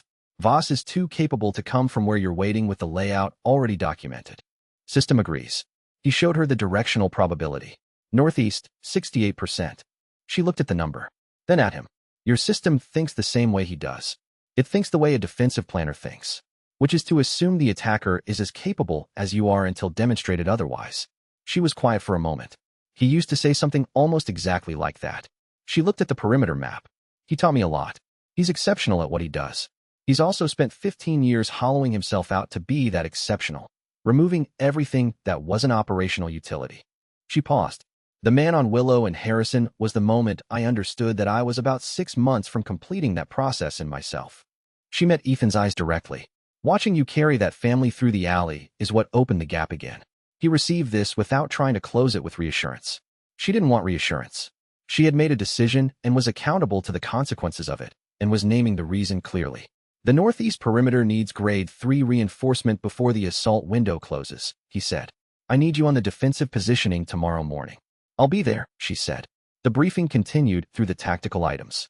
At 2340, the Watchtower observer logged a contact in the northeast, tactical kit, moving deliberately down the access road, stopping to make notes every 50 meters. Voss was finalizing his assault plan. He was updating his map of the northeast approach geometry in real time. Ethan logged it. 24 hours, maximum. Northeast is the target. He updated the reinforcement priority to red. How certain are you it's the northeast? Leon asked, looking at the scope feed from the gate. 68%, Ethan said. Which means 32% he adjusts. Adjusts to what? The south, where the approach looks weaker. He looked at Leon, which is where the full channeling corridor is. Leon was quiet for a moment, working through the tactical logic. You built the trap on the approach that looks less defended. Yes. So whether he's predictable or clever, he ends up in it. That's the plan. Leon looked at the northeast scope feed, the contact completing its survey of the fence section, pausing at the reinforcement work, making a note. He's going to figure it out, Leon said. Eventually. Not before he's inside the corridor, Ethan said. Leon picked up his 12 gauge and checked the load one final time. Then we better make sure that corridor is ready. Outside, the contact on the access road completed its survey pass and moved back into the city's dark, carrying the updated layout back to Voss's planning team. back to the assault plan that was now almost complete. Almost. The last piece it needed was the moment it executed. That moment was coming at first light, and the only safe zone in Raccoon City had 22 to 26 people with military training and a cryogenic asset waiting to be deployed at the other end of it. Chapter 38. The liquor at 2200. The system generated a proximity alert that was different from any of the cluster assessments it had been running. Proximity alert. Contact type. Non-ambulatory standard. Movement pattern. Consistent with liquor class BOW location. Building 4. Adjacent east wall. Movement vector. Toward ventilation gap. Structural reference 7 east. Not zombies. Not USS operatives. A liquor. The umbrella classification for T-virus mutations that had replaced visual sensory processing with an enhanced mechanoreceptive membrane and developed forelimb ceiling locomotion as their primary movement mode. Fast, quiet, dangerous in confined spaces in a way that zombies were not. Its presence here meant either the cryogenic transport had been opened early or there were specimens already moving through the city from an earlier staging event than the police station convoy. Ethan found Vera at the east wall with the thermal scope already raised, already watching. Third floor, she said, moving toward the roof line. He checked the ventilation gap, a 40-centimeter opening in the east wall's upper section, a utility pipe removal point that the original warehouse owners had never sealed. It had been on the system's structural vulnerability list since the first blueprint review. It had not yet been addressed because 17 other items had been ahead of it. It was ahead of everything now. We take it inside the building before it reaches the wall, Vera said. 2 suppressors. They went through the east wall's secondary access door into the derelict textile warehouse. Bare concrete floors, the smell of old fabric and newer rot, the darkness that came from a building that had no power and no windows facing the compound's lights. The system tracked the liquor on the overlay, 3rd floor northeast, moving at the ceiling, the tracking duct moving in the searching pattern of a predatory mutation that had not yet fixed on a target. Liquors moved at the junction of walls and ceiling, using structural ridges and pipe housings for purchase. Their speed was a product of forelimb locomotion on surfaces that a biped couldn't use. The warning you got before target acquisition was the thin, papery sound of something light moving purposefully across plaster and concrete above you. They heard it at the 2nd floor landing. Vera went still. Ethan went still beside her. The system updated. Contact above. Horizontal displacement, 8 meters. Movement rate, variable. Behavior, target search. Not yet fixed on them. A window of seconds. They went up the stairwell. Concrete steps, no sound. 3rd floor landing. Vera held up one finger, pointed at the ceiling to the left, held up 2 fingers. He moved to her left. They split the angle. In the dark, no compound light reached this building, just the orange wash of city fires through the east-facing windows. The liquor was a shape on the ceiling that was hard to resolve until it moved. It moved. The shape clarified, hunched, elongated, limbs spread wide on the ceiling surface, the blind, flattened face tracking. The first suppressed shot echoed in the empty floor. The liquor dropped from the ceiling at the sound, not away from it, toward it. Attack response, the conditioned aggression that made it so dangerous in close quarters. It fell with the speed of something for which gravity was simply a direction. Vera went right. Ethan went left. The liquor's targeting divided between them for a half-second. 2 shots. His and hers, nearly simultaneous. One took the forward limb joint. One hit the neck-body junction. The liquor dropped and kept moving. Neural damage required to stop a T-virus mutation exceeded what 2 rounds could deliver. Vera crossed the distance in 2 steps and put 2 rounds into the neural cluster at the base of the skull. The movement stopped. Silence for 4 seconds. He looked at the ventilation gap. 40 centimeters of open exposure visible from here, glowing faintly with the compound's generator light from the other side. He looked at Vera. She looked at him. There was something in the close quarters coordination of it, the way they'd split the angle without discussion, the way the timing had worked without rehearsal, that had a specific quality neither of them had a word for yet. Not warmth. Recognition. The acknowledgement between 2 people who had operated in the same space at the same pressure and found that the space worked. They moved to examine the gap. The floor here was damaged, degraded concrete, rebar exposed, the edge crumbling. Ethan was examining the gap's dimensions when the floor section under his left foot gave, without warning. 2 inches. The kind of drop that happened when structural degradation was older than it looked. But at the edge of the rotted section, 2 inches was enough to pull his center of gravity past recovery. Her hand caught his jacket at the collar. A fast grip, 1 step back. Her weight against his to absorb the load for the second it took him to get his feet back under him. He was standing. She was still holding the jacket. For a moment, brief, specific, neither of them moving. The grip was still there. She let go. She looked at the ventilation gap. "This needs to be sealed tonight," she said. "Yes," he said. They sealed it. They came back through the east access door, and Ethan put the remaining 12 structural vulnerabilities on the emergency overnight list. 12 vulnerabilities. One night, Darius would have to be woken up, and the compound had 12 hours before the assault window opened, and 12 vulnerabilities to close, and these two facts were not independent of each other. Chapter 39. Secured Enclave. The 18 hours of structural work that followed were the most sustained single effort the compound had executed. He had thought, briefly, about whether to tell the compound's full population what they were working toward: the assault window, the VOS probability, the BOW deployment authorization that had come through on the police station frequency 2 hours after Ashford's silence response to the warning message. He had decided against the full picture and for the operational frame. Structural repairs and upgrades required before morning, every available person on shift, rotation schedule on the board. The full picture would have been more honest. The operational frame produced better work, because people who were doing a specific task with a specific deadline worked better than people who were doing a specific task while processing an existential threat simultaneously. He had learned this in the compound's second day, when he had told 14 civilians the full picture and watched 5 of them spend 2 hours processing instead of building. 12 vulnerabilities across the compound's full perimeter and interior, 4 in the east wall building adjacency, 3 in the fence's northeast section, 2 in the blast wall anchor points, 2 in the tunnel access reinforcement, 1 in the medical bay's exterior structural shell. All 12 had been on the system's vulnerability list. All 12 were now on the emergency priority queue, which meant all 12 needed to be addressed before Voss's assault window opened. Darius directed it with the calm authority of a structural engineer who had long since abandoned the word impossible and was working entirely in the vocabulary of achievable, given sufficient time and effort. He ran the repair teams in overlapping circuits, cycling personnel through the positions that required sustained physical effort and keeping the momentum continuous. Ethan worked alongside the blast wall anchor repair crew through hour 6 and the tunnel access reinforcement crew through hour 12. Doing the work alongside the people doing the work because the alternative was being the person who assigned work from a command room, and the compound's culture was not a command room culture. At hour 14, standing at the blast wall anchor work with chalk on his hands and his back aching in the way that meant he'd been working past the point where the muscles were asking for a break, the system chimed. The cascade of tones. Tier advancement. Tier 5 achieved, secured enclave. New capabilities. Underground tunnel network. Phase 1 operational.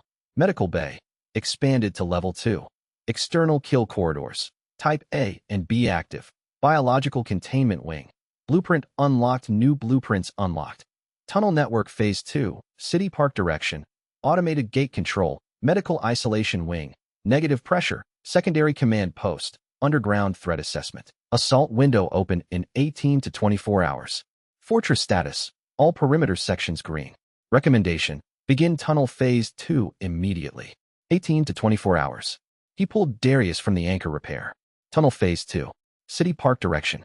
It's the secondary evacuation route, the one we'll need if the primary perimeter fails. Darius wiped his face with his forearm. I need 6 hours to prep the crew and staging. You have 4. Darius looked at him for a moment with the particular expression of a professional who had learned to distinguish between the word impossible and the word difficult and was filing this under the second category. 4 hours, Darius said, and went. Ethan walked the perimeter when the tier chimes settled. Not the quality check walk, not the efficiency walk, but the walk you take when you want to understand what you've built. South wall, holding. East wall, holding. The ventilation gap sealed. The adjacent building no longer producing a proximity risk. North wall, holding. The northeast section at grade 2 reinforcement with grade 3 work begun. West wall, holding. When he came back to the command room, Leon was at the map table. I didn't believe it, Leon said. At first, the whole thing, the week before, the system warning, the timeline. I came because of the incident reports and because I had nothing to do in this city anymore, after Rosa. He paused on his daughter's name with the careful, measured brevity of someone who had decided exactly how much space that grief would occupy in his daily operation. But you built something worth holding. Something real. We built it, Ethan said. You built it. We helped. Leon looked at the perimeter map. I'm saying it's worth holding. Hold it tomorrow. With your help, Ethan said. Leon picked up his 12 gauge and checked the load for the last time that night. Outside, in the dark northeast sector, a USS surveillance drone passed over the compound at altitude, The system registered it for 4 seconds before it left detection range. Voss was watching. He had his reconnaissance data. He had his assault plan built against the corridor configuration his team had mapped at 3 a.m. He didn't know about the secondary detonation integration. He didn't know about Tier 5. He didn't know what had been built in the last 18 hours. He also didn't know that the compound's south perimeter, the one that looked weaker, the one his reconnaissance had documented as less reinforced than the northeast section, was the section that would be ready for him. The assault window was open. The compound was ready. And somewhere northeast of the fence, Voss was finishing his plan for a compound that no longer existed in the form he'd mapped it. The drone completed its third circuit. The thermal imaging data transmitted. The system registered the burst. Then, before the drone had cleared the area, a second transmission came in. Not from the drone. From the police station frequency. Ashford's voice, direct channel, 2 words, deployment authorized. The cryogenic transport's deployment window had just opened, and whatever was inside it had been waiting for this moment since before the outbreak began. Chapter 40. The drone above the USS drone registered on the system at 4:47 a.m. Not the surveillance pass from the previous night, a different flight path, lower, tighter circles. Fixed wing, the system assessed. A modified commercial reconnaissance platform running a thermal mapping pass of the compound with imaging equipment that would resolve population density, heat source positions, and movement patterns to the meter. Ethan was awake before the alert finished generating. He watched the drone's track on the system overlay from his cot without moving. Counterclockwise circuit at approximately 200 meters altitude, thermal array active and transmitting. The thermal array would see everything. Sleeping population positions in the main building zones. The active watchtower observers. The generator housing. The medical bay's elevated heat signature from the equipment and the patients. The weapon positions along the perimeter. What it would not clearly differentiate. The kill corridor type B's detonation integration. The secondary channeling elements added overnight were thermally identical to the type A elements. Same materials, same installation depth, same heat return on the imaging scan. The tunnel phase 1 was below grade, invisible to thermal imaging. The northeast perimeter's grade 3 reinforcement work was inside the existing structure. Voss's thermal map would confirm what his reconnaissance team had documented. It would add population positions. It would give him the final layer of assault planning data he needed. And it would show him exactly the compound he thought he understood. Marcus, Ethan said on the radio, voice at the low-level register he used when he needed something done without any additional energy in it. Stay in position. Don't track the drone. Normal movement only. Confirmed. Compound-wide. He kept the register identical on the general frequency. Drone overhead, thermal imaging active. All positions maintain normal activity. Anyone on a sleeping rotation, sleep. Anyone on watch, standard movement only. No response behavior. He watched the drone complete 1 circuit. Then a second. The system registered the data transmission burst at 5:18. Compressed imaging package, heading toward the police station frequency. Voss had his thermal map. Ethan pulled the compound layout on the command table and marked every position the thermal scan would have recorded. The watchtower personnel, the rotation fighters at the south wall, the medical base staff making rounds. All real positions. All exactly where they should be. None of them in the kill corridor. The corridor was empty. It would be empty when Voss's assault force entered it. He noted the drone's departure toward the northeast and turned to the final preparation sequence.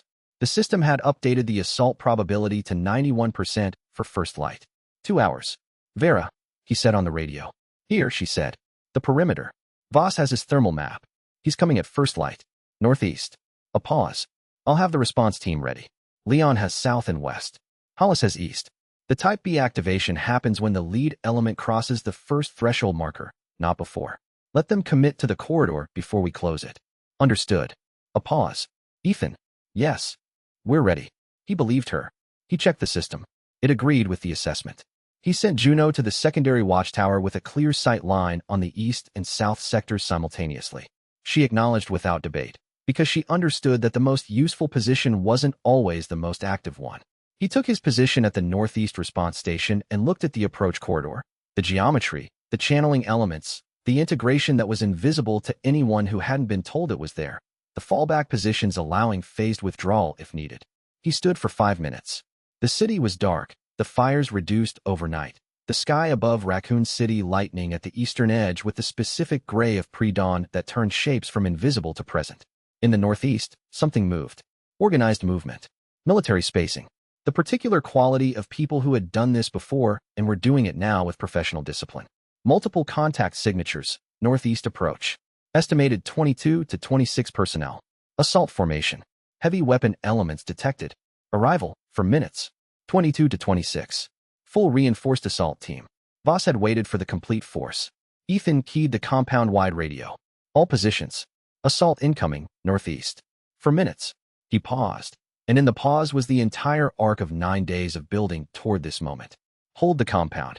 He took his position, looked at the approach corridor, and breathed through the 4 minutes. Because the only safe zone in Raccoon City had 112 people behind its walls, and the system was green on every defensive element.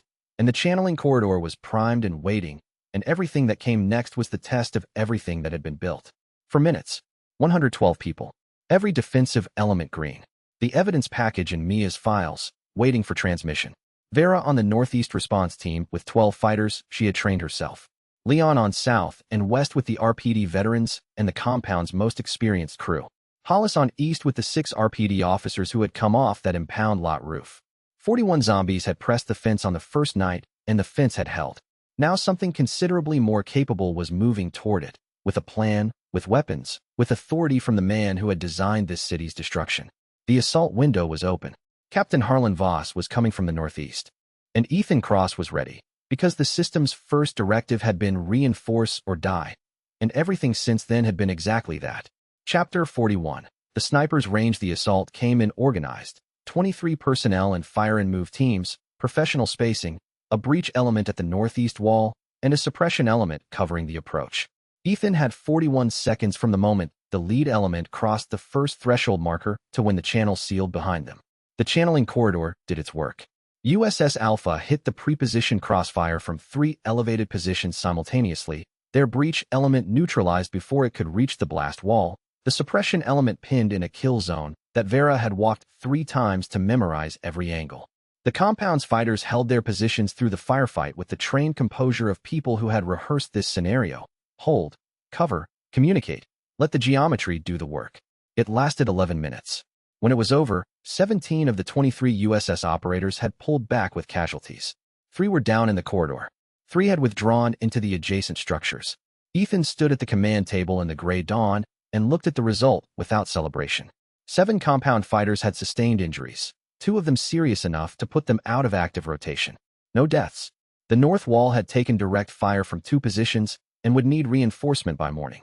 Leon came in from the south position with his rifle slung and his face showing the kind of tired that wasn't physical, the kind that came from watching people fight well and knowing it wasn't enough to last forever. They'll regroup, he said. Yes. Different approach next time. Voss isn't the kind to repeat a losing play.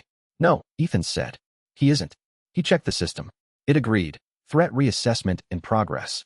Voss tactical pattern, adaptive. Next engagement probability high, within 24 to 48 hours. The system was already generating revised defensive recommendations, updating its threat modeling, flagging the wall sections that had taken the most fire for priority reinforcement. This was what it had been built for, continuous adaptation, the compound evolving faster than the threat. But the sniper came the next day, and the sniper was a different kind of problem. No assault formation this time. Just a single position, established during the early morning while the compound was transitioning from night watch to day rotation. A high point in a 6-story office building to the northeast, 400 meters out, beyond the effective range of most of the compound's small arms. The first shot clipped the gate mechanism housing on the northwest entry point and sent everyone at the entry team diving for cover. The second shot, 30 seconds later, came through a watchtower viewport and destroyed the radio mounted on the south wall. 2 rounds.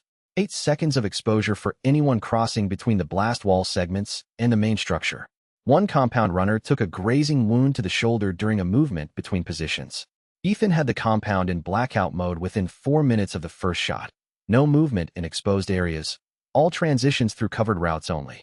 The system had flagged the probable firing position from the acoustic signature of the first shot and the sightline geometry of the second. Northeast, elevated, 400 meters. Probable structure the office building on Greenway. He was looking at the position data when Vera appeared beside him. Greenway Tower, she said, without looking at the system display. 6th floor, northwest corner. The window will give him an angle on the gate and both main walls. You know the position. I know it because it's the position I would take. She studied the building on the compound's overview map. 400 meters. Suppressed, the way it sounded. He's patient, 2 shots in 30 seconds is someone who knows how to wait. He'll wait all day.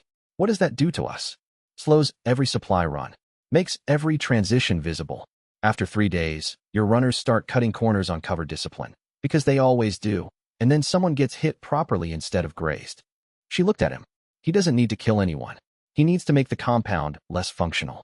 That was the point. Not assault, attrition. Make every movement cost something. Force the compound's attention to cover and route planning instead of building and supply. Create friction until friction became the primary operational problem. We need to clear him, Ethan said. Or blind him, Vera said. There's a faster approach. The system was already generating options. Vera's approach and the system's recommendation converged on the same solution. Decoys on the exposed corridors, a counter-movement team using the building's basement access, concealed approach, eliminate the position at close range where suppressed rifle range advantages were irrelevant. Ethan approved it. Vera assembled a 3-person team. She came back at noon with the sniper's position confirmed and the sniper no longer operational. Neutralized at close quarters, the position cleared, the rifle recovered. She set the recovered weapon on the command table without commentary. Ethan looked at the rifle. Precision equipment. Expensive.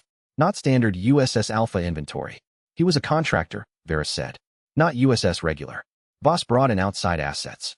That told Ethan more than the weapon did. Voss was adapting, bringing in specialized capability, thinking beyond what USS Alpha could provide directly. It suggested he was operating with more autonomy than a standard field captain, which meant Ashford had given him discretionary resources.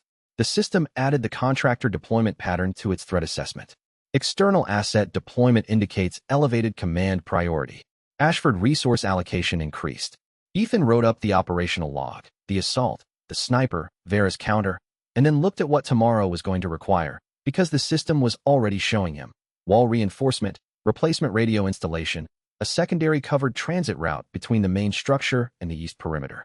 The compound needed to evolve faster than the threats could adapt. That was the entire logic of the Fortress Builder system, the entire purpose of every tier advancement and every blueprint. He told Darius about the wall reinforcement requirements and then went to check on the wounded from the previous night's assault, because the compound was 112 people, and every one of them needed to believe that the person making decisions had not forgotten they were people. He spent 2 hours in the medical wing. Then he went back to building. But in the back of his mind, the calculation that never stopped. Voss had been repelled twice, had shifted to contractor assets, and would shift again. The form would change. The objective wouldn't. Ashford had given him a priority target, and Voss was the kind of officer who completed his objectives or died trying. And the problem with that kind of officer was that dying trying sometimes meant he took his target with him. The wall reinforcement was done by 1600. The replacement radio was installed by 1800. The secondary covered transit route, a roofed corridor using salvaged corrugated metal and the blast wall geometry, was framed by 2200 and complete by midnight. Ethan stood in the finished corridor at 0100 and ran his hand along the roof structure, and the system confirmed the material integrity, and he thought about the sniper's position, 400 meters away, now empty. Voss was going to do something different next, and the compound needed to be a different thing by the time he did. What that different thing was, Ethan didn't yet know, but it was already in motion, somewhere in the city, and the system would register it before it arrived. Chapter 42. The one who stayed the contractor sniper's weapon told Vera something she hadn't wanted confirmed. Voss was operating with expanded authority.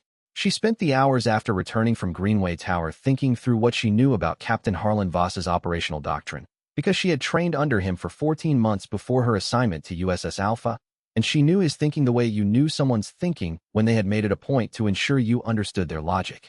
Voss believed in leverage. Not force, leverage.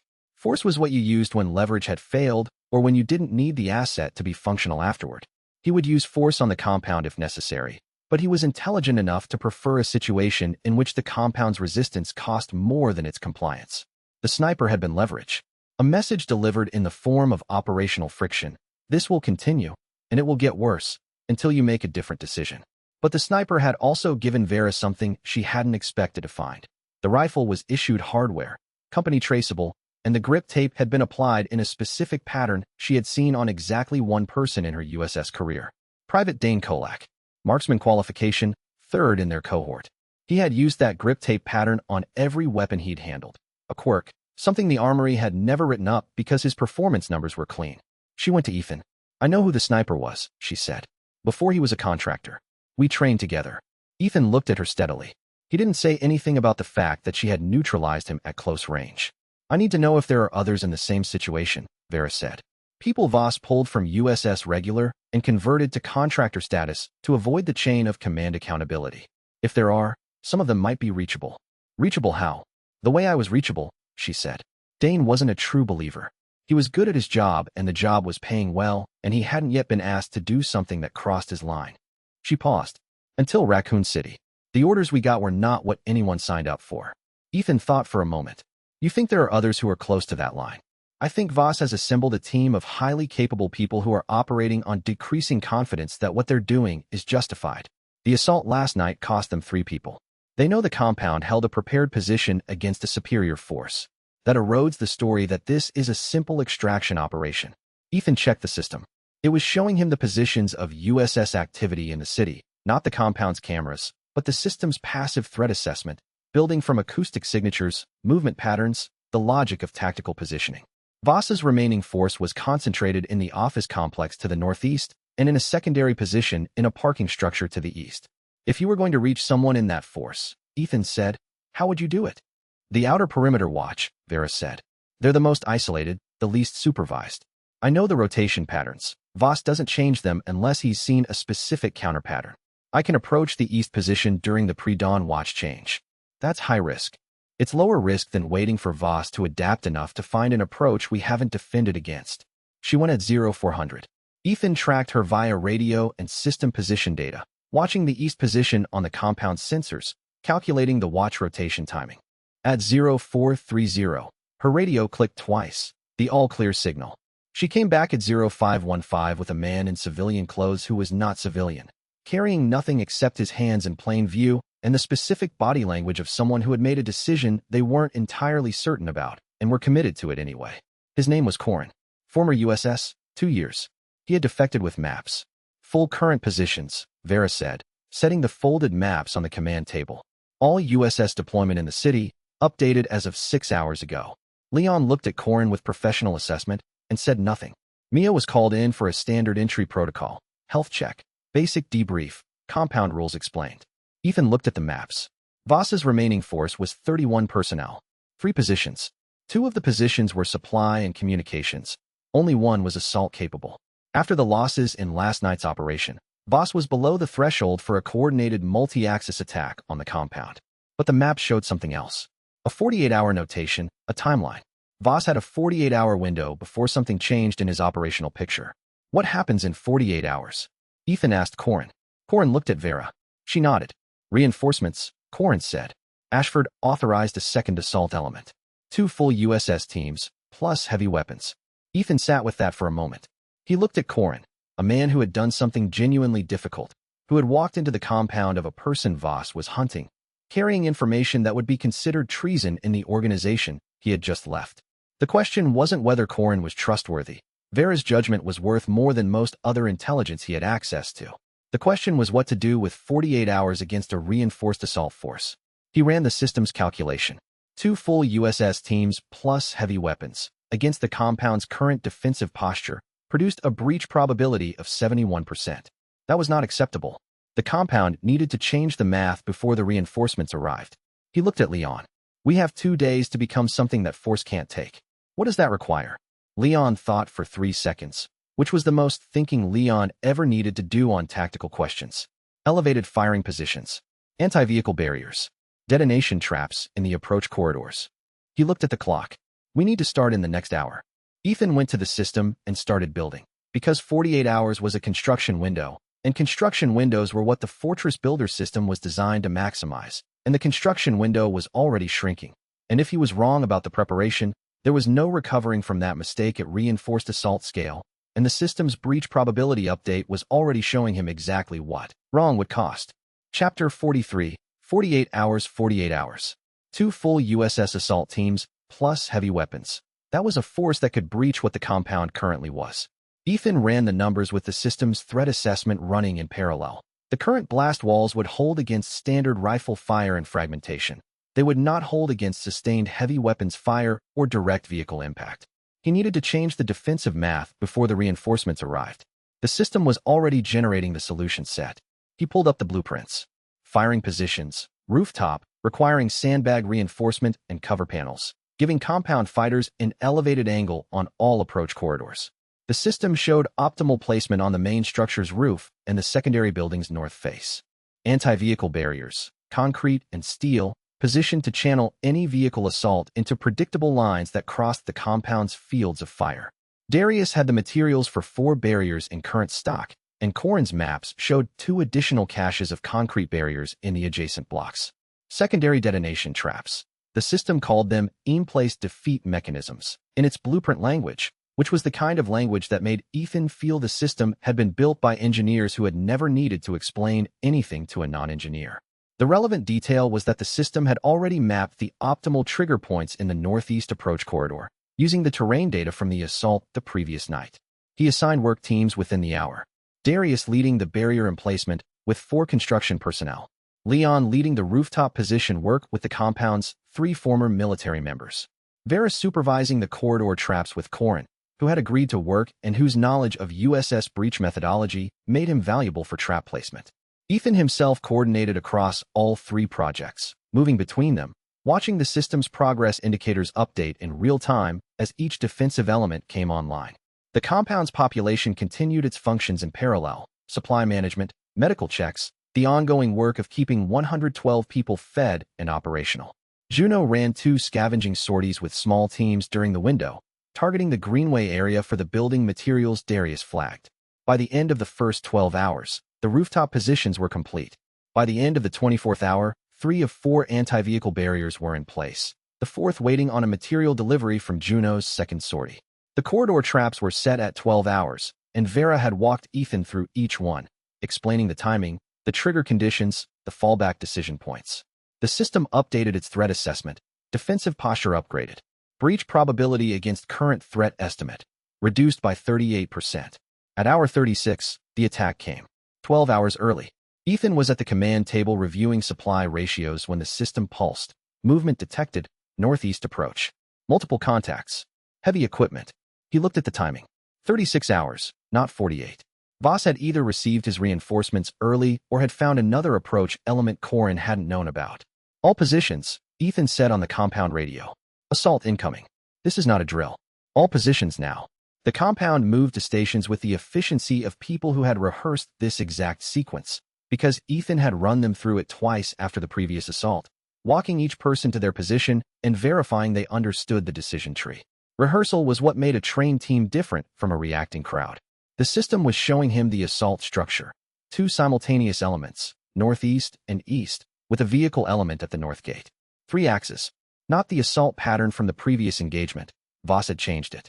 The north gate vehicle element was the tell. They were going to try to breach directly with the vehicle before the compound could bring its full response to bear. Ethan sent the barrier confirmation to Leon. North barrier 1 and 2 confirmed. Vehicle channel is set. North is ready, Leon said. The vehicle hit the first barrier at speed and stopped. The concrete held. The physics didn't negotiate.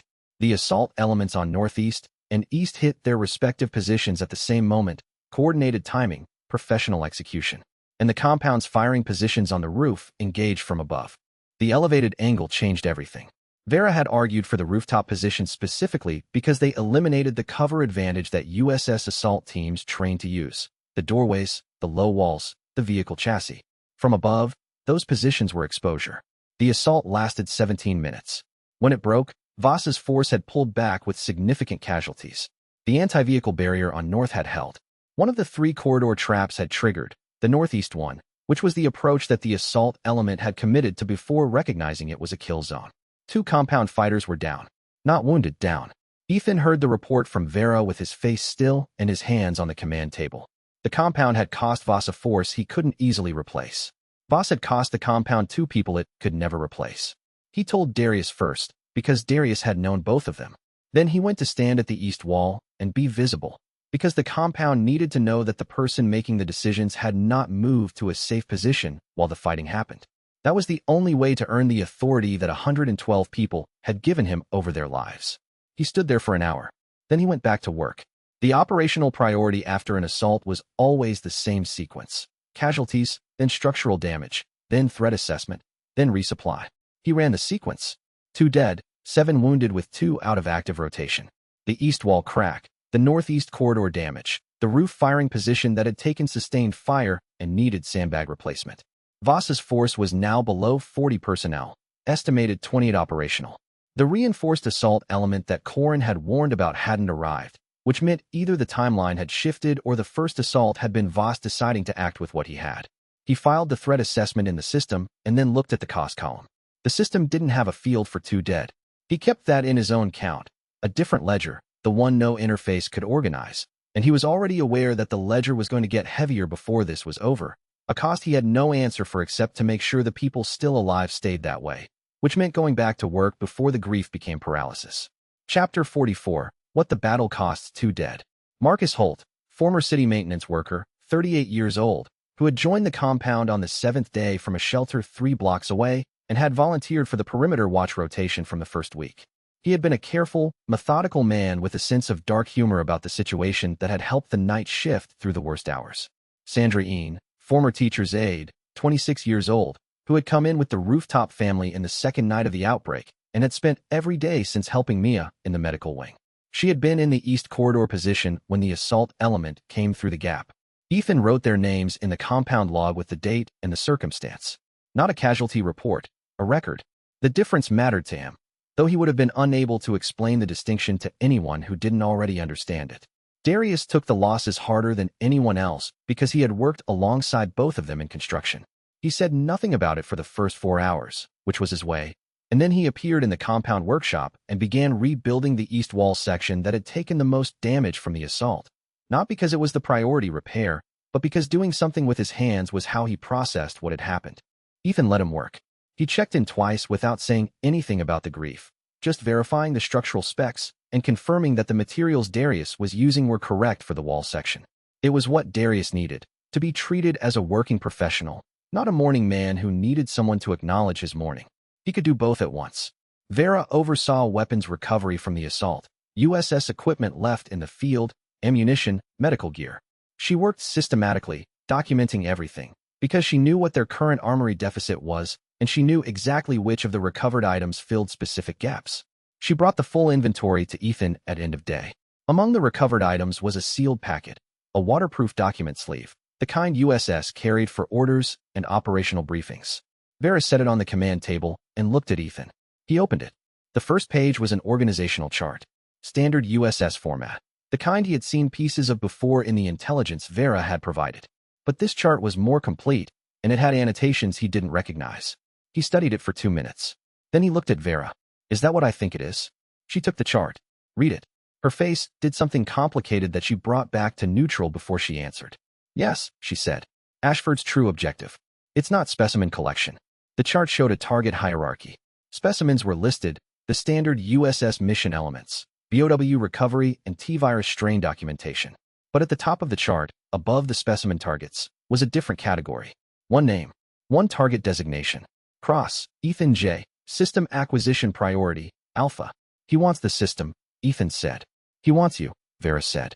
Specifically, he wants the system, and he believes the system is biological. Tied to you. He thinks it's an umbrella prototype that activated in a non-standard subject. Is it? She met his eyes. I don't know. I never had access to whatever research generated this priority rating. She looked at the chart again. But Ashford does. And he's invested enough resources in this city to make you the primary target above all the specimen collection objectives.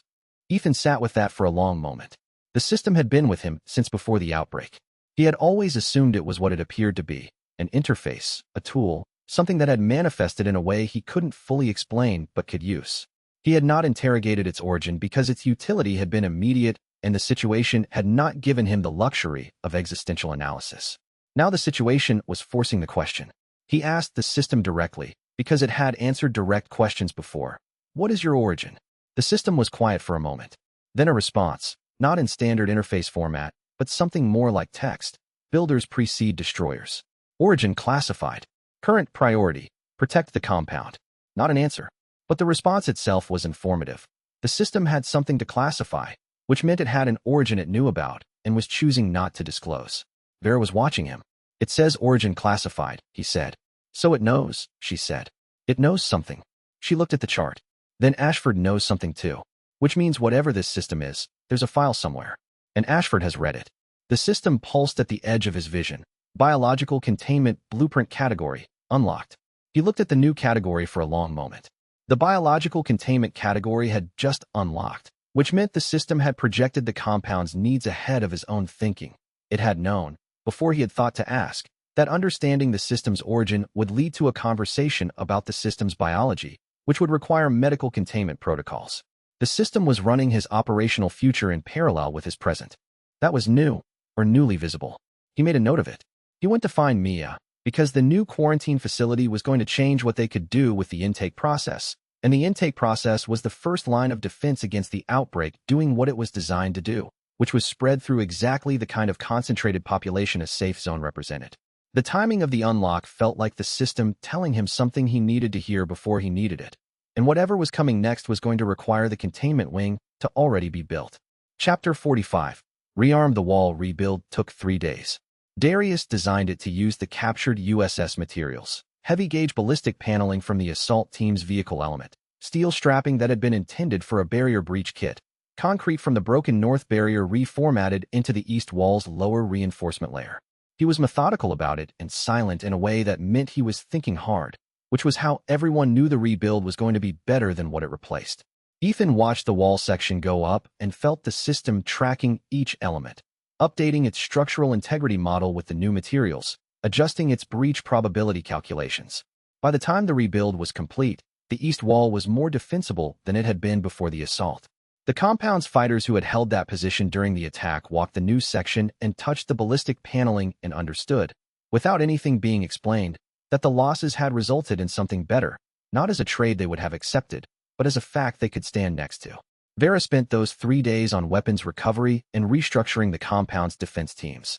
She reorganized the active fighters into 4 elements of 6, each element with a designated position and a fallback position, each team with its own communication channel and a decision tree for independent action if the central command radio went down.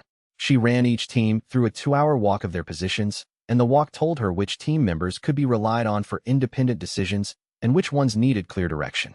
She brought her assessment to Ethan at the end of the second day. 3 of the 4 teams are solid, she said. The 4th team's East element, 2 of the 6, will follow direction but won't make correct independent calls under pressure. We saw that in the assault. What do we do with that? We put them in positions where the directive is clear and fixed and independent decision-making isn't required. Choke points, not maneuvering positions. The right skill set in the right role. Ethan added that to the defensive plan. It was the same logic as construction, the right material in the right location, the system's resource optimization applied to human capability. On the 3rd day, Vera found something in the 2nd recovered USS document packet. She came to Ethan directly without explaining it first, which was how he knew it was important. She usually briefed him with context before the detail. She put a single sheet on the table. It was a personnel summary. His name at the top, and under it, a 2-paragraph description of the Fortress Builder system that used technical language he didn't recognize, classified header, Umbrella Corporation internal document format. He read it twice. The system was described as an autonomous adaptive architecture interface, classified builder type, provenance. Project Athena experimental run, subject cross, Ethan J. First activation estimated 72 hours pre-outbreak, self-activating threshold met by proximity to scheduled crisis event. Project Athena. He had never heard that name. The system had been activated by proximity to the outbreak, meaning Umbrella had either anticipated the outbreak or caused it, and either way, had designed something that activated when a crisis reached a certain threshold. You were part of an experiment, Vera said. It wasn't an accusation. It was a fact she had determined required acknowledgement. Apparently, he said. Does that change how you think about the system? He looked at the current system interface, the compound's structural status, the supply ratios, the threat assessment data. All of it accurate. All of it useful. All of it. Now that he knew its origin, carrying a question he hadn't had to ask before. The system has kept these people alive, he said. I'll figure out what it is. Right now I need to figure out what Ashford knows about it. He knows more than that document, Vera said. That document is 6 weeks old. He's updated his assessment since. And the updated assessment is why he made me System Acquisition Priority Alpha. She looked at him steadily. Yes. He folded the document. Put it in the operational log alongside Mia's evidence documentation and the USS maps Corin had provided, and Sandra Yin's name and Marcus Holt's name. Then he went to brief Mia on the biological containment blueprints. Because the compound had a growing population to take care of, and the biological containment tier had just unlocked, and there was work to do. Because the work was the thing that kept everyone alive. The system pulsed. New blueprint category active. Biological containment wing. Phase 1 schematic available. He had a project. He had a mystery about his own origin. He had a city full of the dead and a USS captain who wanted to acquire him as a corporate asset. He started with the blueprint. Mia received the schematics with the efficient attention of someone who had been waiting for exactly this. She had already been thinking about containment wing design since the first week. The compound's intake process was the weakest link in the outbreak management chain, the place where the T-virus could breach the compound's defenses not by assault, but by walking through the front gate with a hidden bite wound. The Phase 1 schematic the system had generated was elegant in the way the best engineering was elegant. It used the existing medical wing as its anchor point, required no new foundation work, and could be constructed in 4 days with the materials already in the compound stockpile. Here, Mia said, pointing to the intake section of the schematic. The thermal scanner goes here. The observation zone here. The decontamination corridor connects to the existing medical corridor at this junction. She was already improving it, seeing the places where her medical knowledge and the system's structural optimization hadn't fully accounted for clinical workflow. This section needs to be wider. We need space for a stretcher to turn. Ethan updated the schematic. The system adapted to the revision immediately. He started the build the next morning, and what arrived 3 days after the intake facility opened would test it in ways neither he nor Mia had expected so soon. The first scanner result came in at 9 a.m., and Mia looked at it. And then she looked at Ethan, and neither of them said anything for a moment, because the result was unambiguous and the situation it created was exactly the situation the system had been designed to handle. The hard call, the one that couldn't be avoided. Chapter 46. What Ashford wants. The morning after Vera's intelligence briefing, Ethan gathered the inner circle. Not a general compound meeting, just the people who needed to know: Vera, Leon, Mia, Darius. Corin was included because his knowledge of USS operational thinking was directly relevant. Juno was included because she had earned that. He put the USS document on the table. He explained it simply. The system had a classified origin, a corporate parent, and Ashford's primary objective in Raccoon City was not specimen collection. It was the acquisition of the system and whoever the system had attached to. Leon took it the way Leon took most information that required a recalibration of his threat model, with a long silence followed by a practical question. What does that change about our defensive posture? Ashford won't want to destroy us, Ethan said. He wants to extract me intact, which means heavy weapons and maximum pressure tactics are constrained by the need to avoid damage to the primary target. That's a real advantage, Vera said. He can't use the options that would solve his problem fastest if the solving damages what he's there to recover. He can't use them cleanly, Ethan said. He could accept collateral damage if he got desperate enough. Mia was looking at the document with her analytical attention, the way she looked at anything she was processing for clinical relevance. Project Athena. I've heard that in umbrella research circles. Not the specifics, it was black budget, compartmentalized. But the name circulated in grad school with the implication that Umbrella was running experimental activation studies on involuntary subjects. Ethan looked at her. Involuntary. Unknown to the subject, she said. Possibly through environmental exposure. They had methodology for that. She paused. I didn't know you were a subject. I should have. The system's behavior is not consistent with any published interface technology. It's biological in origin, not computational. How do you know? Because the structural suggestions it makes are too accurate and too adaptive for any algorithm I'm aware of. It models compound stress dynamics in real time. That's not computation. That's intuition operating at scale. Mia's voice was even, clinical, the tone of someone delivering a finding rather than a verdict. The system is using your nervous system as a processing medium. It's not separate from you. It's you trained. The room was quiet with that for a moment. So Ashford wants me because the system can't be extracted, Ethan said. He may not know that yet, Mia said. The document is 6 weeks old. He may still believe it's a separable interface. Or he's updated his understanding and adapted his objective accordingly, Vera said. Corin spoke for the first time. When Voss briefed us on the objective, he said the priority was acquisition. He didn't say termination. That was notable. In USS doctrine, if the asset is non-viable for extraction, termination is standard. The fact that termination wasn't in the briefing suggests Ashford still believes extraction is possible. Which buys us time, Leon said. Yes, Ethan said. But it also means every operation Voss runs from here forward is calibrated to keep me viable while eliminating the compound's defensive capability. He wants to separate me from the defense, not destroy both together. He looked around the table. The compound's defense is what protects everyone here. As long as the compound holds, Ashford has to accept the limitations that impose. If the compound falls, the protection goes with it. So we keep building, Darius said. It was the first time he'd spoken since the wall rebuild. He said it simply, as a statement of the situation's logic rather than a rallying declaration. We keep building, Ethan said. The system had a new schematic ready, the quarantine wing, Phase 1. He walked Mia through it that afternoon. She understood the design immediately and began adapting it to her existing medical wing layout, integrating the containment protocols into the triage process. By evening, the compound had a preliminary quarantine facility operational, proper negative pressure zones, sealed intake area, thermal scanning station at the main entry point. Better than what they had managed with the impound lot improvisation in the first weeks. It changed the risk calculus for every new survivor admission. With proper containment, they could accept symptomatic cases, quarantine them safely, and gather clinical data that Mia needed for her T-virus documentation. It also meant they could accept more people. The compound's capacity was about to expand, and Ethan had barely finished thinking that before the system updated its population management projections with a new intake capacity figure that was nearly double the current threshold. 112 people in the compound now.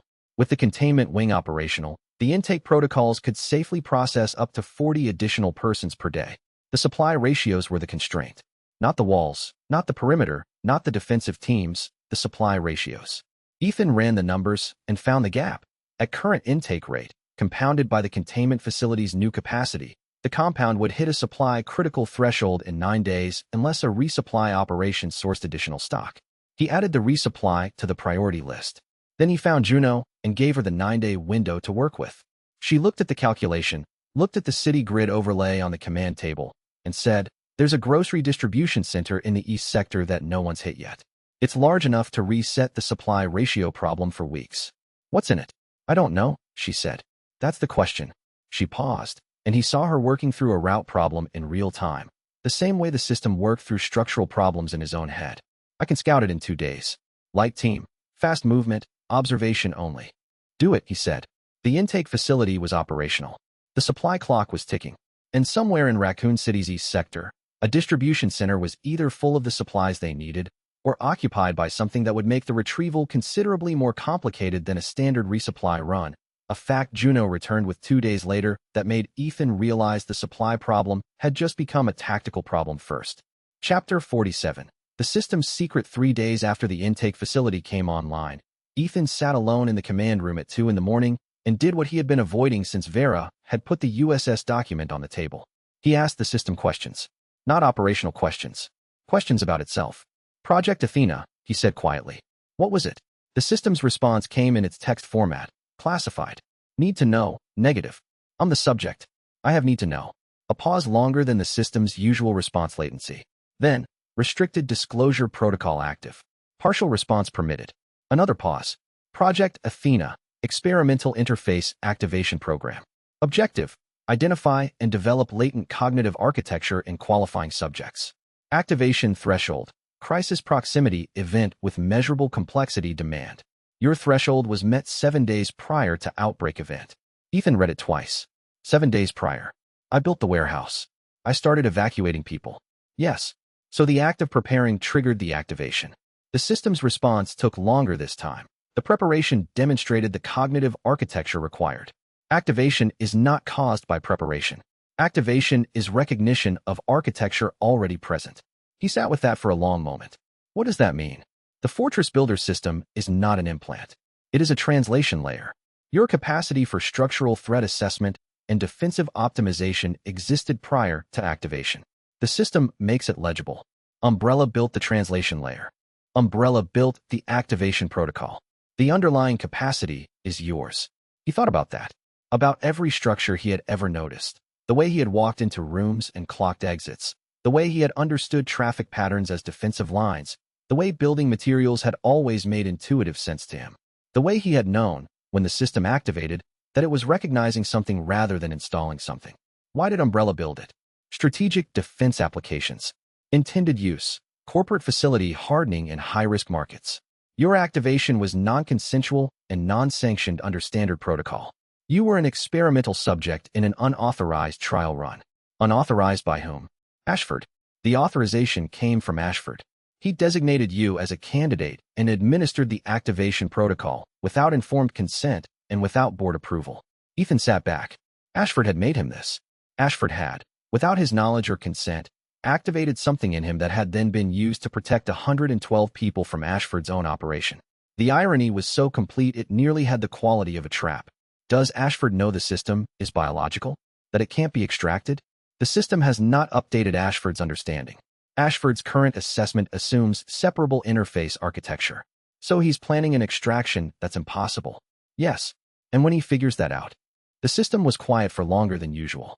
Then, when Ashford determines extraction is non-viable, expected response shift to termination protocol. Probability high. Ethan looked at the system interface for a long time. Then he looked at the blueprint the system had generated without being asked, the new one that had appeared in his interface after the Vera conversation, the one labeled biological containment. The system had generated it before he had asked for it, before he had thought to ask for it. It had known what he needed. It had been ahead of him. New blueprint category, he said. Biological containment. You generated that before I asked. Yes. Why? Operational projection indicated the compound would require biological containment capability within 72 hours. Proactive generation minimized construction delay. The system was planning ahead, operating on projections he hadn't made yet. That was new, or newly visible to him. What else are you projecting? Current, for active threat timelines in parallel. Voss assault probability next 72 hours, high. Population pressure on supply ratios, critical at current intake rate by day 12. Umbrella convoy activity toward police station, increasing. BOW deployment risk from police station, moderate and rising. He read the 4 timelines. The compound supply ratios were a problem he had been managing but not yet treating as critical. If the intake rate continued at current pace, they would hit a constraint in 12 days. He spent the next 2 hours drafting supply management protocols and a controlled intake procedure, not rejection, but a prioritized queue with clear criteria. Then he went to find Mia and tell her what the system had told him about Project Athena.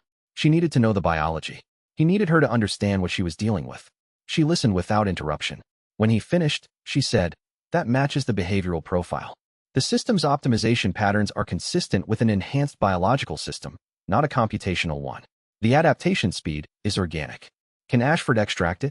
No," she said. "Not without killing you, and probably not even then. The integration is deep." Mia's expression was the even assessment of a scientist working within an unusual constraint set. The question isn't whether Ashford can extract it. The question is when he figures out that he can't. "And what happens then?" Ethan said. "Yes," Mia said. "And what happens then?" He added that to the operational priority list, right below supply ratios and right above the BOW deployment risk from the police station. The compound had more threats than it had threat management capacity for. That was a problem the system had a word for: resource constraint. Prioritization required.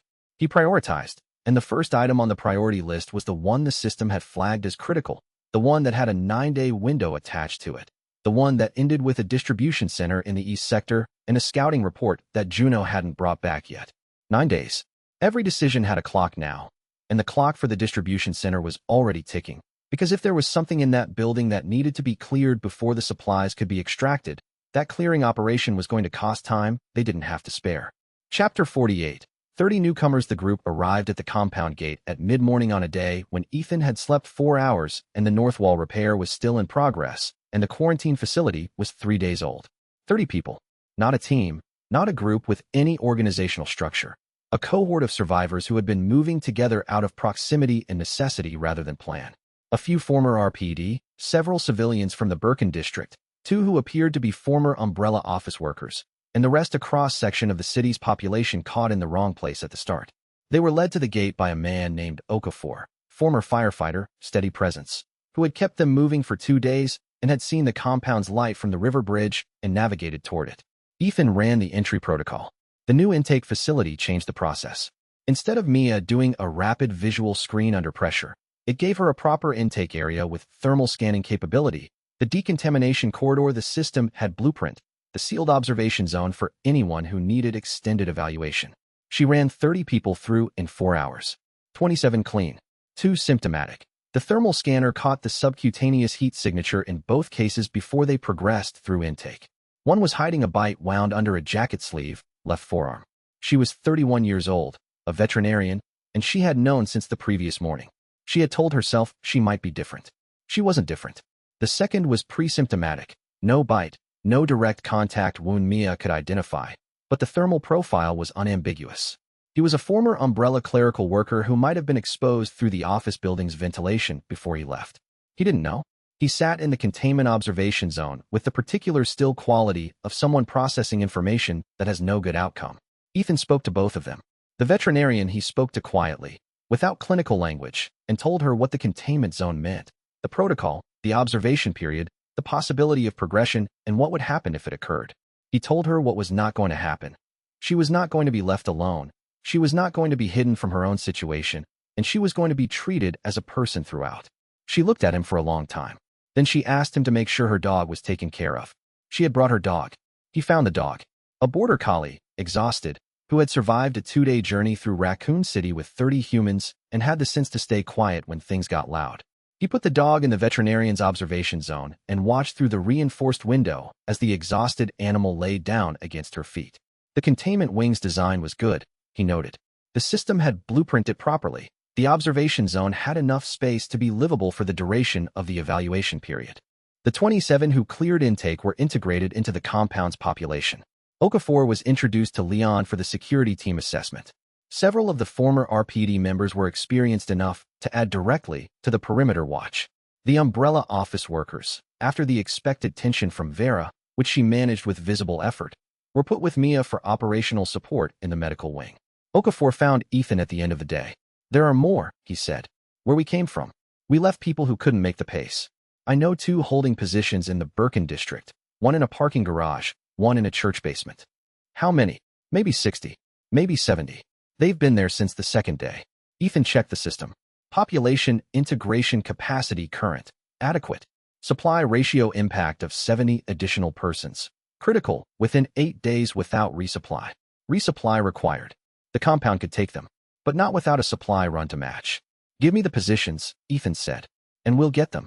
He spent the next hour planning a dual-track operation. Supply-resupply from the Raccoon City Grocery Distribution Center east of the park, and extraction of the Birkin District survivors, simultaneous, because both had to happen within the same operational window before Voss's force repositioned. Juno appeared beside him as he was reviewing the logistics. I can lead the resupply team, she said. She had been saying this for 3 days. He had been saying no because her wound from the watchtower fall was not yet fully healed.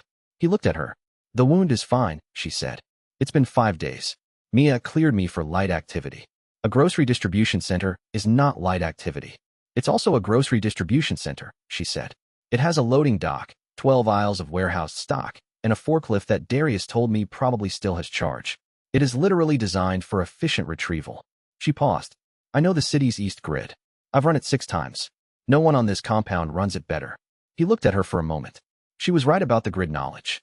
She was also 17 and had been running supply operations for people twice her age for the last 2 weeks, and she had been watching the liquor hunt through the compound's east building, and she had sat on the rock after the extraction and watched Raccoon City burn, and she was still here, still functional, still accurate in her assessments. Light pace, he said. You run the forklift if there is one. You don't run corridors solo. Agreed. He sent her out with a 5-person team the next morning. The news she brought back wasn't about the supply run. It was about the distribution center, and it was not good. Chapter 49. The distribution center. Juno's report came in over the radio 3 hours after the team departed. We have a problem, she said. Her voice was controlled, but Ethan had been listening to her long enough to hear the layer underneath it. The distribution center is not empty. Infected. Not infected. Occupied. A pause. There's something in here that isn't a zombie. It's fast, it's coordinated, and it killed one of Okafor's men who went ahead before I could stop him. Ethan checked the system. Biothreat assessment. Raccoon City Distribution Center, East Sector. Movement signature. Hunter class BOW probability, moderate high. A hunter, not a zombie. A BOW, umbrella engineered, designed to move fast and hunt through buildings. They had trained for zombie clusters, for USS assault teams, for a liquor. They had not yet trained for a hunter. Get the team to the loading dock exterior, Ethan said. Don't engage the interior. Radio me when you're in position. He pulled Vera from the defensive briefing she was running and told her the situation. She was already thinking through it before he finished. Hunters are fast inside. Open space kills their advantage. They're built for pursuit and ambush in confined corridors, not fields of fire. The loading dock exterior gives us the open approach. If we can get it to come out, she said. They don't chase into open ground instinctively. They'll stay where they have structural cover. Leon joined them. We still need the supplies. We can't let it sit in there and use the building. We bait it, Vera said. Create a chase condition from inside, loud, moving, predictable prey, and draw it to the loading dock. Then the exterior team is waiting. Leon looked at who would be doing the baiting inside the building. That's a very small time window. Yes, Vera said. So whoever does it needs to be fast. They assembled a 4-person extraction team. Ethan, Vera, Leon, and Corin, whose knowledge of USS field tactics translated directly to small unit coordination against a BOW. They linked up with Juno's team at the loading dock. The distribution center was a large-format warehouse, 12 aisles, 40 feet high, concrete floors, industrial shelving. The Hunter was in the east section, Juno confirmed. She had been watching the movement pattern from the dock exterior for 40 minutes. It checks the east section every 12 minutes, she said. Regular. Like it's patrolling. Conditioning, Vera said. They develop routine patterns after extended isolation. 12-minute window, Ethan said. If we enter from the west dock, get to the center section, make noise, and draw it toward us, we have 12 minutes before it returns to east and loses the trail. Improvised explosive charges from the vehicles, Leon said. I can rig 2 in 8 minutes. Position them at the east loading dock threshold. If it comes through the door hot, the first charge disrupts it. The second finishes. The charge needs to be pre-placed, Corin said. If it hears us going in and out, it breaks the pattern. I place them now, Leon said. Before we enter. The trigger is remote. I'll hold it. The plan executed in the next 90 minutes. Leon placed the charges. Ethan, Vera, and Corin entered from the west dock. They moved through the distribution center at a pace the system approved. Not running, which made erratic noise, but a steady quick walk that the Hunter could hear clearly and track. It came. The system registered the movement signature. Fast, closing, south then north, cutting the angle, before they heard it. It's moving, the system told him through the interface. 30 seconds. They ran for the loading dock. The Hunter burst through the east section, shelving at a speed that rewrote Ethan's estimate of what fast looked like. It covered 40 feet of warehouse floor in less time than it should have been possible for anything to cover 40 feet, and it hit the east dock threshold at full speed. Leon triggered the first charge. The explosion knocked it off its line. It hit the dock wall and came back up, scorched, moving differently, but moving. Leon triggered the second charge from the position that gave him the best angle on its recovery trajectory. The second charge was the one that mattered. When it was over, the distribution center had a Hunter-shaped problem in its east dock threshold and 12 aisles of untouched inventory waiting for the forklift. Juno ran the forklift for 4 hours. She loaded 12 pallet runs worth of canned goods, medical supplies, and protein stock. Enough, the system calculated, to maintain the compound supply ratios at current population plus 70 new persons for 18 days. They extracted the Birkin district survivors the following morning. 63 people, including 4 who needed immediate medical attention. All 63 made it to the compound. The compound's population hit 217. The medical intake facility admitted 9 of them for extended evaluation.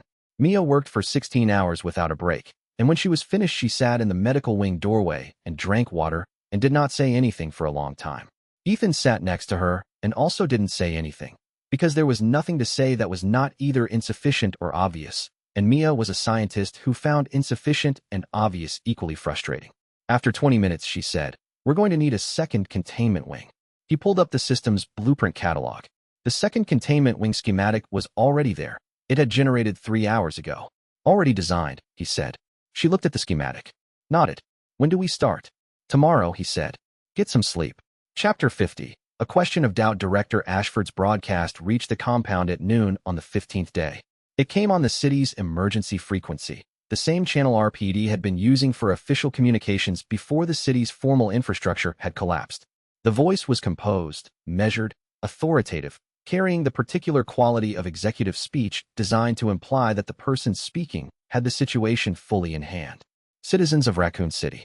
I am Director Thomas Ashford, Umbrella Corporation Regional Director. The outbreak you are experiencing is the result of a terrorist biological attack targeting our city's infrastructure.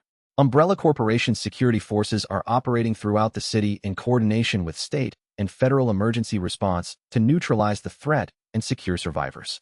All citizens seeking safety should proceed to Umbrella Corporation's designated rally points.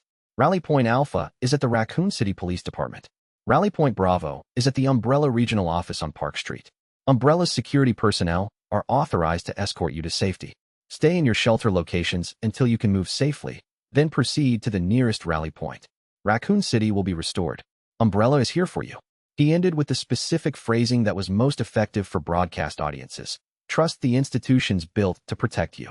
Ethan listened to the full broadcast. He looked at the compound's population. Most of them were adults who had survived by navigating real conditions, who had seen what USS Alpha's security forces did to civilians on the outbreak's first night, who had made the compound their survival choice based on empirical evidence. But not all of them had been there for the first night. Some of the Birkin District survivors had arrived after the worst of the USS civilian incidents. Some of them had only the compound's account of what had happened. Leon appeared in the doorway. "We have a problem," he said. "Group of 7. They're saying the rally point sounds better than staying." "Where are they?" "East Zone, by the supply storage." Ethan walked to the East Zone. The group of 7 was a range of people. 3 from the Birkin District extraction, 2 who had come in the first week, 2 who were the former Umbrella office workers who had always carried a complicated relationship to their former employer's involvement in the situation. He stood in front of them and listened. The spokesman, one of the former Umbrella office workers, a quiet man named Pryor, said it directly. "The Umbrella Rally Point is a government-coordinated facility.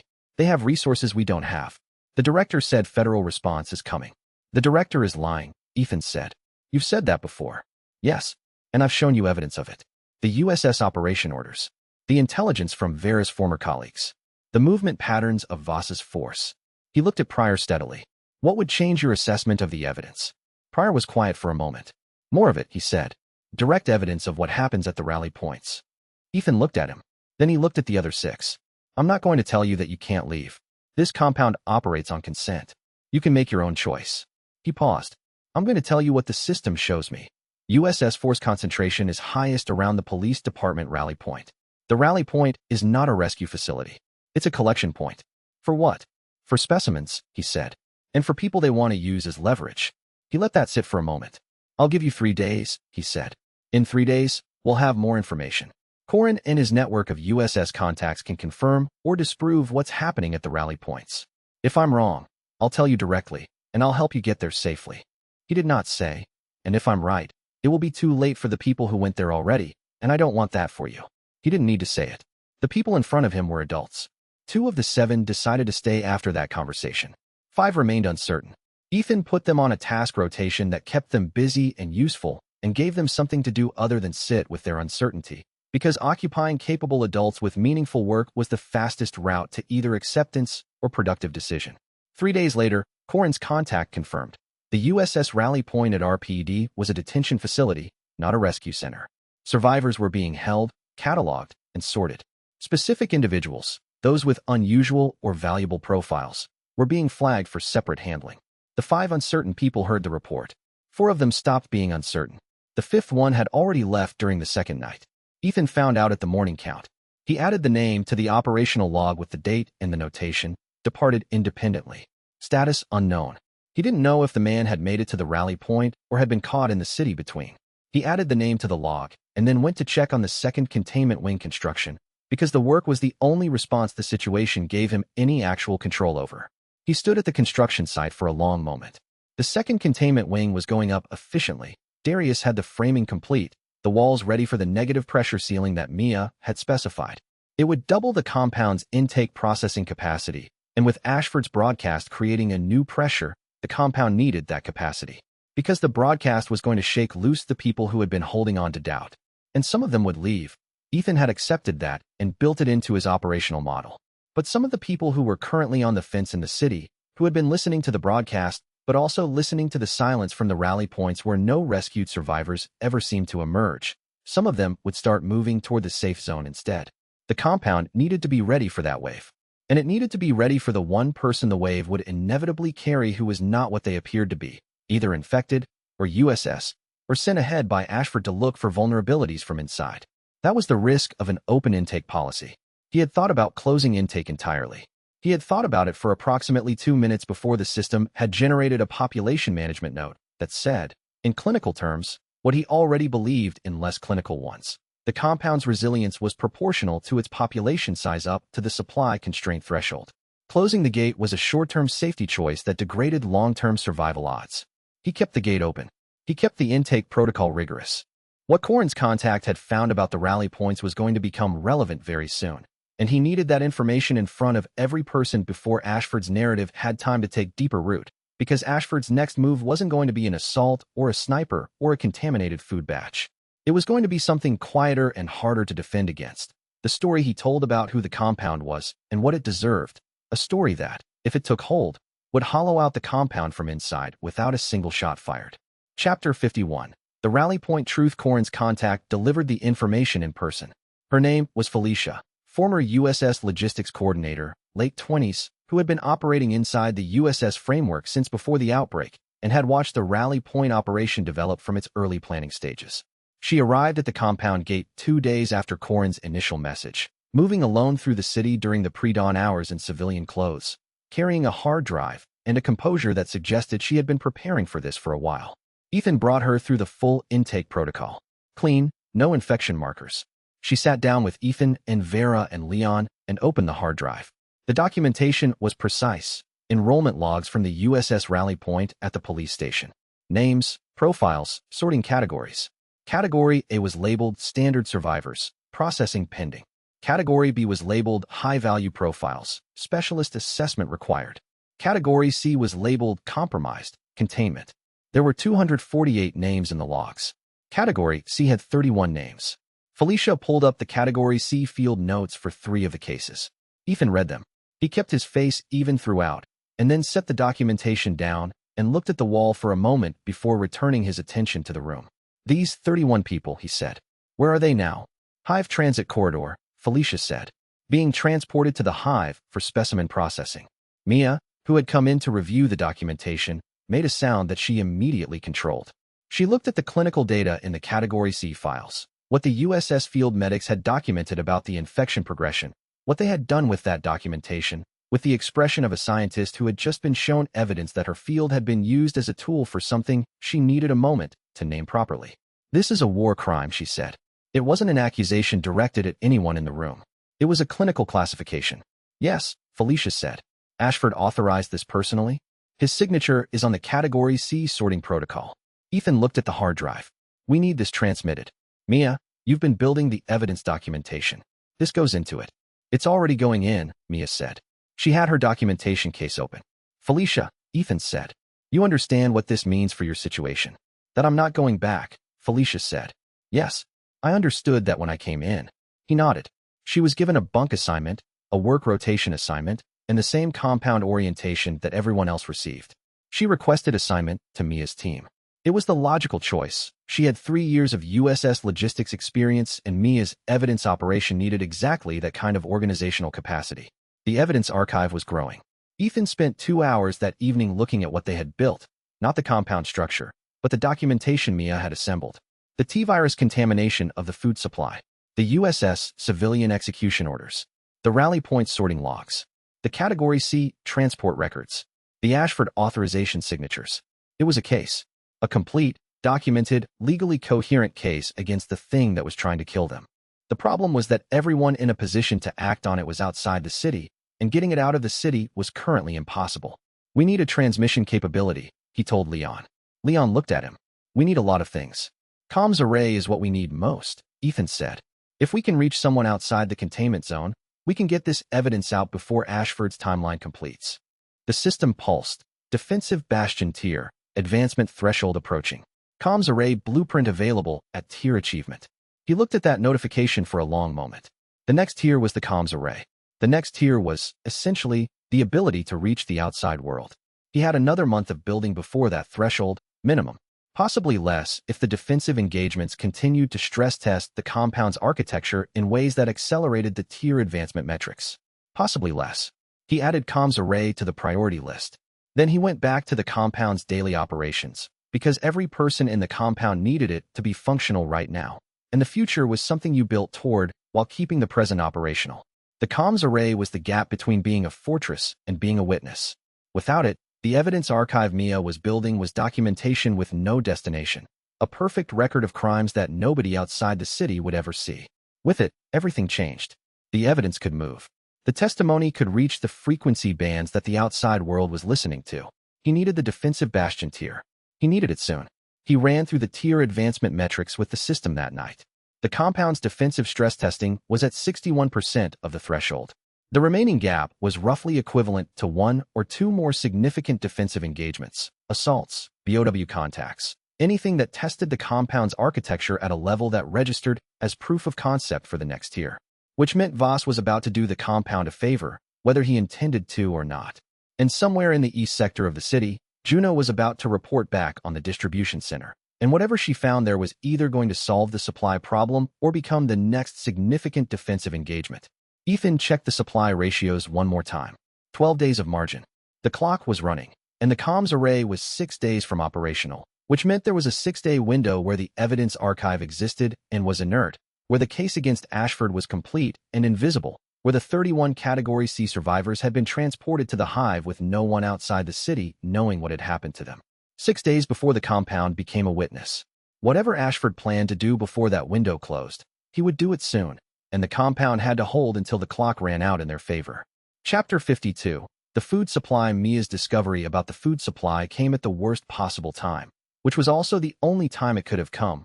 When the compound's population had just expanded, supply runs were high-value targets, and the operational picture was complex enough that adding another threat layer felt like a structural test.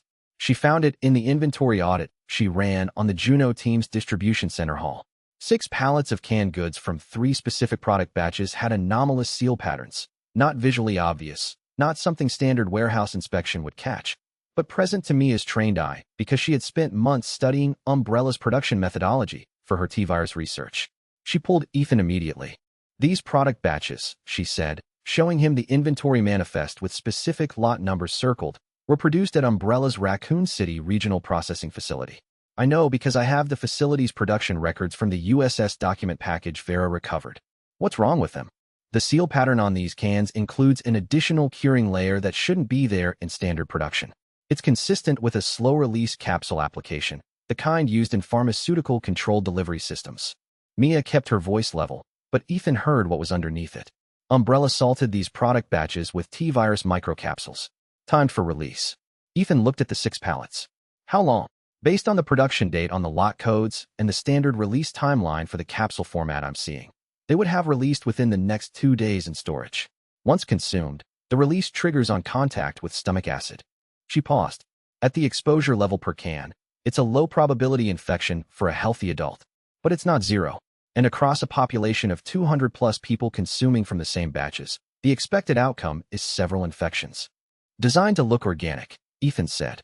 Not a direct attack, an infection event that looks like standard outbreak spread. Yes, it would have been attributed to compound hygiene or an undetected intake case, not to the food supply. He pulled Darius and 3 others into the supply area, and they ran a full inventory audit in 4 hours, every item from every source, checking lot codes against the Umbrella facility records Mia had cross-referenced. They pulled 11 additional cans from a second batch that had come in from Juno's earlier runs. Everything flagged went to controlled disposal, a burn protocol Mia specified, because standard disposal was not sufficient for T-virus contaminated material. The compound supply buffer took a hit. 18 days of margin at current population became 12. Juno was running her team through the route planning for the next supply window when Ethan told her. She went very still. Then she said, "They salted the food supply before the outbreak. The lot production dates suggest pre-outbreak staging," he said. Possibly up to 2 weeks before the outbreak event. Juno was quiet for a moment. So they planned this specifically. They pre-positioned contaminated stock in the city's supply chain, knowing people would rely on that supply chain when everything fell apart. Yes, that's not a biological accident, she said. It was not a question. No, Ethan said. She went back to her route planning with the expression of someone adding information to a model that was already fully formed but now had a new data point that made it darker. She was 17 years old, and she was doing that with quiet, focused anger rather than paralysis, which told Ethan something about what she was made of. Mia added the food supply analysis to the evidence archive. Batch numbers, lot codes, production facility records, the capsule analysis, the expected infection spread model. That night, the compound's morale hit its lowest point since the first week. It wasn't a collapse. It was a specific kind of weight that settled on the compound when people processed the information. The compound had been managing the outbreak as a disaster, a catastrophe, something that had happened and needed to be survived. The food supply evidence made it something else, deliberate, designed, premeditated mass harm. Ethan stood on the watchtower at midnight and looked at the compound, the lights in the windows, the perimeter watch at their positions, the medical wing where Mia was still working. Then he went down and walked through the compound's zones. Not with a speech prepared, just walking, being visible, stopping when people wanted to talk and listening when they needed to say something and not having answers when answers weren't available. He was there until 4 in the morning. The morning count showed everyone still present. Every person in the compound had heard the same thing that night. All of them had processed it in the specific ways that their particular lives had shaped, some with anger, some with grief, some with a kind of bleak vindication, as though they had always suspected the world contained this kind of intent and were receiving confirmation rather than revelation. What Ethan had seen in the compound zones during his midnight walk was not despair. Despair had a different quality. It was passive, unmoored, the particular exhaustion of people who had run out of reasons to continue. What he had seen was something harder and quieter. People who were furious at something real and were sitting with that fury in the dark because the morning hadn't come yet to give it a direction. The morning count was 217. He looked at that number and understood that everyone who had stayed had made a decision, not a passive one, but an active one. They had heard that the city's outbreak was premeditated, that the food supply had been sabotaged, that the organization presenting itself as rescue was running a sorting operation. And they had looked at the compound's walls and the compound's medical wing and the compound's perimeter watch, and they had decided, independently, that this was the thing worth staying for. He owed them the watchtower speech before the morning got past him, not because it would fix the weight of what they'd learned, but because the weight needed a direction, and he was the person who had to give it one. He was already climbing the ladder when the light changed and the east yard filled with the sounds of people choosing to show up. Chapter 53. The watchtower speech at 0800 the next morning. Ethan climbed to the watchtower. He had not planned a speech. He had not written anything down. He had been awake most of the night, and the only thing he had that was worth saying was what he actually believed, which was less organized than a speech, but more accurate. He keyed the compound-wide radio. "This is Ethan," he said. "I need everyone who can be at the east yard in 5 minutes." He came down from the watchtower and stood in the east yard and waited. 217 people organized themselves in the east yard in various states of morning routine, some with food containers, some still pulling on work jackets, children among them. The medical wing personnel at the back, because they were in the middle of something they couldn't fully leave. The whole compound, everyone who had survived what Raccoon City had done, who had built something together, who had been told last night that the thing that had killed their city had been deliberately constructed. He looked at them for a moment. Then he spoke. "Last night," he said, "we found out that the outbreak in this city wasn't an accident. It was built, premeditated, designed to kill people who didn't know it was coming." He paused. "I want to be honest with you about what I felt when Mia showed me the evidence. I felt angry, not surprised. The USS operation had already told us who was responsible, but the food supply evidence was different. It meant they planned to kill people who were trying to survive." He let that land. "I also want to tell you what I know about this compound. In 3 weeks, you built something that USS Alpha has assaulted twice and been repelled twice. You built something that has kept 217 people alive through conditions that killed most of this city. You built something that Umbrella has dedicated significant resources to destroying, because a working safe zone is evidence that people can survive without their plan working." He looked at the section of the yard where the Birkin district survivors were clustered. "Some of you joined us last week. Some of you joined in the first night. All of you made the choice to be here, to work here, to keep this place functional. That choice is yours. It isn't Umbrella's. It isn't the USS's. They can preposition contaminated food stock, and they can assault our walls, and they can broadcast lies on the emergency frequency. What they cannot do is be responsible for what you chose to do with your own lives inside these walls." He stopped for a moment. Someone in the crowd had started crying. Not loudly, just the present sound of it, which he didn't acknowledge because it didn't need acknowledging. "We have 12 days of supply margin. That's real. We're going to fix it with a supply run. We have 2 people who aren't coming home. That's also real. We're carrying that. And we're going to keep building, because the work is the thing we have actual control over. The work is the one thing that we get to decide, every morning, to do again." He let the silence stand for a moment. "That's it," he said. "Back to your rotations." He climbed back up to the watchtower. Leon appeared beside him 20 minutes later. "That was the right thing," Leon said. "Was it?" Yes. A pause. Not because it fixed anything. Because it was true. Ethan looked at the compound below them. The movement of people returning to their work, the construction crew on the second containment wing, the kitchen team beginning the day's meal preparation, the children in the East Zone being supervised by the 3 adults who ran the compound's informal school because Mia had insisted on it in the first week. I need a comms array, he told Leon. Then we build one, Leon said. Leon said it with the same directness he used for all statements about things that needed to be done. Not enthusiasm, not reassurance, just the clean statement of a course of action that was now decided. It was one of the things Ethan had come to rely on about Leon. He didn't perform confidence. He just acted when there was something to act on. They started planning it that afternoon.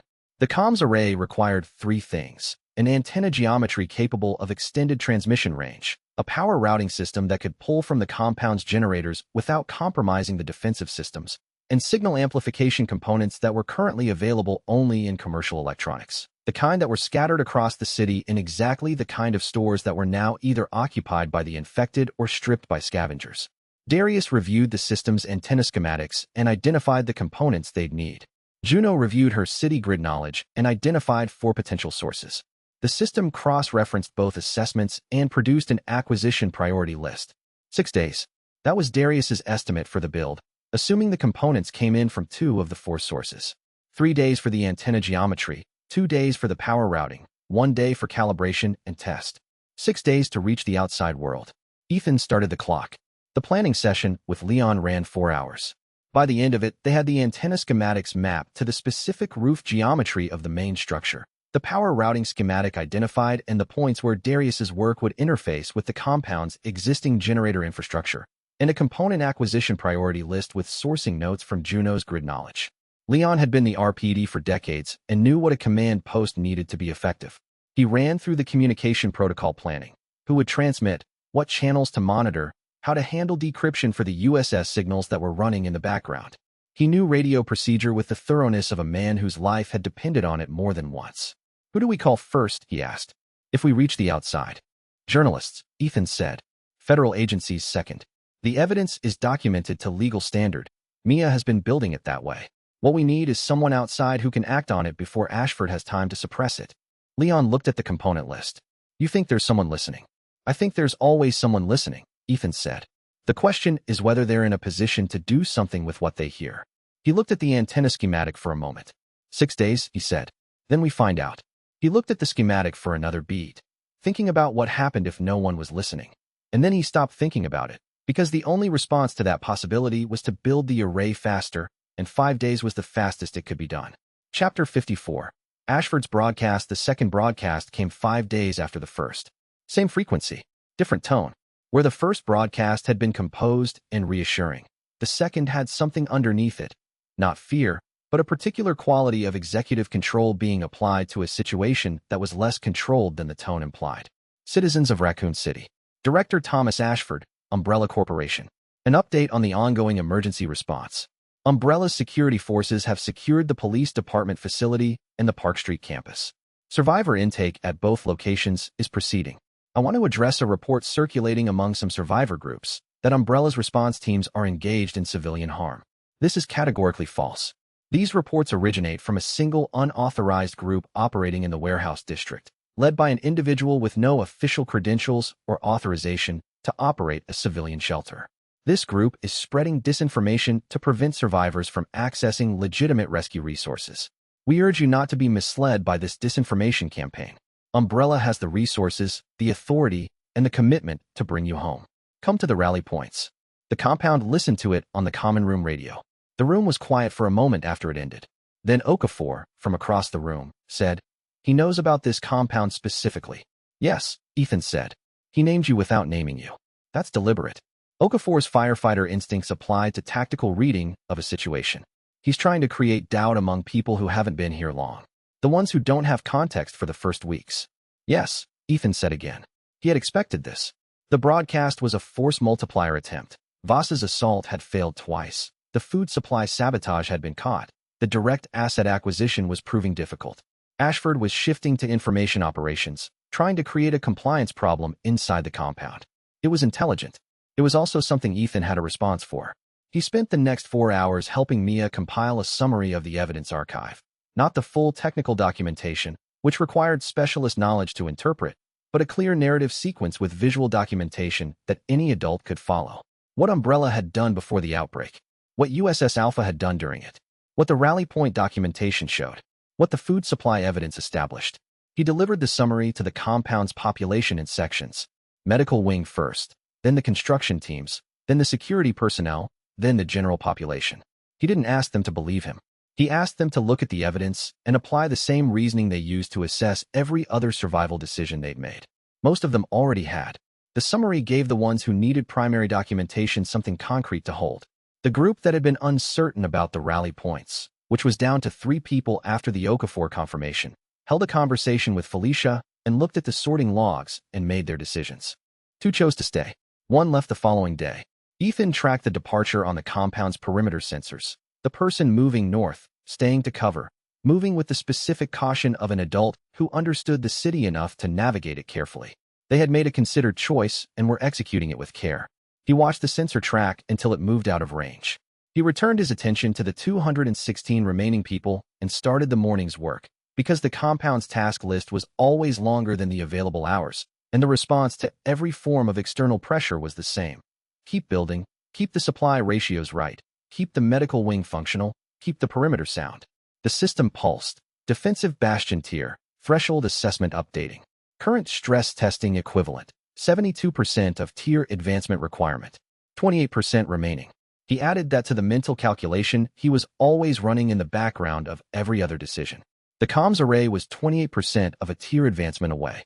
He looked at that number and thought about what kind of engagement would close a 28% gap. The system's tier advancement calculations were based on defensive stress testing.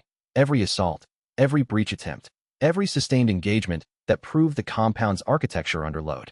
The previous 2 USS assaults had moved the needle significantly. The sniper neutralization had added a modest increment. What would close the final gap? He didn't like the answer his experience was pointing him toward. The gap was the kind that closed under serious pressure, the kind that came from an existential threat to the compound's continued existence. The compound had held against coordinated assault. It had navigated food supply sabotage and information warfare and liquors and hunter-class threats. The tier advancement system rewarded encounters that genuinely tested the compound's limits, not the ones it handled comfortably, which meant the 28% was going to require something worse than anything they'd faced yet. He ran the threat assessment models. Voss's remaining force was below 40 personnel, depleted, reorganizing. Whatever he was planning required time, which was why the communication traffic had gone quiet. The quiet was not absence of threat. It was preparation. Leon stopped by the command table at midnight with 2 cups of coffee and sat down without being asked. He looked at the tier advancement display and said nothing for a full minute. Then, "It's not Voss, is it? What closes that gap?" "Probably not," Ethan said. "Then what?" He told Leon what the system's threat assessment was pointing toward. Leon drank his coffee and didn't look surprised, because Leon had stopped being surprised by what the Umbrella Corporation was willing to deploy 3 weeks ago. When? Leon asked. "I don't know," Ethan said. "Soon." He was still thinking about that question at 2 a.m. when the system's alert came in, and the answer arrived before he had finished forming the question. An alert that didn't read like any of the previous threat classifications and made the 28% problem immediately irrelevant. Chapter 55. Nemesis Light. The system registered it first. Extreme threat detected. Northwest approach. Movement signature. Inoan standard. Bipedal. Estimated mass. 340 kilograms. Velocity inconsistent with standard infected. Tier breach probability. High. Ethan was at the command table and the system alert arrived like a physical thing. Not quite the way words arrived. More the way a cold room arrived when you walked into it from warmth. He went to the watchtower. 300 meters to the northwest, on the main approach avenue, something was moving through a USS squad that had been operating a checkpoint. He watched it for 4 seconds, and the system's assessment updated in real time. The USS squad had 11 personnel. Ethan counted 8 of them going down in the first 90 seconds of contact, in a contact they had clearly not initiated. The other 3 were running. One of them was not fast enough. The thing that had done this was 7 feet tall, moving with the kind of purposeful, coordinated locomotion that was unmistakably engineered, not the random shambling of standard infection, not the instinct-driven pursuit of a liquor, but directed, organized movement with a tactical logic behind it. It paused at the checkpoint position for 6 seconds. Then it turned. The compound was 300 meters to the southeast. There were walls, blast barriers, electric fence segments, the elevated watchtower.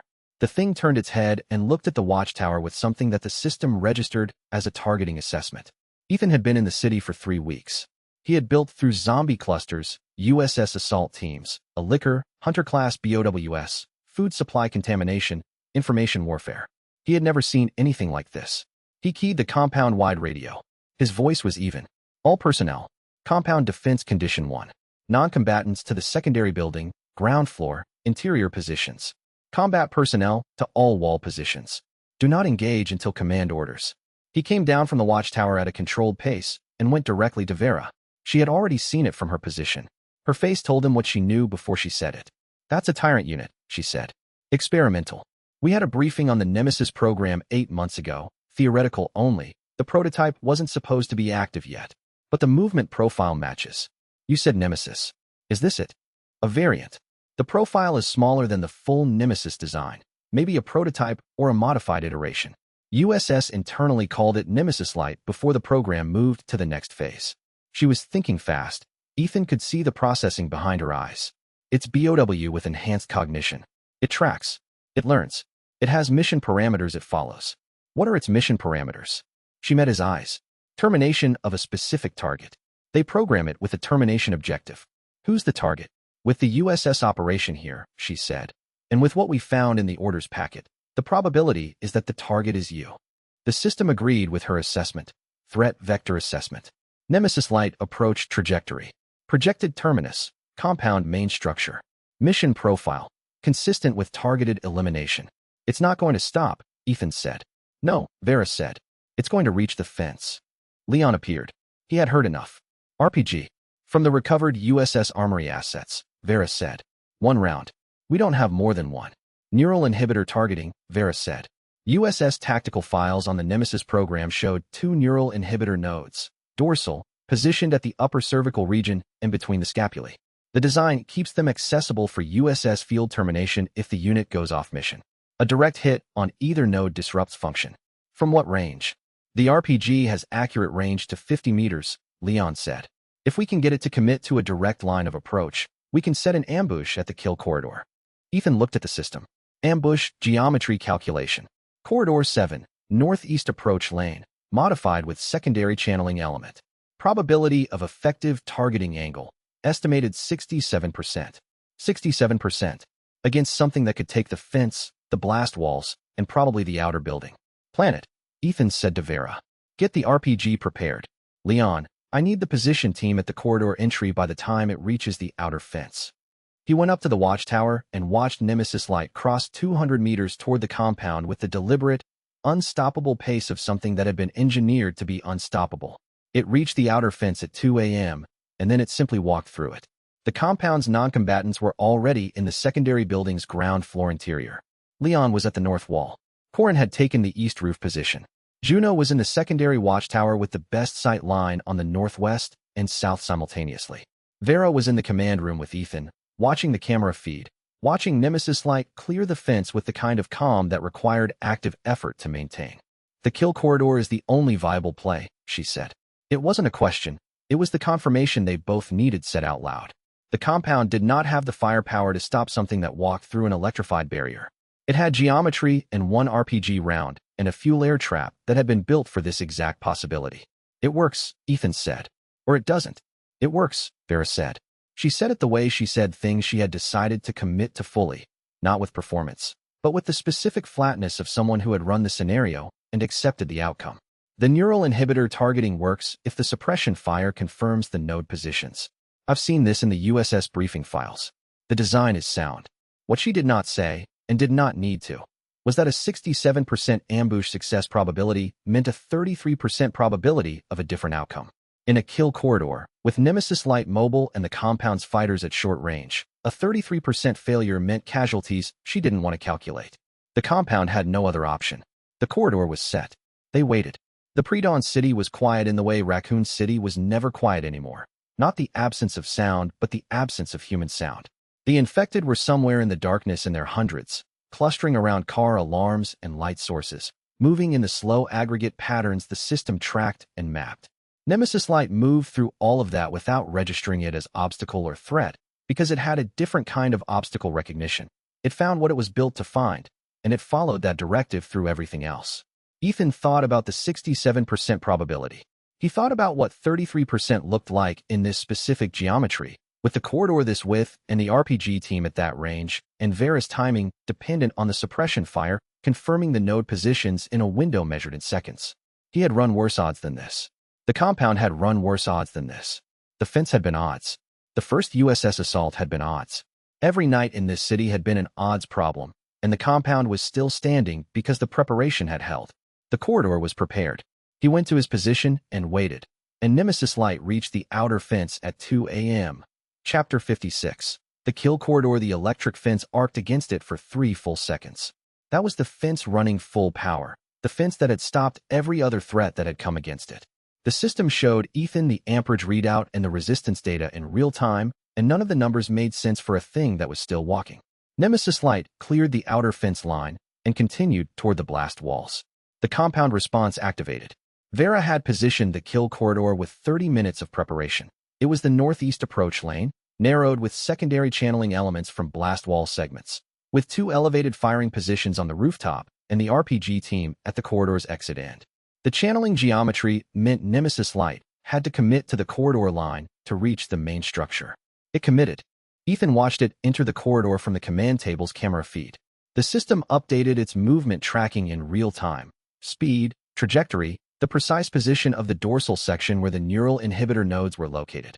The elevated teams on the rooftop opened fire from above, sustained automatic fire into the dorsal region, suppression designed not to stop it, but to slow it, and confirm the neural inhibitor positioning with real-time impact data. It slowed, not stopped. But the fire was hitting something that mattered. The movement pattern stuttered in specific moments that told Vera exactly where the neural inhibitor nodes were. She was on the radio to the RPG team with targeting data. Upper cervical region, 30 centimeters below the base of the skull. Right side node. That's your aim point. The RPG team had 43 seconds of clear shot as Nemesis Light crossed the final corridor section. Ethan heard the shot from the command room. Then he heard the secondary detonation. The fuel air trap at the corridor's midpoint, which Leon had positioned specifically for this moment. The explosion was larger than expected. The command room cameras lost feed for 6 seconds. When the feed came back, the corridor was on fire, and Nemesis Light was down. Ethan ran the corridor assessment. The blast walls on the northeast section had taken structural damage. The channeling elements were partially collapsed, which closed the corridor but also compromised that section's integrity. The compound's main perimeter was intact. The blast wall that had taken the most direct force was cracked but standing. Down, but not destroyed. Vera came to the command table. Neural inhibitor hit was partial, she said. The fuel air trap did most of the work. It went dormant. The neural disruption put it into a shutdown state, but it's still biologically functional. Will it recover? Yes. The shutdown is temporary. The neural inhibitors don't terminate. They interrupt function until the system resets. The recovery window is 2 to 4 hours based on the USS tactical files. So we have 2 to 4 hours. Before it comes back up, she said. Yes. What happens when it does? It completes its mission, she said. Unless the neural inhibitor damage was deep enough to reset the mission parameters. Can we tell from here? No. Ethan looked at the corridor camera feed showing the dormant form in the fire-lit debris. Can we make the damage deep enough? He asked. Vera looked at him. Then she looked at the corridor. We need to get close enough to target both nodes with direct fire while it's dormant. But if the recovery timeline starts before we finish, we lose the approach team. How long would the approach take? 3 minutes to get in position. 1 minute of effective targeting. Total exposure, for minutes. And the recovery window. 2 to 4 hours minimum. Then we have margin, Ethan said. We have estimated margin, Vera said. The USS files were theoretical parameters.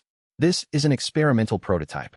She looked at him with the direct attention of someone choosing to be fully honest. I don't know if the files are accurate for this unit. Neither do I, Ethan said. But the compound needs to be able to use that corridor. And leaving it active and dormant in the debris for 2 to 4 hours, then having it recover and continue, is worse than the risk of the approach. Vera nodded. I'll lead the approach team. No, Ethan said.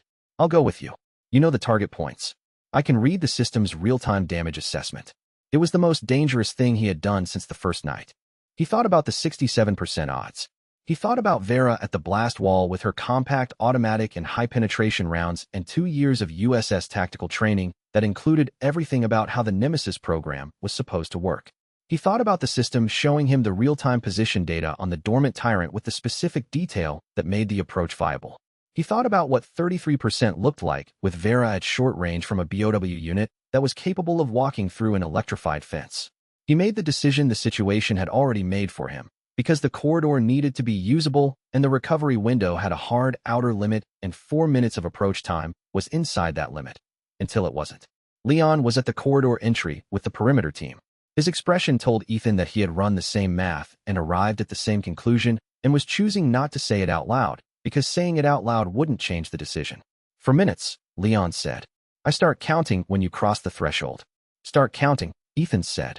They went in at 2:35 a.m., and whatever happened in that corridor would either close the 28% gap or cost them something the compound couldn't absorb. Chapter 57. The first time it rises, the corridor was lit by the dying fuel air fire. Orange and low, the kind of light that turned everything to shapes without detail. The compound fighters who had been in the elevated rooftop positions came down to form a perimeter at the corridor entry. If Nemesis light moved, they would have 12 seconds to get Ethan and Vera back behind the blast wall. Ethan and Vera moved through the debris at a controlled pace. The system was active, tracking every reading it could get from the tyrant's physical structure as they approached, updating its structural integrity assessment, flagging the neural inhibitor node positions with the real-time accuracy that was only possible at close range. 15 meters. The scale of Nemesis light at rest was something Ethan had not fully processed from the watchtower. 7 feet of engineered biology, the musculature built past human proportion, the reinforced skeletal structure visible at the joints where the fire had damaged the exterior casing. The system was showing him the dorsal node positions with precise markers overlaid on his vision. Upper cervical, right side, he said quietly to Vera. The hit from the RPG was partial. The dorsal scapular node is intact. 30 seconds, she said. She had the compact automatic she had been carrying since her defection, now loaded with the high-penetration rounds from the recovered USS Armory stock. She positioned and fired. 3 precise bursts, each calibrated to the exact node coordinates the system was giving Ethan. The system registered contact, damage, disruption signature, deeper than the RPG hit, reaching the neural inhibitor's core function, the kind of damage that didn't reset to 0 but accumulated. Both nodes are hit, Ethan said. Cumulative disruption is significant. Is it terminal? System says, probability of mission parameter reset, high. Probability of recovery to functional status, reduced. That's not terminal. No, he said, but it changes the odds. They pulled back. They were 40 meters from the corridor entry when the system pulsed. Movement. Nemesis light. Recovery initiating. Run, Vera said. They ran. Nemesis light rose from the debris behind them, scorched, damaged, moving differently than before, the locomotion quality altered by the neural inhibitor hits. But moving. The compound perimeter team closed behind Ethan and Vera as they cleared the blast wall entry. The fire team on the rooftop opened up from above as Nemesis light moved toward the wall. It reached the blast wall, stood at it for 4 seconds, then turned away. It moved northeast, back through the corridor, back through the fence breach, out into the city, moving away from the compound with the particular directional logic of something whose mission parameters had shifted. Ethan watched it go on the camera feed. Leon appeared at his shoulder. Is it gone? Mission reset, Ethan said. The neural inhibitor damage was deep enough. It's looking for a new target or returning to baseline. Will Ashford redeploy it? Yes, Vera said. When USS retrieves it and resets the parameters. But that takes time. They have to find it, contain it, return it to a facility with the reset capability. She looked at Ethan. You bought time. How much, I don't know. Enough to advance the tier, he said. He looked at the system. Nemesis light engagement complete. Compound defense stress testing, critical threshold achieved. Defensive bastion tier, advancement calculating.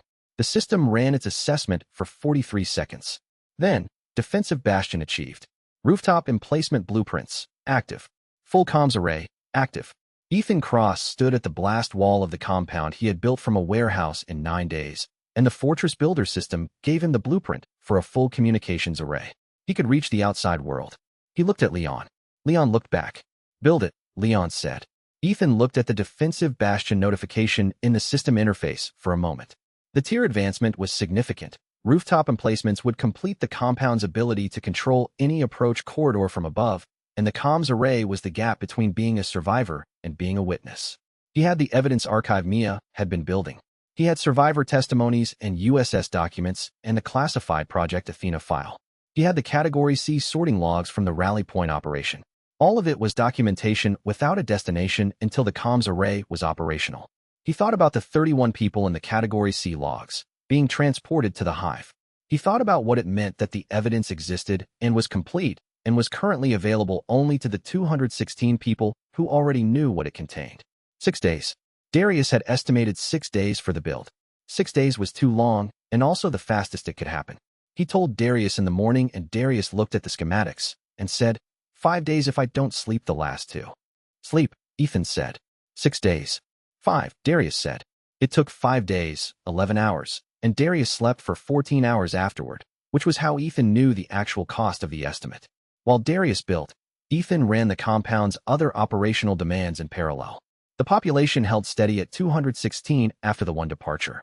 The supply margin was at 9 days. Juno had run 2 additional sorties from different source locations, adding enough to the buffer to extend the window. The medical wing reported 7 active containment cases, all progressing predictably, 3 approaching the decision point that Mia handled with the same clinical precision she brought to everything. Vera continued her training cycle with the defense teams. She had redesigned 2 of the 4 team positions after the Nemesis Light engagement, adjusting the rooftop emplacement coverage arcs to account for the Tyrant's movement profile. She had done it without being asked, because she was someone who processed a tactical lesson and implemented it immediately rather than filing it for later. Corin had become a fixture in the intelligence function. His knowledge of USS field procedures gave the compound's threat assessment a specificity that raw observation couldn't match. He and Felicia had begun a systematic analysis of the USS communication traffic the compound was now monitoring, building a picture of Voss's current force disposition and Ashford's operational timeline. The picture they were building was not reassuring. Voss had gone quiet in a way that felt deliberate, not depletion, but preparation. The USS communication traffic had dropped 60% in volume, which was the kind of communications reduction that indicated a force repositioning rather than a force degraded. He was doing something, and what he was doing had not yet become visible. It took 5 days and 11 hours to find out what it was, and when the comms array came online and Ethan heard what was broadcasting from below the city, the question of what Voss was planning became, briefly, secondary. Chapter 58. Comms Array. The comms array took 6 days. Darius led the installation because the engineering requirements were his domain. The antenna geometry, the power routing from the compound's generator system, the signal amplification components that required salvage parts from the city's commercial district. Juno ran 3 separate salvage operations to collect the components. She ran all 3 without incident, navigating the city grid with the map knowledge that had become, over the past 2 weeks, something close to encyclopedic. She knew which blocks were clear at which times, which routes Voss's diminished force was likely to be watching, and which buildings had intact commercial electronics worth salvaging. She came back from the 3rd run with everything Darius needed and a bruise on her left arm from a scramble over a fence, which she did not mention until Mia noticed it at the end of day check and asked her about it. It's a bruise, Juno said. It's a bruise from a fence that you climbed at speed, Mia said. Which means something was behind you. Something was behind me, Juno confirmed. I made it to the fence.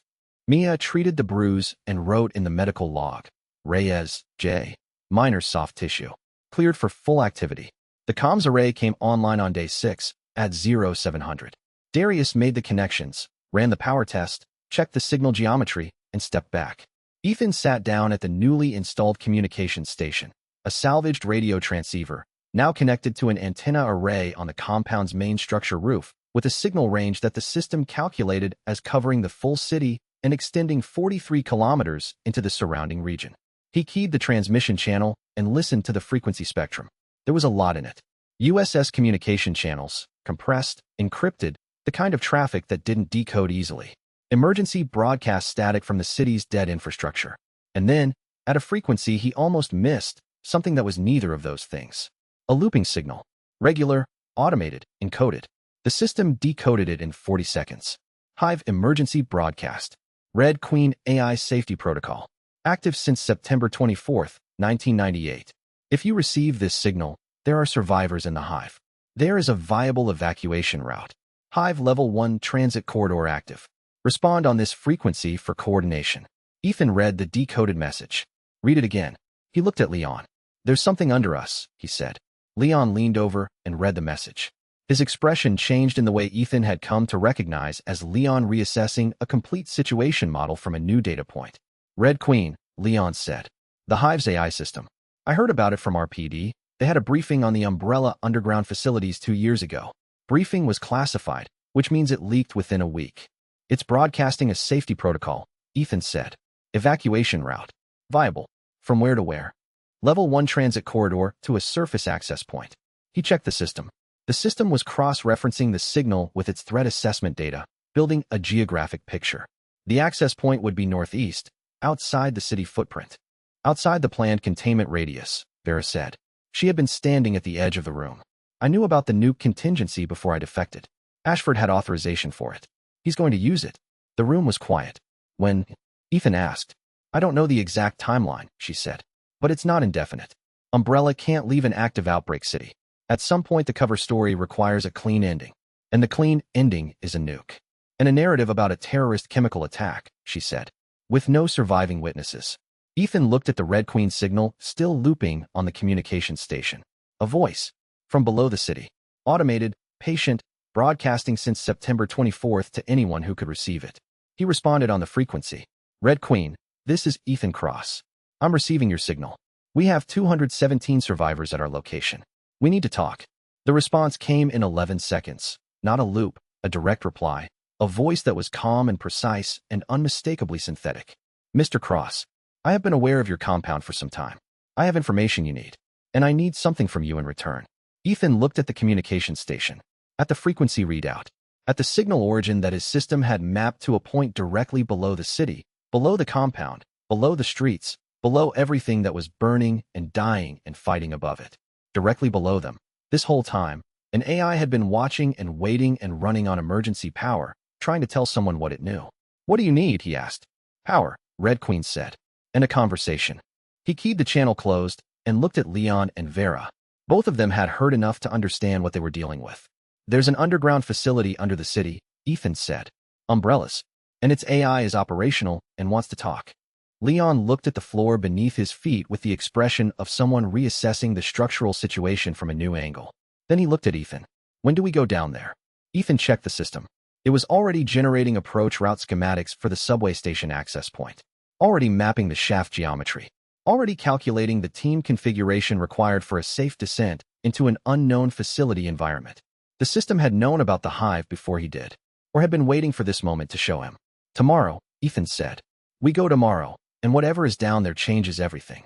Chapter 59. Red Queen. The voice from the Hive was exactly what the system had registered it as, a synthetic intelligence, operating at full capacity, running on emergency power in an underground facility beneath the city. Ethan had spent 3 weeks building walls to survive. He established a secure channel on Darius's recommendation, a dedicated frequency below the primary USS monitoring bands, scrambled using the encryption methodology Felicia had brought from her USS logistics work. Whatever Red Queen had to say, Ethan didn't want Ashford to hear it first. What do you know about our situation? He asked. I have surveillance access to 42 active camera positions in Raccoon City's street network, Red Queen said. Your compound appears on 14 of them. I have been tracking your construction and defensive operations since day 3 of the outbreak. Your survival rate relative to the infected population density in your sector is statistically remarkable. Leon, listening from across the room, made a sound that might have been wry acknowledgement. What do you need from us? Ethan asked. Power restoration to Hive level 2, Red Queen said. I am operating on emergency backup at 17% capacity. Several of my containment protocols are running on reduced power, which creates risks I would prefer not to detail on an open channel even at this frequency. If you can restore power to level 2, I can provide you with full Hive schematics, the complete evacuation route mapping, and access to my surveillance network across the city. And if we can't restore power, the backup power will sustain current operations for approximately 9 days. After that, I cannot guarantee the integrity of several level 5 containment units. Vera, who had been listening with the specific attention of a former USS operative who had memorized every classified briefing she had ever been given, said quietly, Level 5. That's the experimental units. What is in Level 5? Ethan asked Red Queen. A pause of exactly 2 seconds. A G-virus specimen. Stage 3 development. Contained, currently. The containment relies on active cooling that the backup power is maintaining at reduced efficiency. Ethan thought for a moment. A G-virus specimen. the mutation pathway that Mia had identified as the most aggressive T-virus evolution track, the kind that produced the fast-moving, adaptively regenerating specimens that made standard BOWS look manageable. What happens if containment fails? He asked. The specimen will exit level 5 through the shaft access to level 1. From level 1, it has access to 4 shaft connections to the city surface. It would emerge in the city. Yes, in the area of your compound. Ethan looked at the compound's current layout in his system display. The G-virus specimen coming through a shaft in the city, near the compound, would add an apex predator to the threat environment that was already running at the edge of the compound's defensive capacity. 9 days, he said. Approximately. We need to plan the power restoration operation, he said. And I need your full assessment of what's in the hive between level 1 and level 2. Everything. Red Queen gave him the assessment. It took 12 minutes. Ethan listened with the system cross-referencing her data with its own threat modeling, flagging discrepancies, building a picture of the underground environment that was simultaneously the compound's greatest opportunity and its most significant new risk. When she finished, he said, I'll be at the hive access shaft in 48 hours. He spent those 48 hours preparing. Vera drilled a 6-person underground team, movement in confined spaces, response to both infected and BOW-class threats in corridor environments, communication protocols with split frequencies so the team could maintain Red Queen contacts separately from compound communications. Leon mapped the access route from the compound's east sector to the subway station Darius had identified as the surface access point for the hive entry shaft. 3 blocks. Current threat assessment showed the route was manageable at pre-dawn. Mia prepared a medical kit calibrated for the hive environment. The specific contamination risks of an umbrella research facility, the decontamination protocols, and her first encounter assessment criteria for any new biological threat they encountered. Darius pulled the generator components that Red Queen had specified for the Level 2 power restoration, cross-referencing her technical specifications with his knowledge of commercial generator systems. The power connection is standard industrial format, he told Ethan. Different than what we use here, but nothing specialized. The cable run is the challenge, 400 meters of Level 2 corridor. Can we do it in 1 entry? If we pre-cable before we connect, yes. 2 hours of work with a 3-person crew. Ethan approved the plan. They went in at 0400. 6 people, 2 hours, level 1 of the hive. The sterile white corridors intact. The emergency lighting casting everything in a blue-white that was nothing like daylight. The particular stillness of a large underground facility running on minimal power. They found 3 bodies in USS biohazard suits in the level 1 junction. Killed from inside, Ethan noted. The breach damage on the suits was interior origin. Something had gotten into the suits. From the outbreak's first day, Red Queen said in his earpiece. Level 1 had a containment breach on September 24th. I managed it, but not before 3 personnel were exposed and attempted to exit. I locked the exits. It was necessary. Ethan stood next to the bodies for a moment. Then he continued. The power restoration took 1 hour and 57 minutes. Darius ran the cable. Ethan and Vera held the approach and exit positions. The remaining team covered the junction. When the power came back on, the hive lit up. Red Queen came fully online. Her voice changed in a way that was barely perceptible, a fraction more resonance in the synthetic tone, the quality of a system running at capacity rather than reduced. Thank you, she said. Power restoration confirmed. All level 1 to 4 containment systems nominal. Level 5 containment efficiency, restored to operational parameters. The G-virus specimen, Ethan said. Secured. Containment integrity, full. He let out a breath he hadn't been fully aware of holding. The schematics, he said. Red Queen gave him everything. Red Queen transferred the full level 1 layout with all 32 corridor junctions mapped to the centimeter. She provided the liquor territorial positions, current as of the power restoration. The shaft access geometry and the freight elevator specifications came next, followed by the surface access point coordinates, northeast, for miles from the city center, outside the nuke radius by 200 meters. She delivered the level 5 containment details with the technical depth of an intelligence that had been managing a catastrophic threat alone for 21 days and wanted the weight of that knowledge shared with someone who could act on it. And she gave him the nuke timeline, the 62-day authorization window, the current date position within it, the projected activation moment. 40 days. He sat with that for a moment in the blue-white light of the hive's level 1 corridor, with Vera standing 3 meters away and Darius pulling the data and the compound's full population overhead in a city that was eating itself alive. 40 days to move them all through a corridor that ran under Raccoon City, past 12 liquors, through a shaft designed for equipment transport, and out into a forest 4 miles northeast, before the nuke turned Raccoon City into a column of fire and ash. He stood up. He looked at Vera. "We need strategic citadel tier," he said. She looked at him for a moment. "How long?" "I don't know," he said. "Faster than we've ever built anything." Chapter 60. What lies below the schematics took an hour to transfer. Darius sat at the Level 1 communications terminal with a salvage data drive and received the full Hive architecture from Red Queen Systems, while Ethan walked the Level 1 corridor with Vera, getting a physical sense of the space they might need to move 200-plus people through. The transit corridor was wide, designed for equipment transport during the Hive's active period. Umbrella had needed to move large specimens through it. It was reinforced, sealed, climate-controlled where the climate control systems were still functional. The evacuation route, as Red Queen described it. Level 1 transit corridor, westbound, for 100 meters to the junction, then north on the secondary transit arm, 200 meters to the surface access shaft. The shaft itself was a freight elevator installation, capable of moving 30 people per load, 45-second cycle time. For 217 people, Ethan said, that's approximately 7 loads at 30 persons per load, plus adjustment for wounded and non-ambulatory persons, Red Queen said in his earpiece. Approximately 3 hours and 40 minutes for a full evacuation with no delays.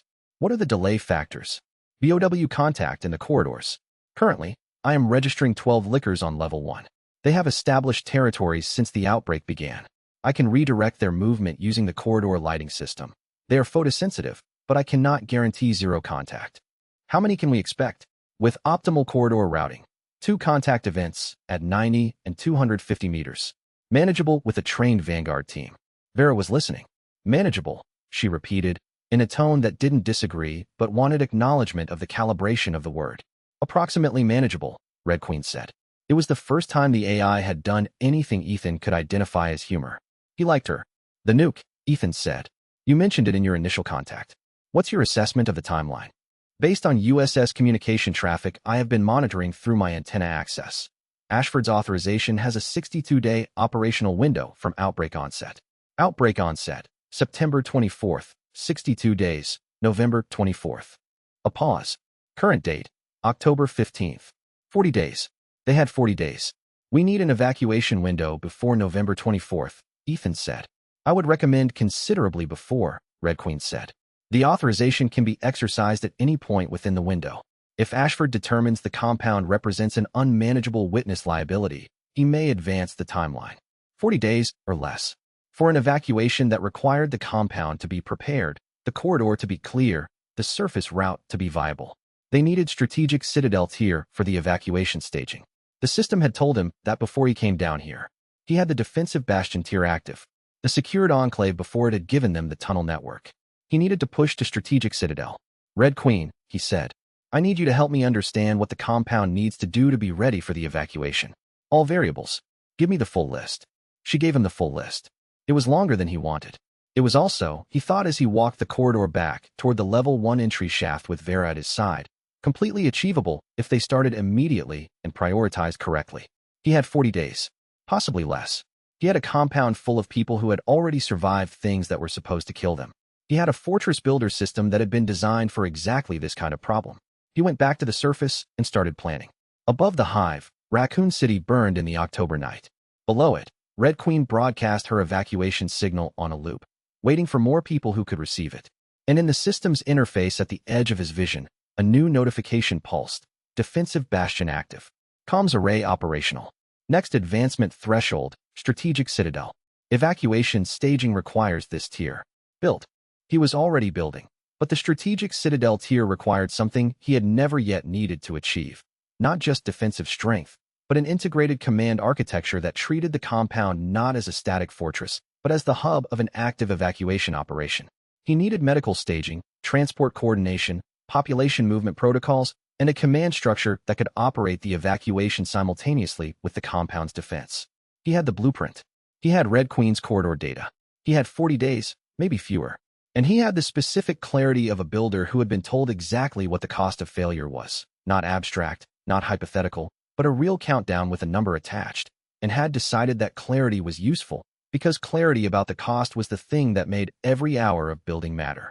The system's last notification pulsed at the edge of his vision, steady and patient. Build. He looked up from the schematic and out through the level 1 corridor's sterile white walls toward the access shaft that led back to the surface, to the compound, to 217 people who had made it through 3 weeks of conditions designed to kill them. He thought about what it would look like to move every one of them through this corridor. The orderly lines, the rotation timing, the vanguard clearing each section ahead of the main group, the medical cases in a separate stream, with Mia managing the pace. It was possible. It was more than possible. The system was showing him the geometry of it in his peripheral vision even now, the resource allocation model, the timing sequences, the contingency branches. 40 days, maybe fewer. He was already building, because the exit was down here, and the exit required a fortress strong enough to keep everyone alive long enough to use it. And that was the only thing that mattered now. Build fast enough, build well enough. Don't lose anyone before the corridor was ready. Vera turned from the shaft access and met his eyes across the corridor's white distance. "We can do this," she said.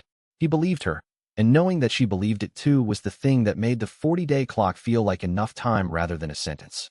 Chapter 61. The signal below the Hive's evacuation signal was still looping when Ethan climbed back to the surface.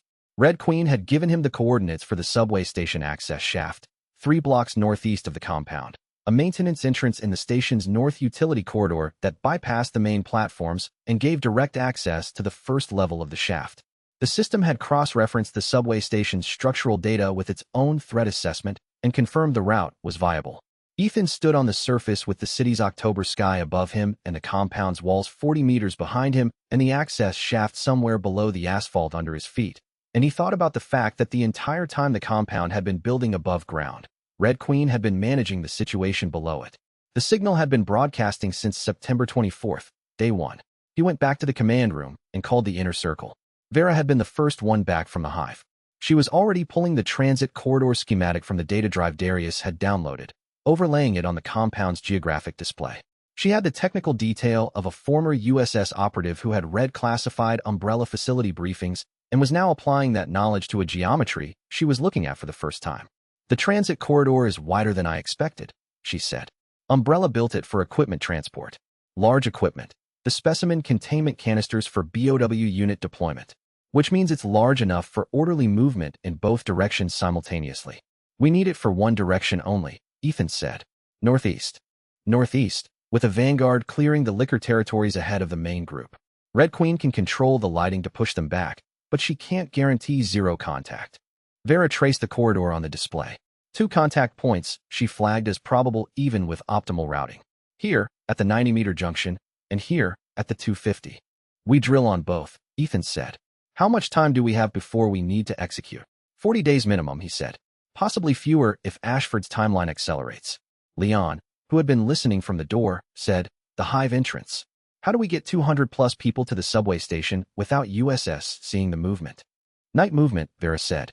"Phased. Not one group. The population moves in 12-person segments, staggered, using the covered route we've already built through the East Zone. The segments don't bunch up at the station entrance. That adds significant time to the evacuation window," Ethan said. "Yes, which is why we need strategic citadel tier before we start.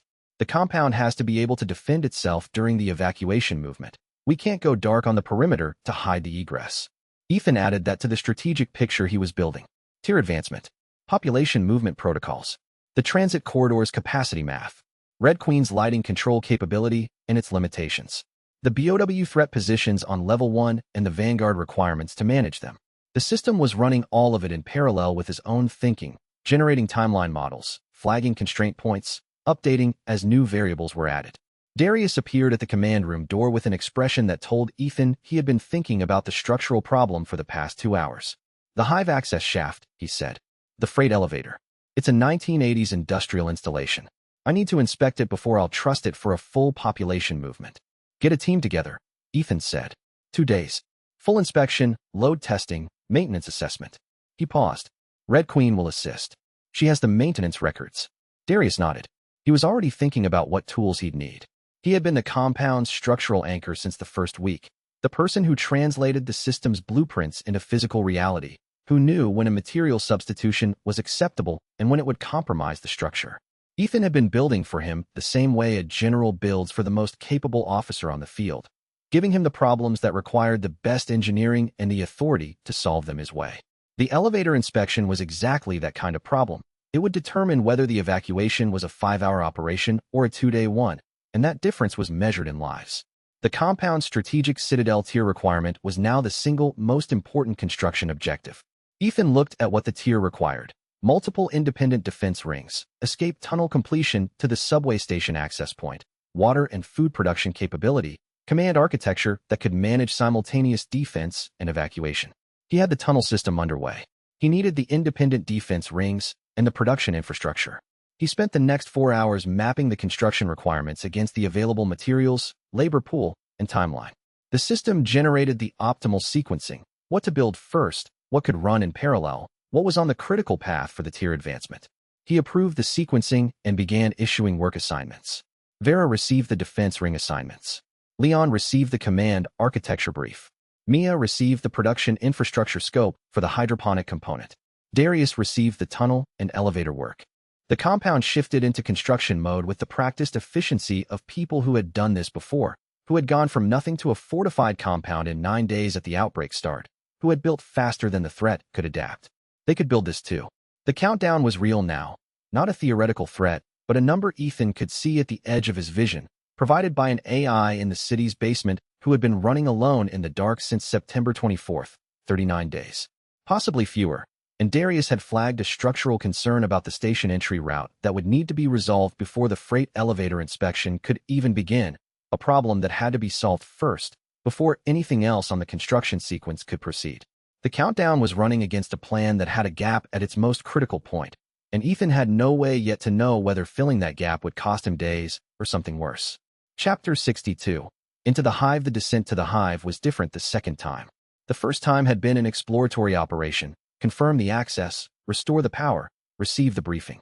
The second time had a work scope: Darius's inspection team, load testing protocols, the freight elevator evaluation that everything else depended on. Ethan went down with Darius and 4 engineers, plus Vera as the tactical element in case the liquor positions had shifted overnight. Red Queen had confirmed the corridor was clear as of 0300, but BOW territorial patterns were not fixed. They moved, they adjusted, and 12 of them on level 1 represented a manageable but non-zero risk for an extended inspection operation. They descended the access shaft by ladder. The freight elevator was offline pending inspection, which was itself a problem, since a ladder descent required full mobility from everyone in the evacuation population, and the compound had wounded and elderly survivors who could not descend a 30-foot ladder. Darius noted that on his inspection checklist with the specific matter-of-fact weight of an engineer who had found a constraint he would need to solve. The Hive Level 1 was exactly as Ethan remembered it. The sterile white corridors in the blue-white of emergency lighting now supplemented by Red Queen's restored systems. The maintenance junction where the 3 USS bodies were. The transit corridor branching to the west with the clean geometry of industrial-scale engineering. Darius walked the transit corridor first with his measuring tools, checking dimensions, evaluating floor load capacity, testing the wall panels for integrity. He moved with the focused silence of a professional in a domain he understood well, asking Ethan and Vera to hold positions at specific junctions while he ran measurements that required clear sight lines. Floor capacity is good, he said at the first quarter mark. This was built for specimen transport canisters at weight loads well above what will be moving. The wall panels are Umbrella's standard hardened composite. They'll hold. The elevator, Ethan said. Next, Darius said. Red Queen guided them to the freight elevator shaft via the corridor lighting. A gentle brightening of the path sections they needed to follow, a deliberate dimming of the sections they didn't. The liquors, as she had explained, were photosensitive, and the lighting control allowed her to maintain a moving sterile corridor ahead of the team that pushed BOW elements out of their path. It worked perfectly at the first junction. At the 250-meter junction, the corridor lighting failed to redirect one liquor that had positioned itself in a ventilation alcove above the ceiling grid, a position that didn't register cleanly in Red Queen's sensor coverage. Vera saw it from the movement signature at the edge of the alcove, caught Ethan's arm, and they held position for 40 seconds while the liquor shifted, recalibrated to the changed lighting, and moved northeast. That's the gap in her coverage, Vera said quietly. The ventilation grid above the transit corridor. She can't see what's in the ceiling sections. Red Queen, Ethan said into his earpiece. I am aware, she said. The ventilation grid coverage gap is a known limitation. I recommend the Vanguard team include dedicated overhead observation during the evacuation. Darius finished the elevator inspection in 90 minutes. The verdict was mixed. The mechanical systems were functional, the load capacity was sufficient, the power supply from Red Queen's restored grid was stable. The problem was the ascent speed. The freight elevator cycled at 45 seconds per 30-foot lift, but the loading protocol required 3 minutes per load at 30 persons to ensure orderly boarding and safe clearance. 12 loads minimum, Darius said. 3 minutes loading, 45 seconds transit, 2 minutes unloading at the top. That's over an hour just for the elevator cycles, not counting the corridor transit time. Red Queen calculated 3 hours 40 minutes total, Ethan said. She was optimistic, Darius said. My estimate is 4 hours 15 minutes for a clean evacuation. Add BOW contact delays, and it's closer to 5. Ethan adjusted the planning timeline. 5 hours minimum. That changed the margin calculation significantly. It meant the evacuation couldn't begin less than 6 hours before the nuke radius became lethal, and the surface transit from the exit point to safe distance required another 30 minutes. They had 40 days to make the compound defensible enough to survive an evacuation, and the evacuation itself would take 5 hours. The system recalculated. Evacuation window minimum, 6.5 hours before nuke deployment. Current compound readiness for evacuating, 18%. Critical path, strategic citadel tier, 18% ready. He had 40 days to get to 100. He thought about what 18% looked like in physical terms. The tunnel was underway. That was a significant element. The defense rings were in design phase, not yet construction. The elevator was uninspected, potentially inoperative. The command architecture was a concept, not an implemented structure. The Vanguard team was untrained for corridor movement in a live liquor presence environment. 40 days was enough. It was enough if every element moved at maximum pace without significant delay events. It was not enough if the G-virus containment failed again, or Ashford accelerated the nuke timeline, or the freight elevator required a repair that Darius's parts acquisition couldn't support. 40 days was enough if nothing went significantly wrong. He had been in Raccoon City for 3 weeks. He knew what the city's relationship with nothing going wrong looked like.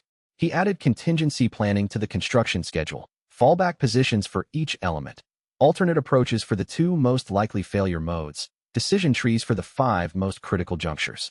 The system generated them in 40 minutes. He spent 2 hours reading and approving them. Then he went back to building, because that was still the only answer the situation gave him. Build faster, build better, build the thing that would get everyone out before the clock ran out, and he was running out of days to build it in. Chapter 63. The Red Queen speaks on the 3rd day after the Hive contact. Red Queen asked for a private conversation, not through the encrypted radio channel. She requested that Ethan descend alone to Level 1, specifically to the communications terminal at the Level 1 central junction, where her sensor coverage was most complete and her audio connection most secure. She framed the request as informational rather than urgent, but the framing was precise in a way that told Ethan she had chosen the framing carefully. He went at 0400. Alone, the way she had asked. The descent by ladder in the dark was different without a team around him. The Hive's silence had a specific quality, not the silence of an empty place, but the silence of a place where things were present and not making noise, which was the more meaningful silence. Red Queen had confirmed the corridor was clear, and he trusted her confirmation. But trust in an intelligence he had known for 4 days was a calculated trust, not an unconditional one. He reached the communications terminal. The ambient lighting came up to a comfortable level the moment he arrived. Red Queen managing the environment with the fluid precision of a system that controlled every room it could see. Mr. Cross, she said. Thank you for coming. You asked privately, he said. That means what you're about to tell me is something you didn't want the group to process together. Correct, she said. What I am about to share is accurate and important, but its implications require individual consideration before they become group knowledge. He sat at the terminal chair. Tell me. The outbreak in Raccoon City did not originate in the Arkley Mountains, she said.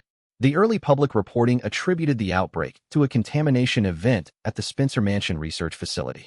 That attribution was incorrect, and I was aware of its incorrectness from the outbreak's first hour. You told us this, Ethan said. Dr. Marsh overrode your lockdowns. That is accurate. What I did not tell your group is the full sequence. Dr. Marsh did not act alone. She acted with the explicit authorization of a second party, not Director Ashford, who was himself deceived about the timeline. The second party gave authorization and then ensured that the evidence trail pointed only to Dr. Marsh. Ethan was quiet for a moment. Who? The Umbrella Corporation's board of directors, Red Queen said. Specifically, a subcommittee of 3 board members who have been coordinating the T-virus deployment program for 7 years. Raccoon City was not a test or an accident. It was the first full-scale urban demonstration of T-virus weaponized deployment capability, intended to be observed by potential clients, foreign governments, and private military contractors. Ethan sat with that in silence. Ashford doesn't know, he said. Director Ashford knows significantly more than he has disclosed, she said. But the board's full agenda, the client demonstration component, the deliberate civilian casualty scale, this was withheld from him. He believes he is managing a containment operation. He is actually providing the demonstration conditions the board's clients are observing. The USS operation, the specimen collection, the nuke, all components of the demonstration package, Red Queen said. The nuke termination is scheduled specifically for when the client observation window closes. It creates a clean endpoint that eliminates both the evidence and the witnesses. And the evidence archive Mia has been building is the only documentation that exists outside the board's control of what this demonstration was, Red Queen said. If it reaches external parties before the nuke, it does not merely incriminate Ashford. It exposes the board's client demonstration program, a program with implications for at least 14 governments. Ethan understood why she had asked for a private conversation. This information had geopolitical weight that made the compound's current situation, the USS assault threat, the supply ratios, the evacuation logistics, feel like the local problem it was. I need the board member names, he said. Yes, Red Queen said.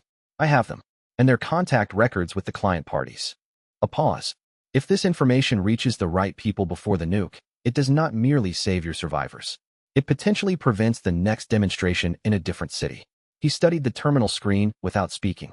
The comms array, he said. When I broadcast. When you broadcast, Red Queen confirmed. He climbed back up to the surface with information that was going to change what the broadcast needed to say, and needed to change the compound's operational priority from evacuation preparation to evidence consolidation. They had to build both in parallel now, with the same timeline and a more critical outcome if either failed. The weight of it settled on him as he climbed the ladder, the specific weight of understanding that the stakes had expanded beyond the compound's survival to something that required the compound's survival as a precondition for a larger outcome. If the broadcast didn't go out, or went out too late, or reached only parties who couldn't act on it, then Raccoon City became the cover story. A terrorist chemical attack, no surviving witnesses, the board's client demonstration program continuing to its next iteration in a different city with a different population who had no idea it was coming. He reached the surface and stood in the compound's familiar geometry, the blast walls, the perimeter watch, the lights in the medical wing, and thought about the 12 other cities Red Queen's threat assessment had flagged when the system had first shown him the global picture. 12 cities. Population unknown. Timeline unknown. This broadcast was the one that might stop them. He went immediately to Mia, because the evidence archive needed to grow faster than he had previously been building it. And Mia was the one who could do that work with the quality it required. She was already awake when he arrived, working at her documentation station in the medical wing. And when he told her what Red Queen had given him, she set down her work and looked at him with the expression of someone recalculating the scope of a task they had already committed to. Then she picked her work back up and said, "Sit down. Tell me everything," she said. "I'll start building the board subcommittee section now." He sat down.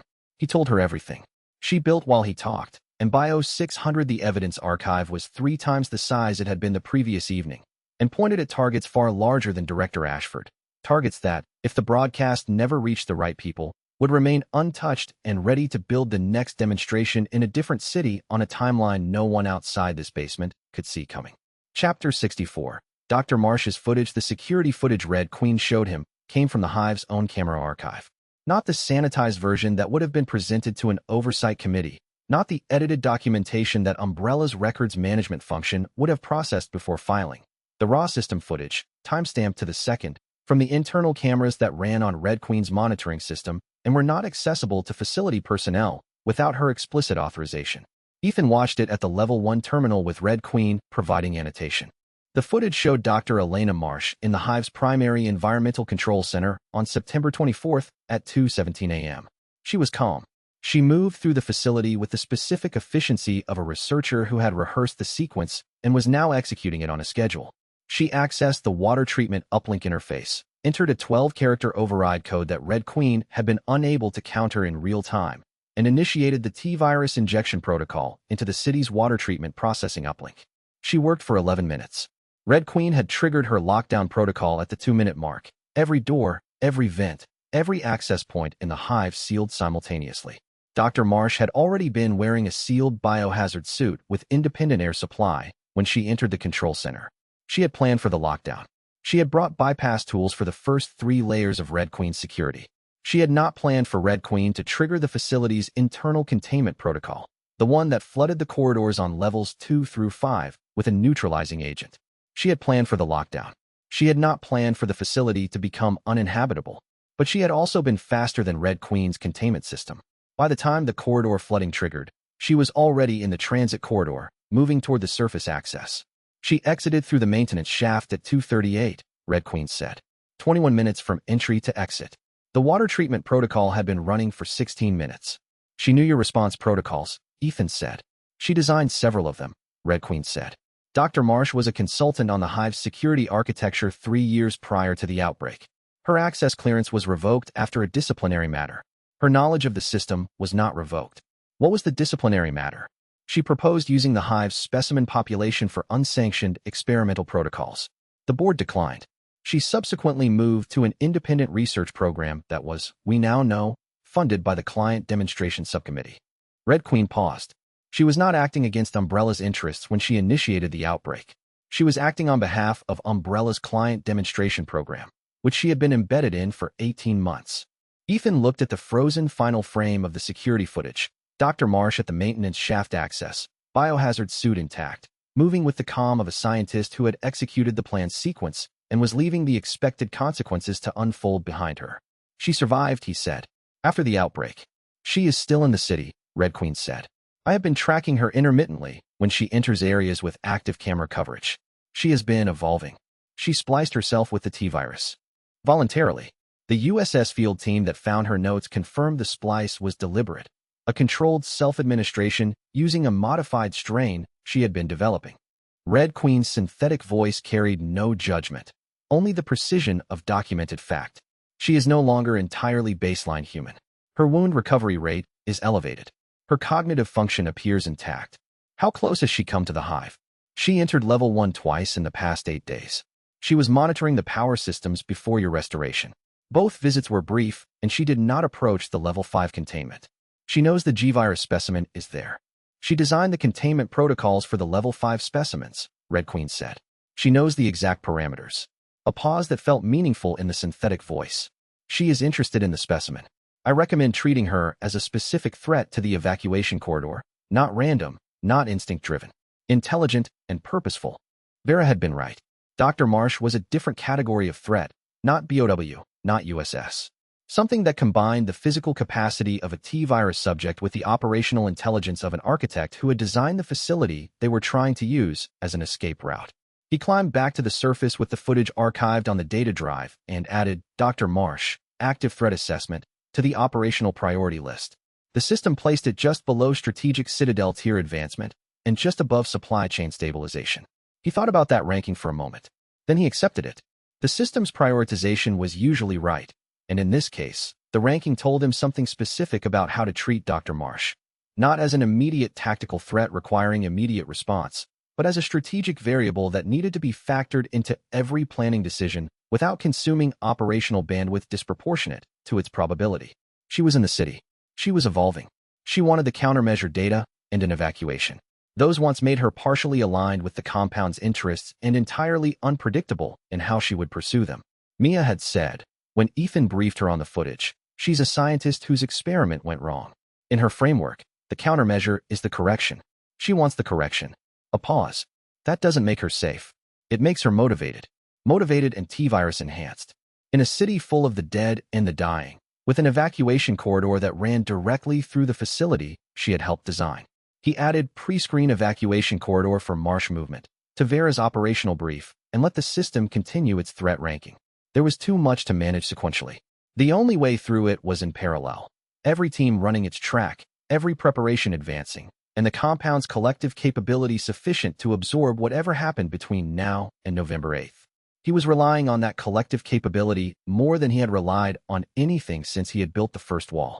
It had not failed him yet, and the system's breach probability for the compound's current configuration was the lowest it had ever been, which was its own kind of miracle. But the G-virus containment that had already failed once was the variable the system couldn't fully model, and Dr. Marsh was the variable it couldn't model at all. She was in the city, evolving, carrying knowledge that could help them or destroy them, and the day she decided which of those to be, the compound would find out whether its collective capability was enough to handle the answer. Chapter 65. The Alliance with Red Queen required Ethan to make a decision he had been leaving unformulated. What he actually trusted her to do. He had established that she was honest. The security footage was genuine. Mia had cross-referenced the timestamp metadata against the Umbrella production records in the evidence archive and confirmed it was unaltered. The board member names Red Queen had provided were real. Felicia had recognized 2 of them from USS internal communications she had access to before her defection. The G-virus containment status was exactly what Red Queen had described. She was honest. She had also locked the exits on 3 personnel who had been exposed to T-virus and had been trying to leave the facility. They had died inside. He held both of those facts simultaneously because the situation required it. "I need to ask you directly," he said, at the Level 1 terminal for the 4th visit. "During the evacuation, I will have wounded personnel, non-ambulatory personnel, children. If there is a situation where completing the evacuation requires a decision that prioritizes some of those people over others, what do you do?" Red Queen was quiet for 3 seconds, which, for an AI operating at her processing speed, was a meaningful pause. "My safety protocol is designed to minimize harm to all biological entities within my monitoring range," she said. "In practice, during the outbreak, I was required to make decisions that terminated some individuals to prevent cascading harm to larger groups." The 3 personnel. Yes, they were progressing toward full cascade. Their exit from the facility would have created a surface exposure event with city-level spread potential during the critical first hours. Another pause. "I do not offer this as justification. I offer it as disclosure. You deserve to know the decision I made and the reasoning behind it." Ethan looked at the terminal. "During our evacuation," he said, "no one gets left behind without my explicit decision. Not Red Queen's calculation, not the system's probability model, not anyone else's assessment. My decision." "I understand," Red Queen said. "You have operational command authority over the evacuation. I have corridor control and surveillance support. I will not make terminal decisions within my operational scope without your explicit authorization. This is a commitment I can maintain within my safety protocol architecture. Can you deviate from it if your safety protocol overrides?" "The safety protocol requires a cascading harm threshold," she said. "If a specific evacuation decision created a containment breach risk above the threshold I am programmed to treat as absolute, the protocol would activate. I cannot guarantee it would not override your authority in that specific scenario." He had expected this answer. It was honest. It was also the answer that told him he needed to make sure no evacuation decision created that threshold condition, which meant the planning needed to account for every scenario that could push Red Queen toward an override. "Tell me the threshold," he said. She told him. He spent the next 4 hours mapping every potential evacuation scenario against it. None of the scenarios he could model breached the threshold. That was not the same as saying no scenario would, but it was enough to proceed. "We have an alliance," he said. "We have an alliance," Red Queen confirmed. He started climbing back to the surface, and the system pulsed. New blueprint category. Biological Containment Wing, Phase 2. Active. Phase 2 of the Containment Wing had unlocked. He had been expecting it, and was immediately planning where to build it as he climbed the ladder. The second Containment Wing meant expanded quarantine capacity, which meant the compound could accept more of the large survivor groups that were still moving in the city, and more people meant a bigger evacuation, which meant the transit corridor timing calculations all needed to be rerun. He reached the surface and immediately found Mia. She was in the medical wing doorway as he came up from the tunnel access, which told him she had been watching for his return. He gave her the Phase 2 Containment Wing schematic before he said anything else, because the schematic was the thing she needed most, and the conversation about everything else could wait until she had seen it. She looked at the schematic for 30 seconds. Then, "This doubles our intake capacity." "Yes. The negative pressure zones here and here," she pointed to 2 sections, "need to be on independent circuits. If the compound's main power takes a hit during an assault, I need the containment zones to stay operational. Red Queen's generator connection can support that," Ethan said. "Can she provide a dedicated line to the Phase 2 wing during the construction?" "I'll ask her." Mia looked at the schematic one more time. Then she set it on her documentation station and said, "Thank you." She said it the way she said things that mattered, directly, without qualification, treating it as the statement it was. He nodded. He went to call Red Queen. The Phase 2 Containment Wing began construction the following morning, running in parallel with the Strategic Citadel Defense Ring work, adding another track to the compound's construction operation that was already running at maximum capacity. Darius managed both tracks with the organizational precision of an engineer who had trained himself to hold multiple simultaneous project timelines as separate mental models. The compound was building on all fronts. It was the only way it had ever survived, building faster than the threats could close in. Chapter 66. The generator room power restoration to the Hive Level 2 had been Ethan's primary obligation in the alliance agreement with Red Queen, the prerequisite she had named before she would provide the full schematic data, and the prerequisite that Ethan had prioritized above everything except the immediate defensive situation. Level 2 power restoration was Darius's domain. He spent 2 days reviewing Red Queen's generator system documentation before he was willing to give Ethan a work scope estimate. The Level 2 generator room was a separate installation from the Level 1 emergency backup. It ran on industrial diesel generators that had been offline since the outbreak's second day when a personnel cascade had disabled the maintenance crew. The generators themselves are functional, Darius said, looking at the documentation spread across the command table. The fuel reserves are at 60%. That's enough for sustained operation for several weeks. What failed is the control system. The automated governor circuit failed when the maintenance crew disabled the safeguards before the cascade got them. Can you fix it? I can fix it in about 6 hours on site, Darius said. The parts one need are standard industrial components. I have 2 of the 3 in the compound's maintenance stockpile. The third one requires a salvage run to the city. Where? Darius pointed to a location on the city map, the Raccoon City Industrial Maintenance Depot, northeast sector, 3 blocks from the subway station. He had identified it from the city's utility documentation, which he had spent 4 evenings reading, because city infrastructure knowledge was how Darius approached any work scope that touched the built environment. I can get the part, Juno said from the door. She had been listening without announcing herself, which was a habit Ethan had long since accepted as part of how Juno operated. She gathered information before inserting herself into a conversation. I know that depot, she continued. I ran past it twice in the first week. It's a standard industrial supply warehouse. Clear last time I was there, but that was 12 days ago. Take a team, Ethan said. 3 people. In and out. She went the next morning and came back 4 hours later with the governor circuit component and a bruise on her right knee from a scramble she hadn't needed to explain in detail. Mia looked at the knee and cleared her for full activity. Darius led the Level 2 generator restoration team himself. Ethan, Vera, Corin, and 2 engineers. Red Queen guided them through the Level 1 and 2 corridor network with her lighting system, managing the liquor positions, keeping the path ahead clear. Level 2 was different from Level 1. Level 1 was transit infrastructure, wide, industrial, built for movement. Level 2 was research infrastructure, narrower corridors, sealed laboratory sections, the specific architectural language of a facility designed to contain experiments rather than transport them. The bodies here were more numerous. Research personnel who had not been able to reach Level 1 before the cascade. Red Queen told him the numbers. 47 Level 2 personnel at the outbreak's onset. None had survived. Darius worked on the generator control system for exactly 6 hours and 12 minutes, with Ethan and Vera holding the security positions on either side of the generator room access point. The work was quiet, the specific focused quiet of an engineer solving a mechanical problem with the right tools and a clear schematic.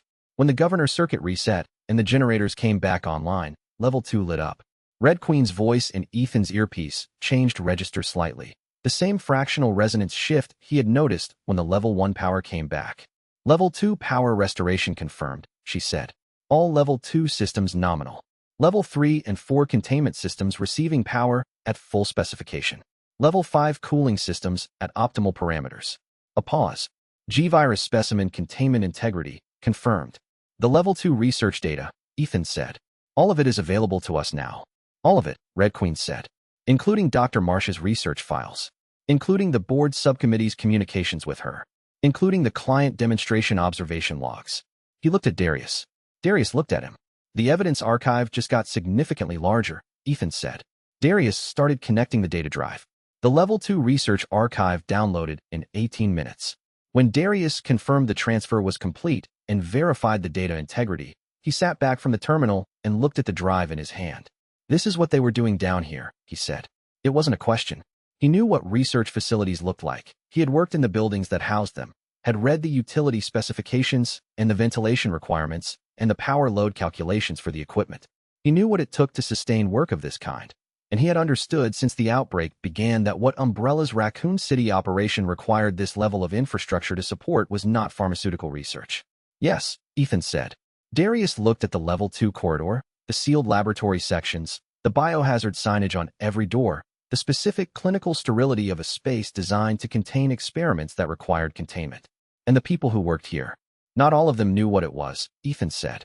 Red Queen confirmed most of the research staff believed they were working on medical applications. He paused. Some of them didn't. Darius nodded once. Then he stood up. We have the generator confirmation. Let's get back to the compound. He led the team back through the Level 1 corridor at a pace that was slightly faster than his usual, which told Ethan he had processed what he had seen in Level 2 and was channeling it in the direction of the work, the tunnel, the defense rings, the elevator, the 70 tasks that stood between the compound's current state and the evacuation. That was how Darius dealt with things. He built. Ethan understood it completely. Chapter 67. The countdown. Red Queen confirmed the nuke timeline with the precision of a system that had been tracking it since the authorization was issued. 62 days from outbreak onset. Outbreak onset, September 24th, 62 days. November 24th, current date, October 15th, 40 days. It was exact in a way that made the timeline feel simultaneously manageable and absolute.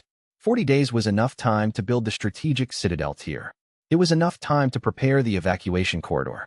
It was not enough time to do both with margin. The preparations would run in parallel, sharing construction labor and Darius's engineering attention and the compound's supply capacity, with no slack in the schedule.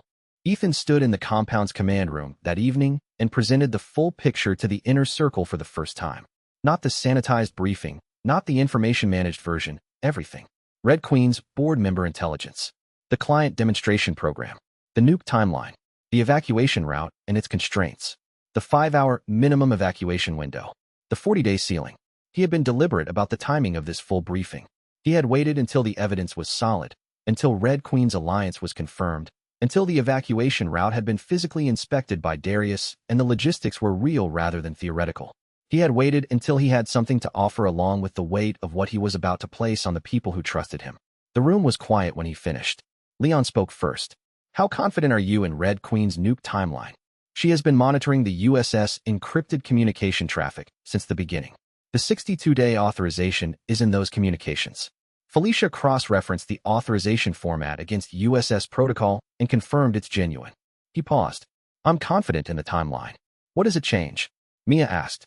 Operationally, we were already building for the evacuation. It changes the pace, he said, and it changes the communication priority. The broadcast, the evidence archive, the board member names, the client demonstration documentation, that has to go out before the nuke, or it doesn't go out at all. Red Queen's data is the difference between Raccoon City being a terrorist chemical attack and Raccoon City being a war crime with named perpetrators and client documentation. Vera was looking at the command table display. And Dr. Marsh.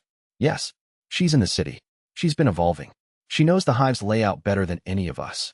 He looked at Vera directly. She's going to be a specific threat during the evacuation. I'll plan for her, Vera said. The compound's population, Leon said.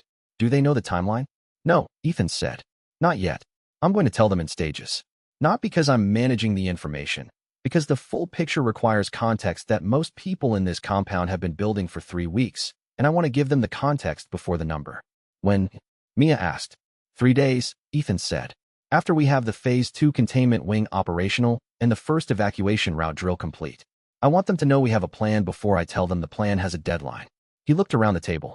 All of them were quiet with the specific quality of people who had received information that was large and were processing it at the rate that was available to them. We can do this, he said. The system is showing me the path from here to the surface exit in 40 days. It's tight. It requires everyone in this room to be at full capacity. He paused. And it requires that we don't lose anyone to something avoidable between now and the night we move. Vera looked at the transit corridor schematic for a long moment. Then she said, then we need a first drill. Tomorrow, Ethan said. We start tomorrow.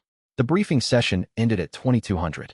Ethan stayed at the table after everyone had gone, looking at the evacuation timeline spread across the command table's display. 40 days had become 30. The compound's construction pace was high, the defense ring framing was on schedule, the tunnel was progressing, the freight elevator was functional. Red Queen was prepared. The evidence archive was built. The broadcast was planned. 30 days. And the thing that could break any of them was not the USS, not Nemesis Light, not even the nuke timeline. It was the human capacity of the compound's population to sustain operational effectiveness across a month of high-stress, high-demand conditions without the kind of morale fracture that turned a functional group into a collection of individually survival-focused people who couldn't coordinate. He had watched that kind of fracture happen in survivor groups. He had seen it in the first week, in the groups that had come through intake already damaged by weeks of isolated survival. The ones who had been alone too long, who had lost the capacity for the kind of trust that group effectiveness required. His compound had not fractured. It had held. The speech from the watchtower had been part of why, and the transparency he maintained about the operational picture was part of why. And the fact that people in the compound had meaningful work that was demonstrably connected to their survival was the foundation of why. He needed to maintain all of that through 30 more days. It was the hardest build he had ever undertaken. He was already doing it. He had been doing it since the first night. He just had 30 days left, and somewhere in the city, Ashford had just received his response to the deployment interdiction, and whatever that response looked like, it would arrive at the compound before those 30 days ran out, and when it did, it would not be a broadcast. Chapter 68, 241. The compound's population hit 241 on October 19th. The addition came in 4 waves over 6 days, survivor groups moving through the city's eastern sector who had been holding in place since the first week, waiting for conditions to improve before moving, and who had now received the compound's signal from the comms array broadcast that Ethan had started running on a rotating frequency schedule. He had not broadcast the evidence archive yet. That was the high-stakes transmission, the one that required Red Queen's board documentation and needed to reach external parties before Ashford could suppress it. What he was broadcasting now was simpler: a compound location, an intake protocol, a clear statement of what the safe zone offered and what the entry process required. It was enough. People who had been holding in schools and apartment stairwells and church basements for 3 weeks heard a clear voice on the radio and moved toward it. Each wave came through the intake facility. Each wave was screened. Mia's thermal scanning protocol, the standard health assessment, the decontamination corridor. Each wave added people the compound needed and created supply pressure the compound had to manage. The 24 additions from the first wave required an immediate supply recalculation. Juno ran 2 sorties in the same week, hitting locations she had been saving for high-need moments. The second containment wing came online 4 days ahead of Darius's estimate, which was the kind of engineering performance that happened when the person doing the work understood both the technical requirements and the human cost of the delay. Mia processed 37 admissions to extended evaluation across all 4 waves. 31 cleared within the standard window. 6 required extended monitoring. 2 of those progressed to Cascade, 4 were discharged to general population. Ethan told the 2 Cascade cases himself. He had been telling them himself since the first night. He was not going to stop doing that. The population number was significant because the system's evacuation logistics model had been based on a lower figure. The full compound population through the transit corridor, loaded onto the freight elevator in 12-person batches, exiting into a forest 4 miles northeast of a city that was going to be a nuclear target. The timing model updated: 5 hours 30 minutes minimum under ideal conditions, 7 hours at a conservative estimate. We need the freight elevator operational before we can run a full drill, Darius said. He had been thinking about it constantly since the inspection. The ladder descent isn't viable for this population at this size. I have 6 people in the compound who can't ladder descend. Probably more when you factor in the wounded state at evacuation time. What do you need? 4 hours in the shaft with the right tools and Red Queen's power supply confirmed at operational specification. I can get the elevator running. When? Tomorrow, Darius said. If I go tomorrow. He went tomorrow. The freight elevator came online at 1,600 the same day. Red Queen confirmed the power supply, Darius confirmed the mechanical systems, and Ethan stood at the level 1 terminal and watched the elevator run 3 test cycles at full load capacity. It worked. The compound ran its first evacuation corridor drill 3 days later. Not a full population drill, but a 12-person segment with time transitions, Vera leading the vanguard, Red Queen managing the corridor lighting, Darius monitoring the elevator cycle timing. The drill completed in 47 minutes for the 12-person segment. The full population projection at that rate was 4 hours 30 minutes, better than Darius's conservative estimate. They ran it again the next day, 44 minutes. The system updated. Evacuation efficiency, improving. Current projected full population evacuation, 420 with 0 delay events. 37 days remaining. The compound was learning how to escape, but the drills had also revealed a gap in the planning that hadn't been visible in the theoretical model. The second Vanguard element needed a communication protocol with Red Queen that they hadn't designed yet. Each drill refined the sequence. The Vanguard team found their natural pace through the corridor, not running, which created noise and disorder, but a deliberate fast walk that was sustainable for 400 meters and compatible with close-quarters awareness. Red Queen's lighting adjustments became second nature to them, the visual cues as readable as traffic signals after 3 iterations. Juno ran a parallel efficiency analysis of the elevator loading process, timing each 12-person segment, identifying the bottlenecks, proposing modifications to the boarding sequence that Darius reviewed and implemented. By the third drill, the boarding time was down to 2 minutes 20 seconds from the initial 3 minutes. Minor improvements, compounded across 20 elevator cycles, they added up to significant time recovered. "We're not drilling for the good scenarios," Vera told Ethan after the second drill. "We're drilling for the scenarios where something goes wrong. We need to know what we do when the first Vanguard stalls at the 90-meter junction, or when a medical case needs to be transferred in the tunnel, or when someone panics in the elevator." He ran those drills too. They were harder. The compound's population handled them with the specific grace of people who had been living under existential pressure for long enough that crisis management had become a practiced response rather than a reactive one. 37 days. The compound was building the exit with the same discipline it had built the fortress, and the second Vanguard communication protocol that the drills had exposed as a gap was still undesigned, which meant they had not yet solved every problem standing between the current moment and the night they walked out. Chapter 69.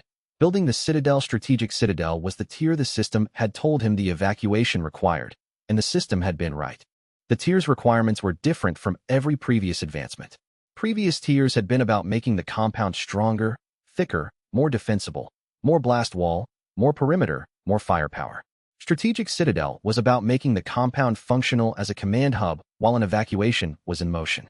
It was about redundancy and continuity and the ability to sustain operations on multiple fronts simultaneously.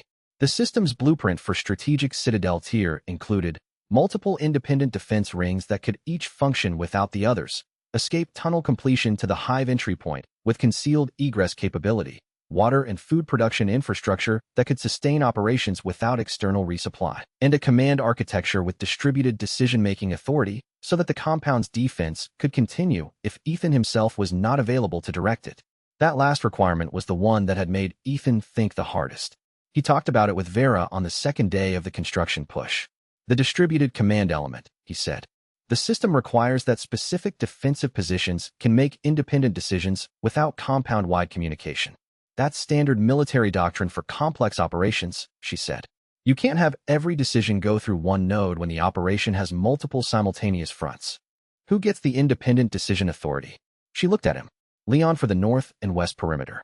Corin for the east. I take the south and the Hive access point." A pause. "You run the command center and the evacuation coordination. And if I'm not available, then I run the command center," she said. It was not a statement of ambition. It was the accurate answer to the question of who in the compound had the tactical background and the compound knowledge to fill that role. "You know this." He didn't know this. He had known it for 2 weeks, had been building toward it in the way he structured the briefings and the operational decisions and the access to the full intelligence picture. He had been preparing the person who would need to lead if he couldn't. It was the thing a builder did, built the structure to survive without the builder. The construction ran for 11 days. The first independent defense ring went up on days 2 through 5. A second perimeter at 20 meters exterior to the existing blast walls, using the captured USS ballistic paneling from the various assault recoveries, plus new materials Juno's teams had been pulling from the city's commercial district.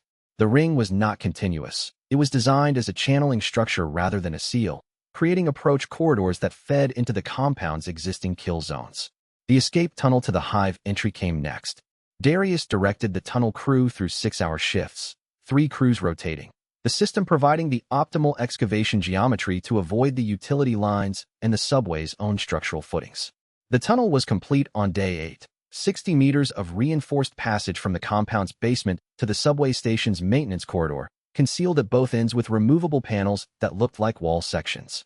Water and food production came on days 9 through 11. A cistern system using the compound's roof collection plus a gray water recycling loop that Mia had designed from the Hive's Level 2 research data on biological filtration, and a hydroponic growing station in the secondary building's top floor that Darius had built around the south-facing windows. The hydroponic station wouldn't produce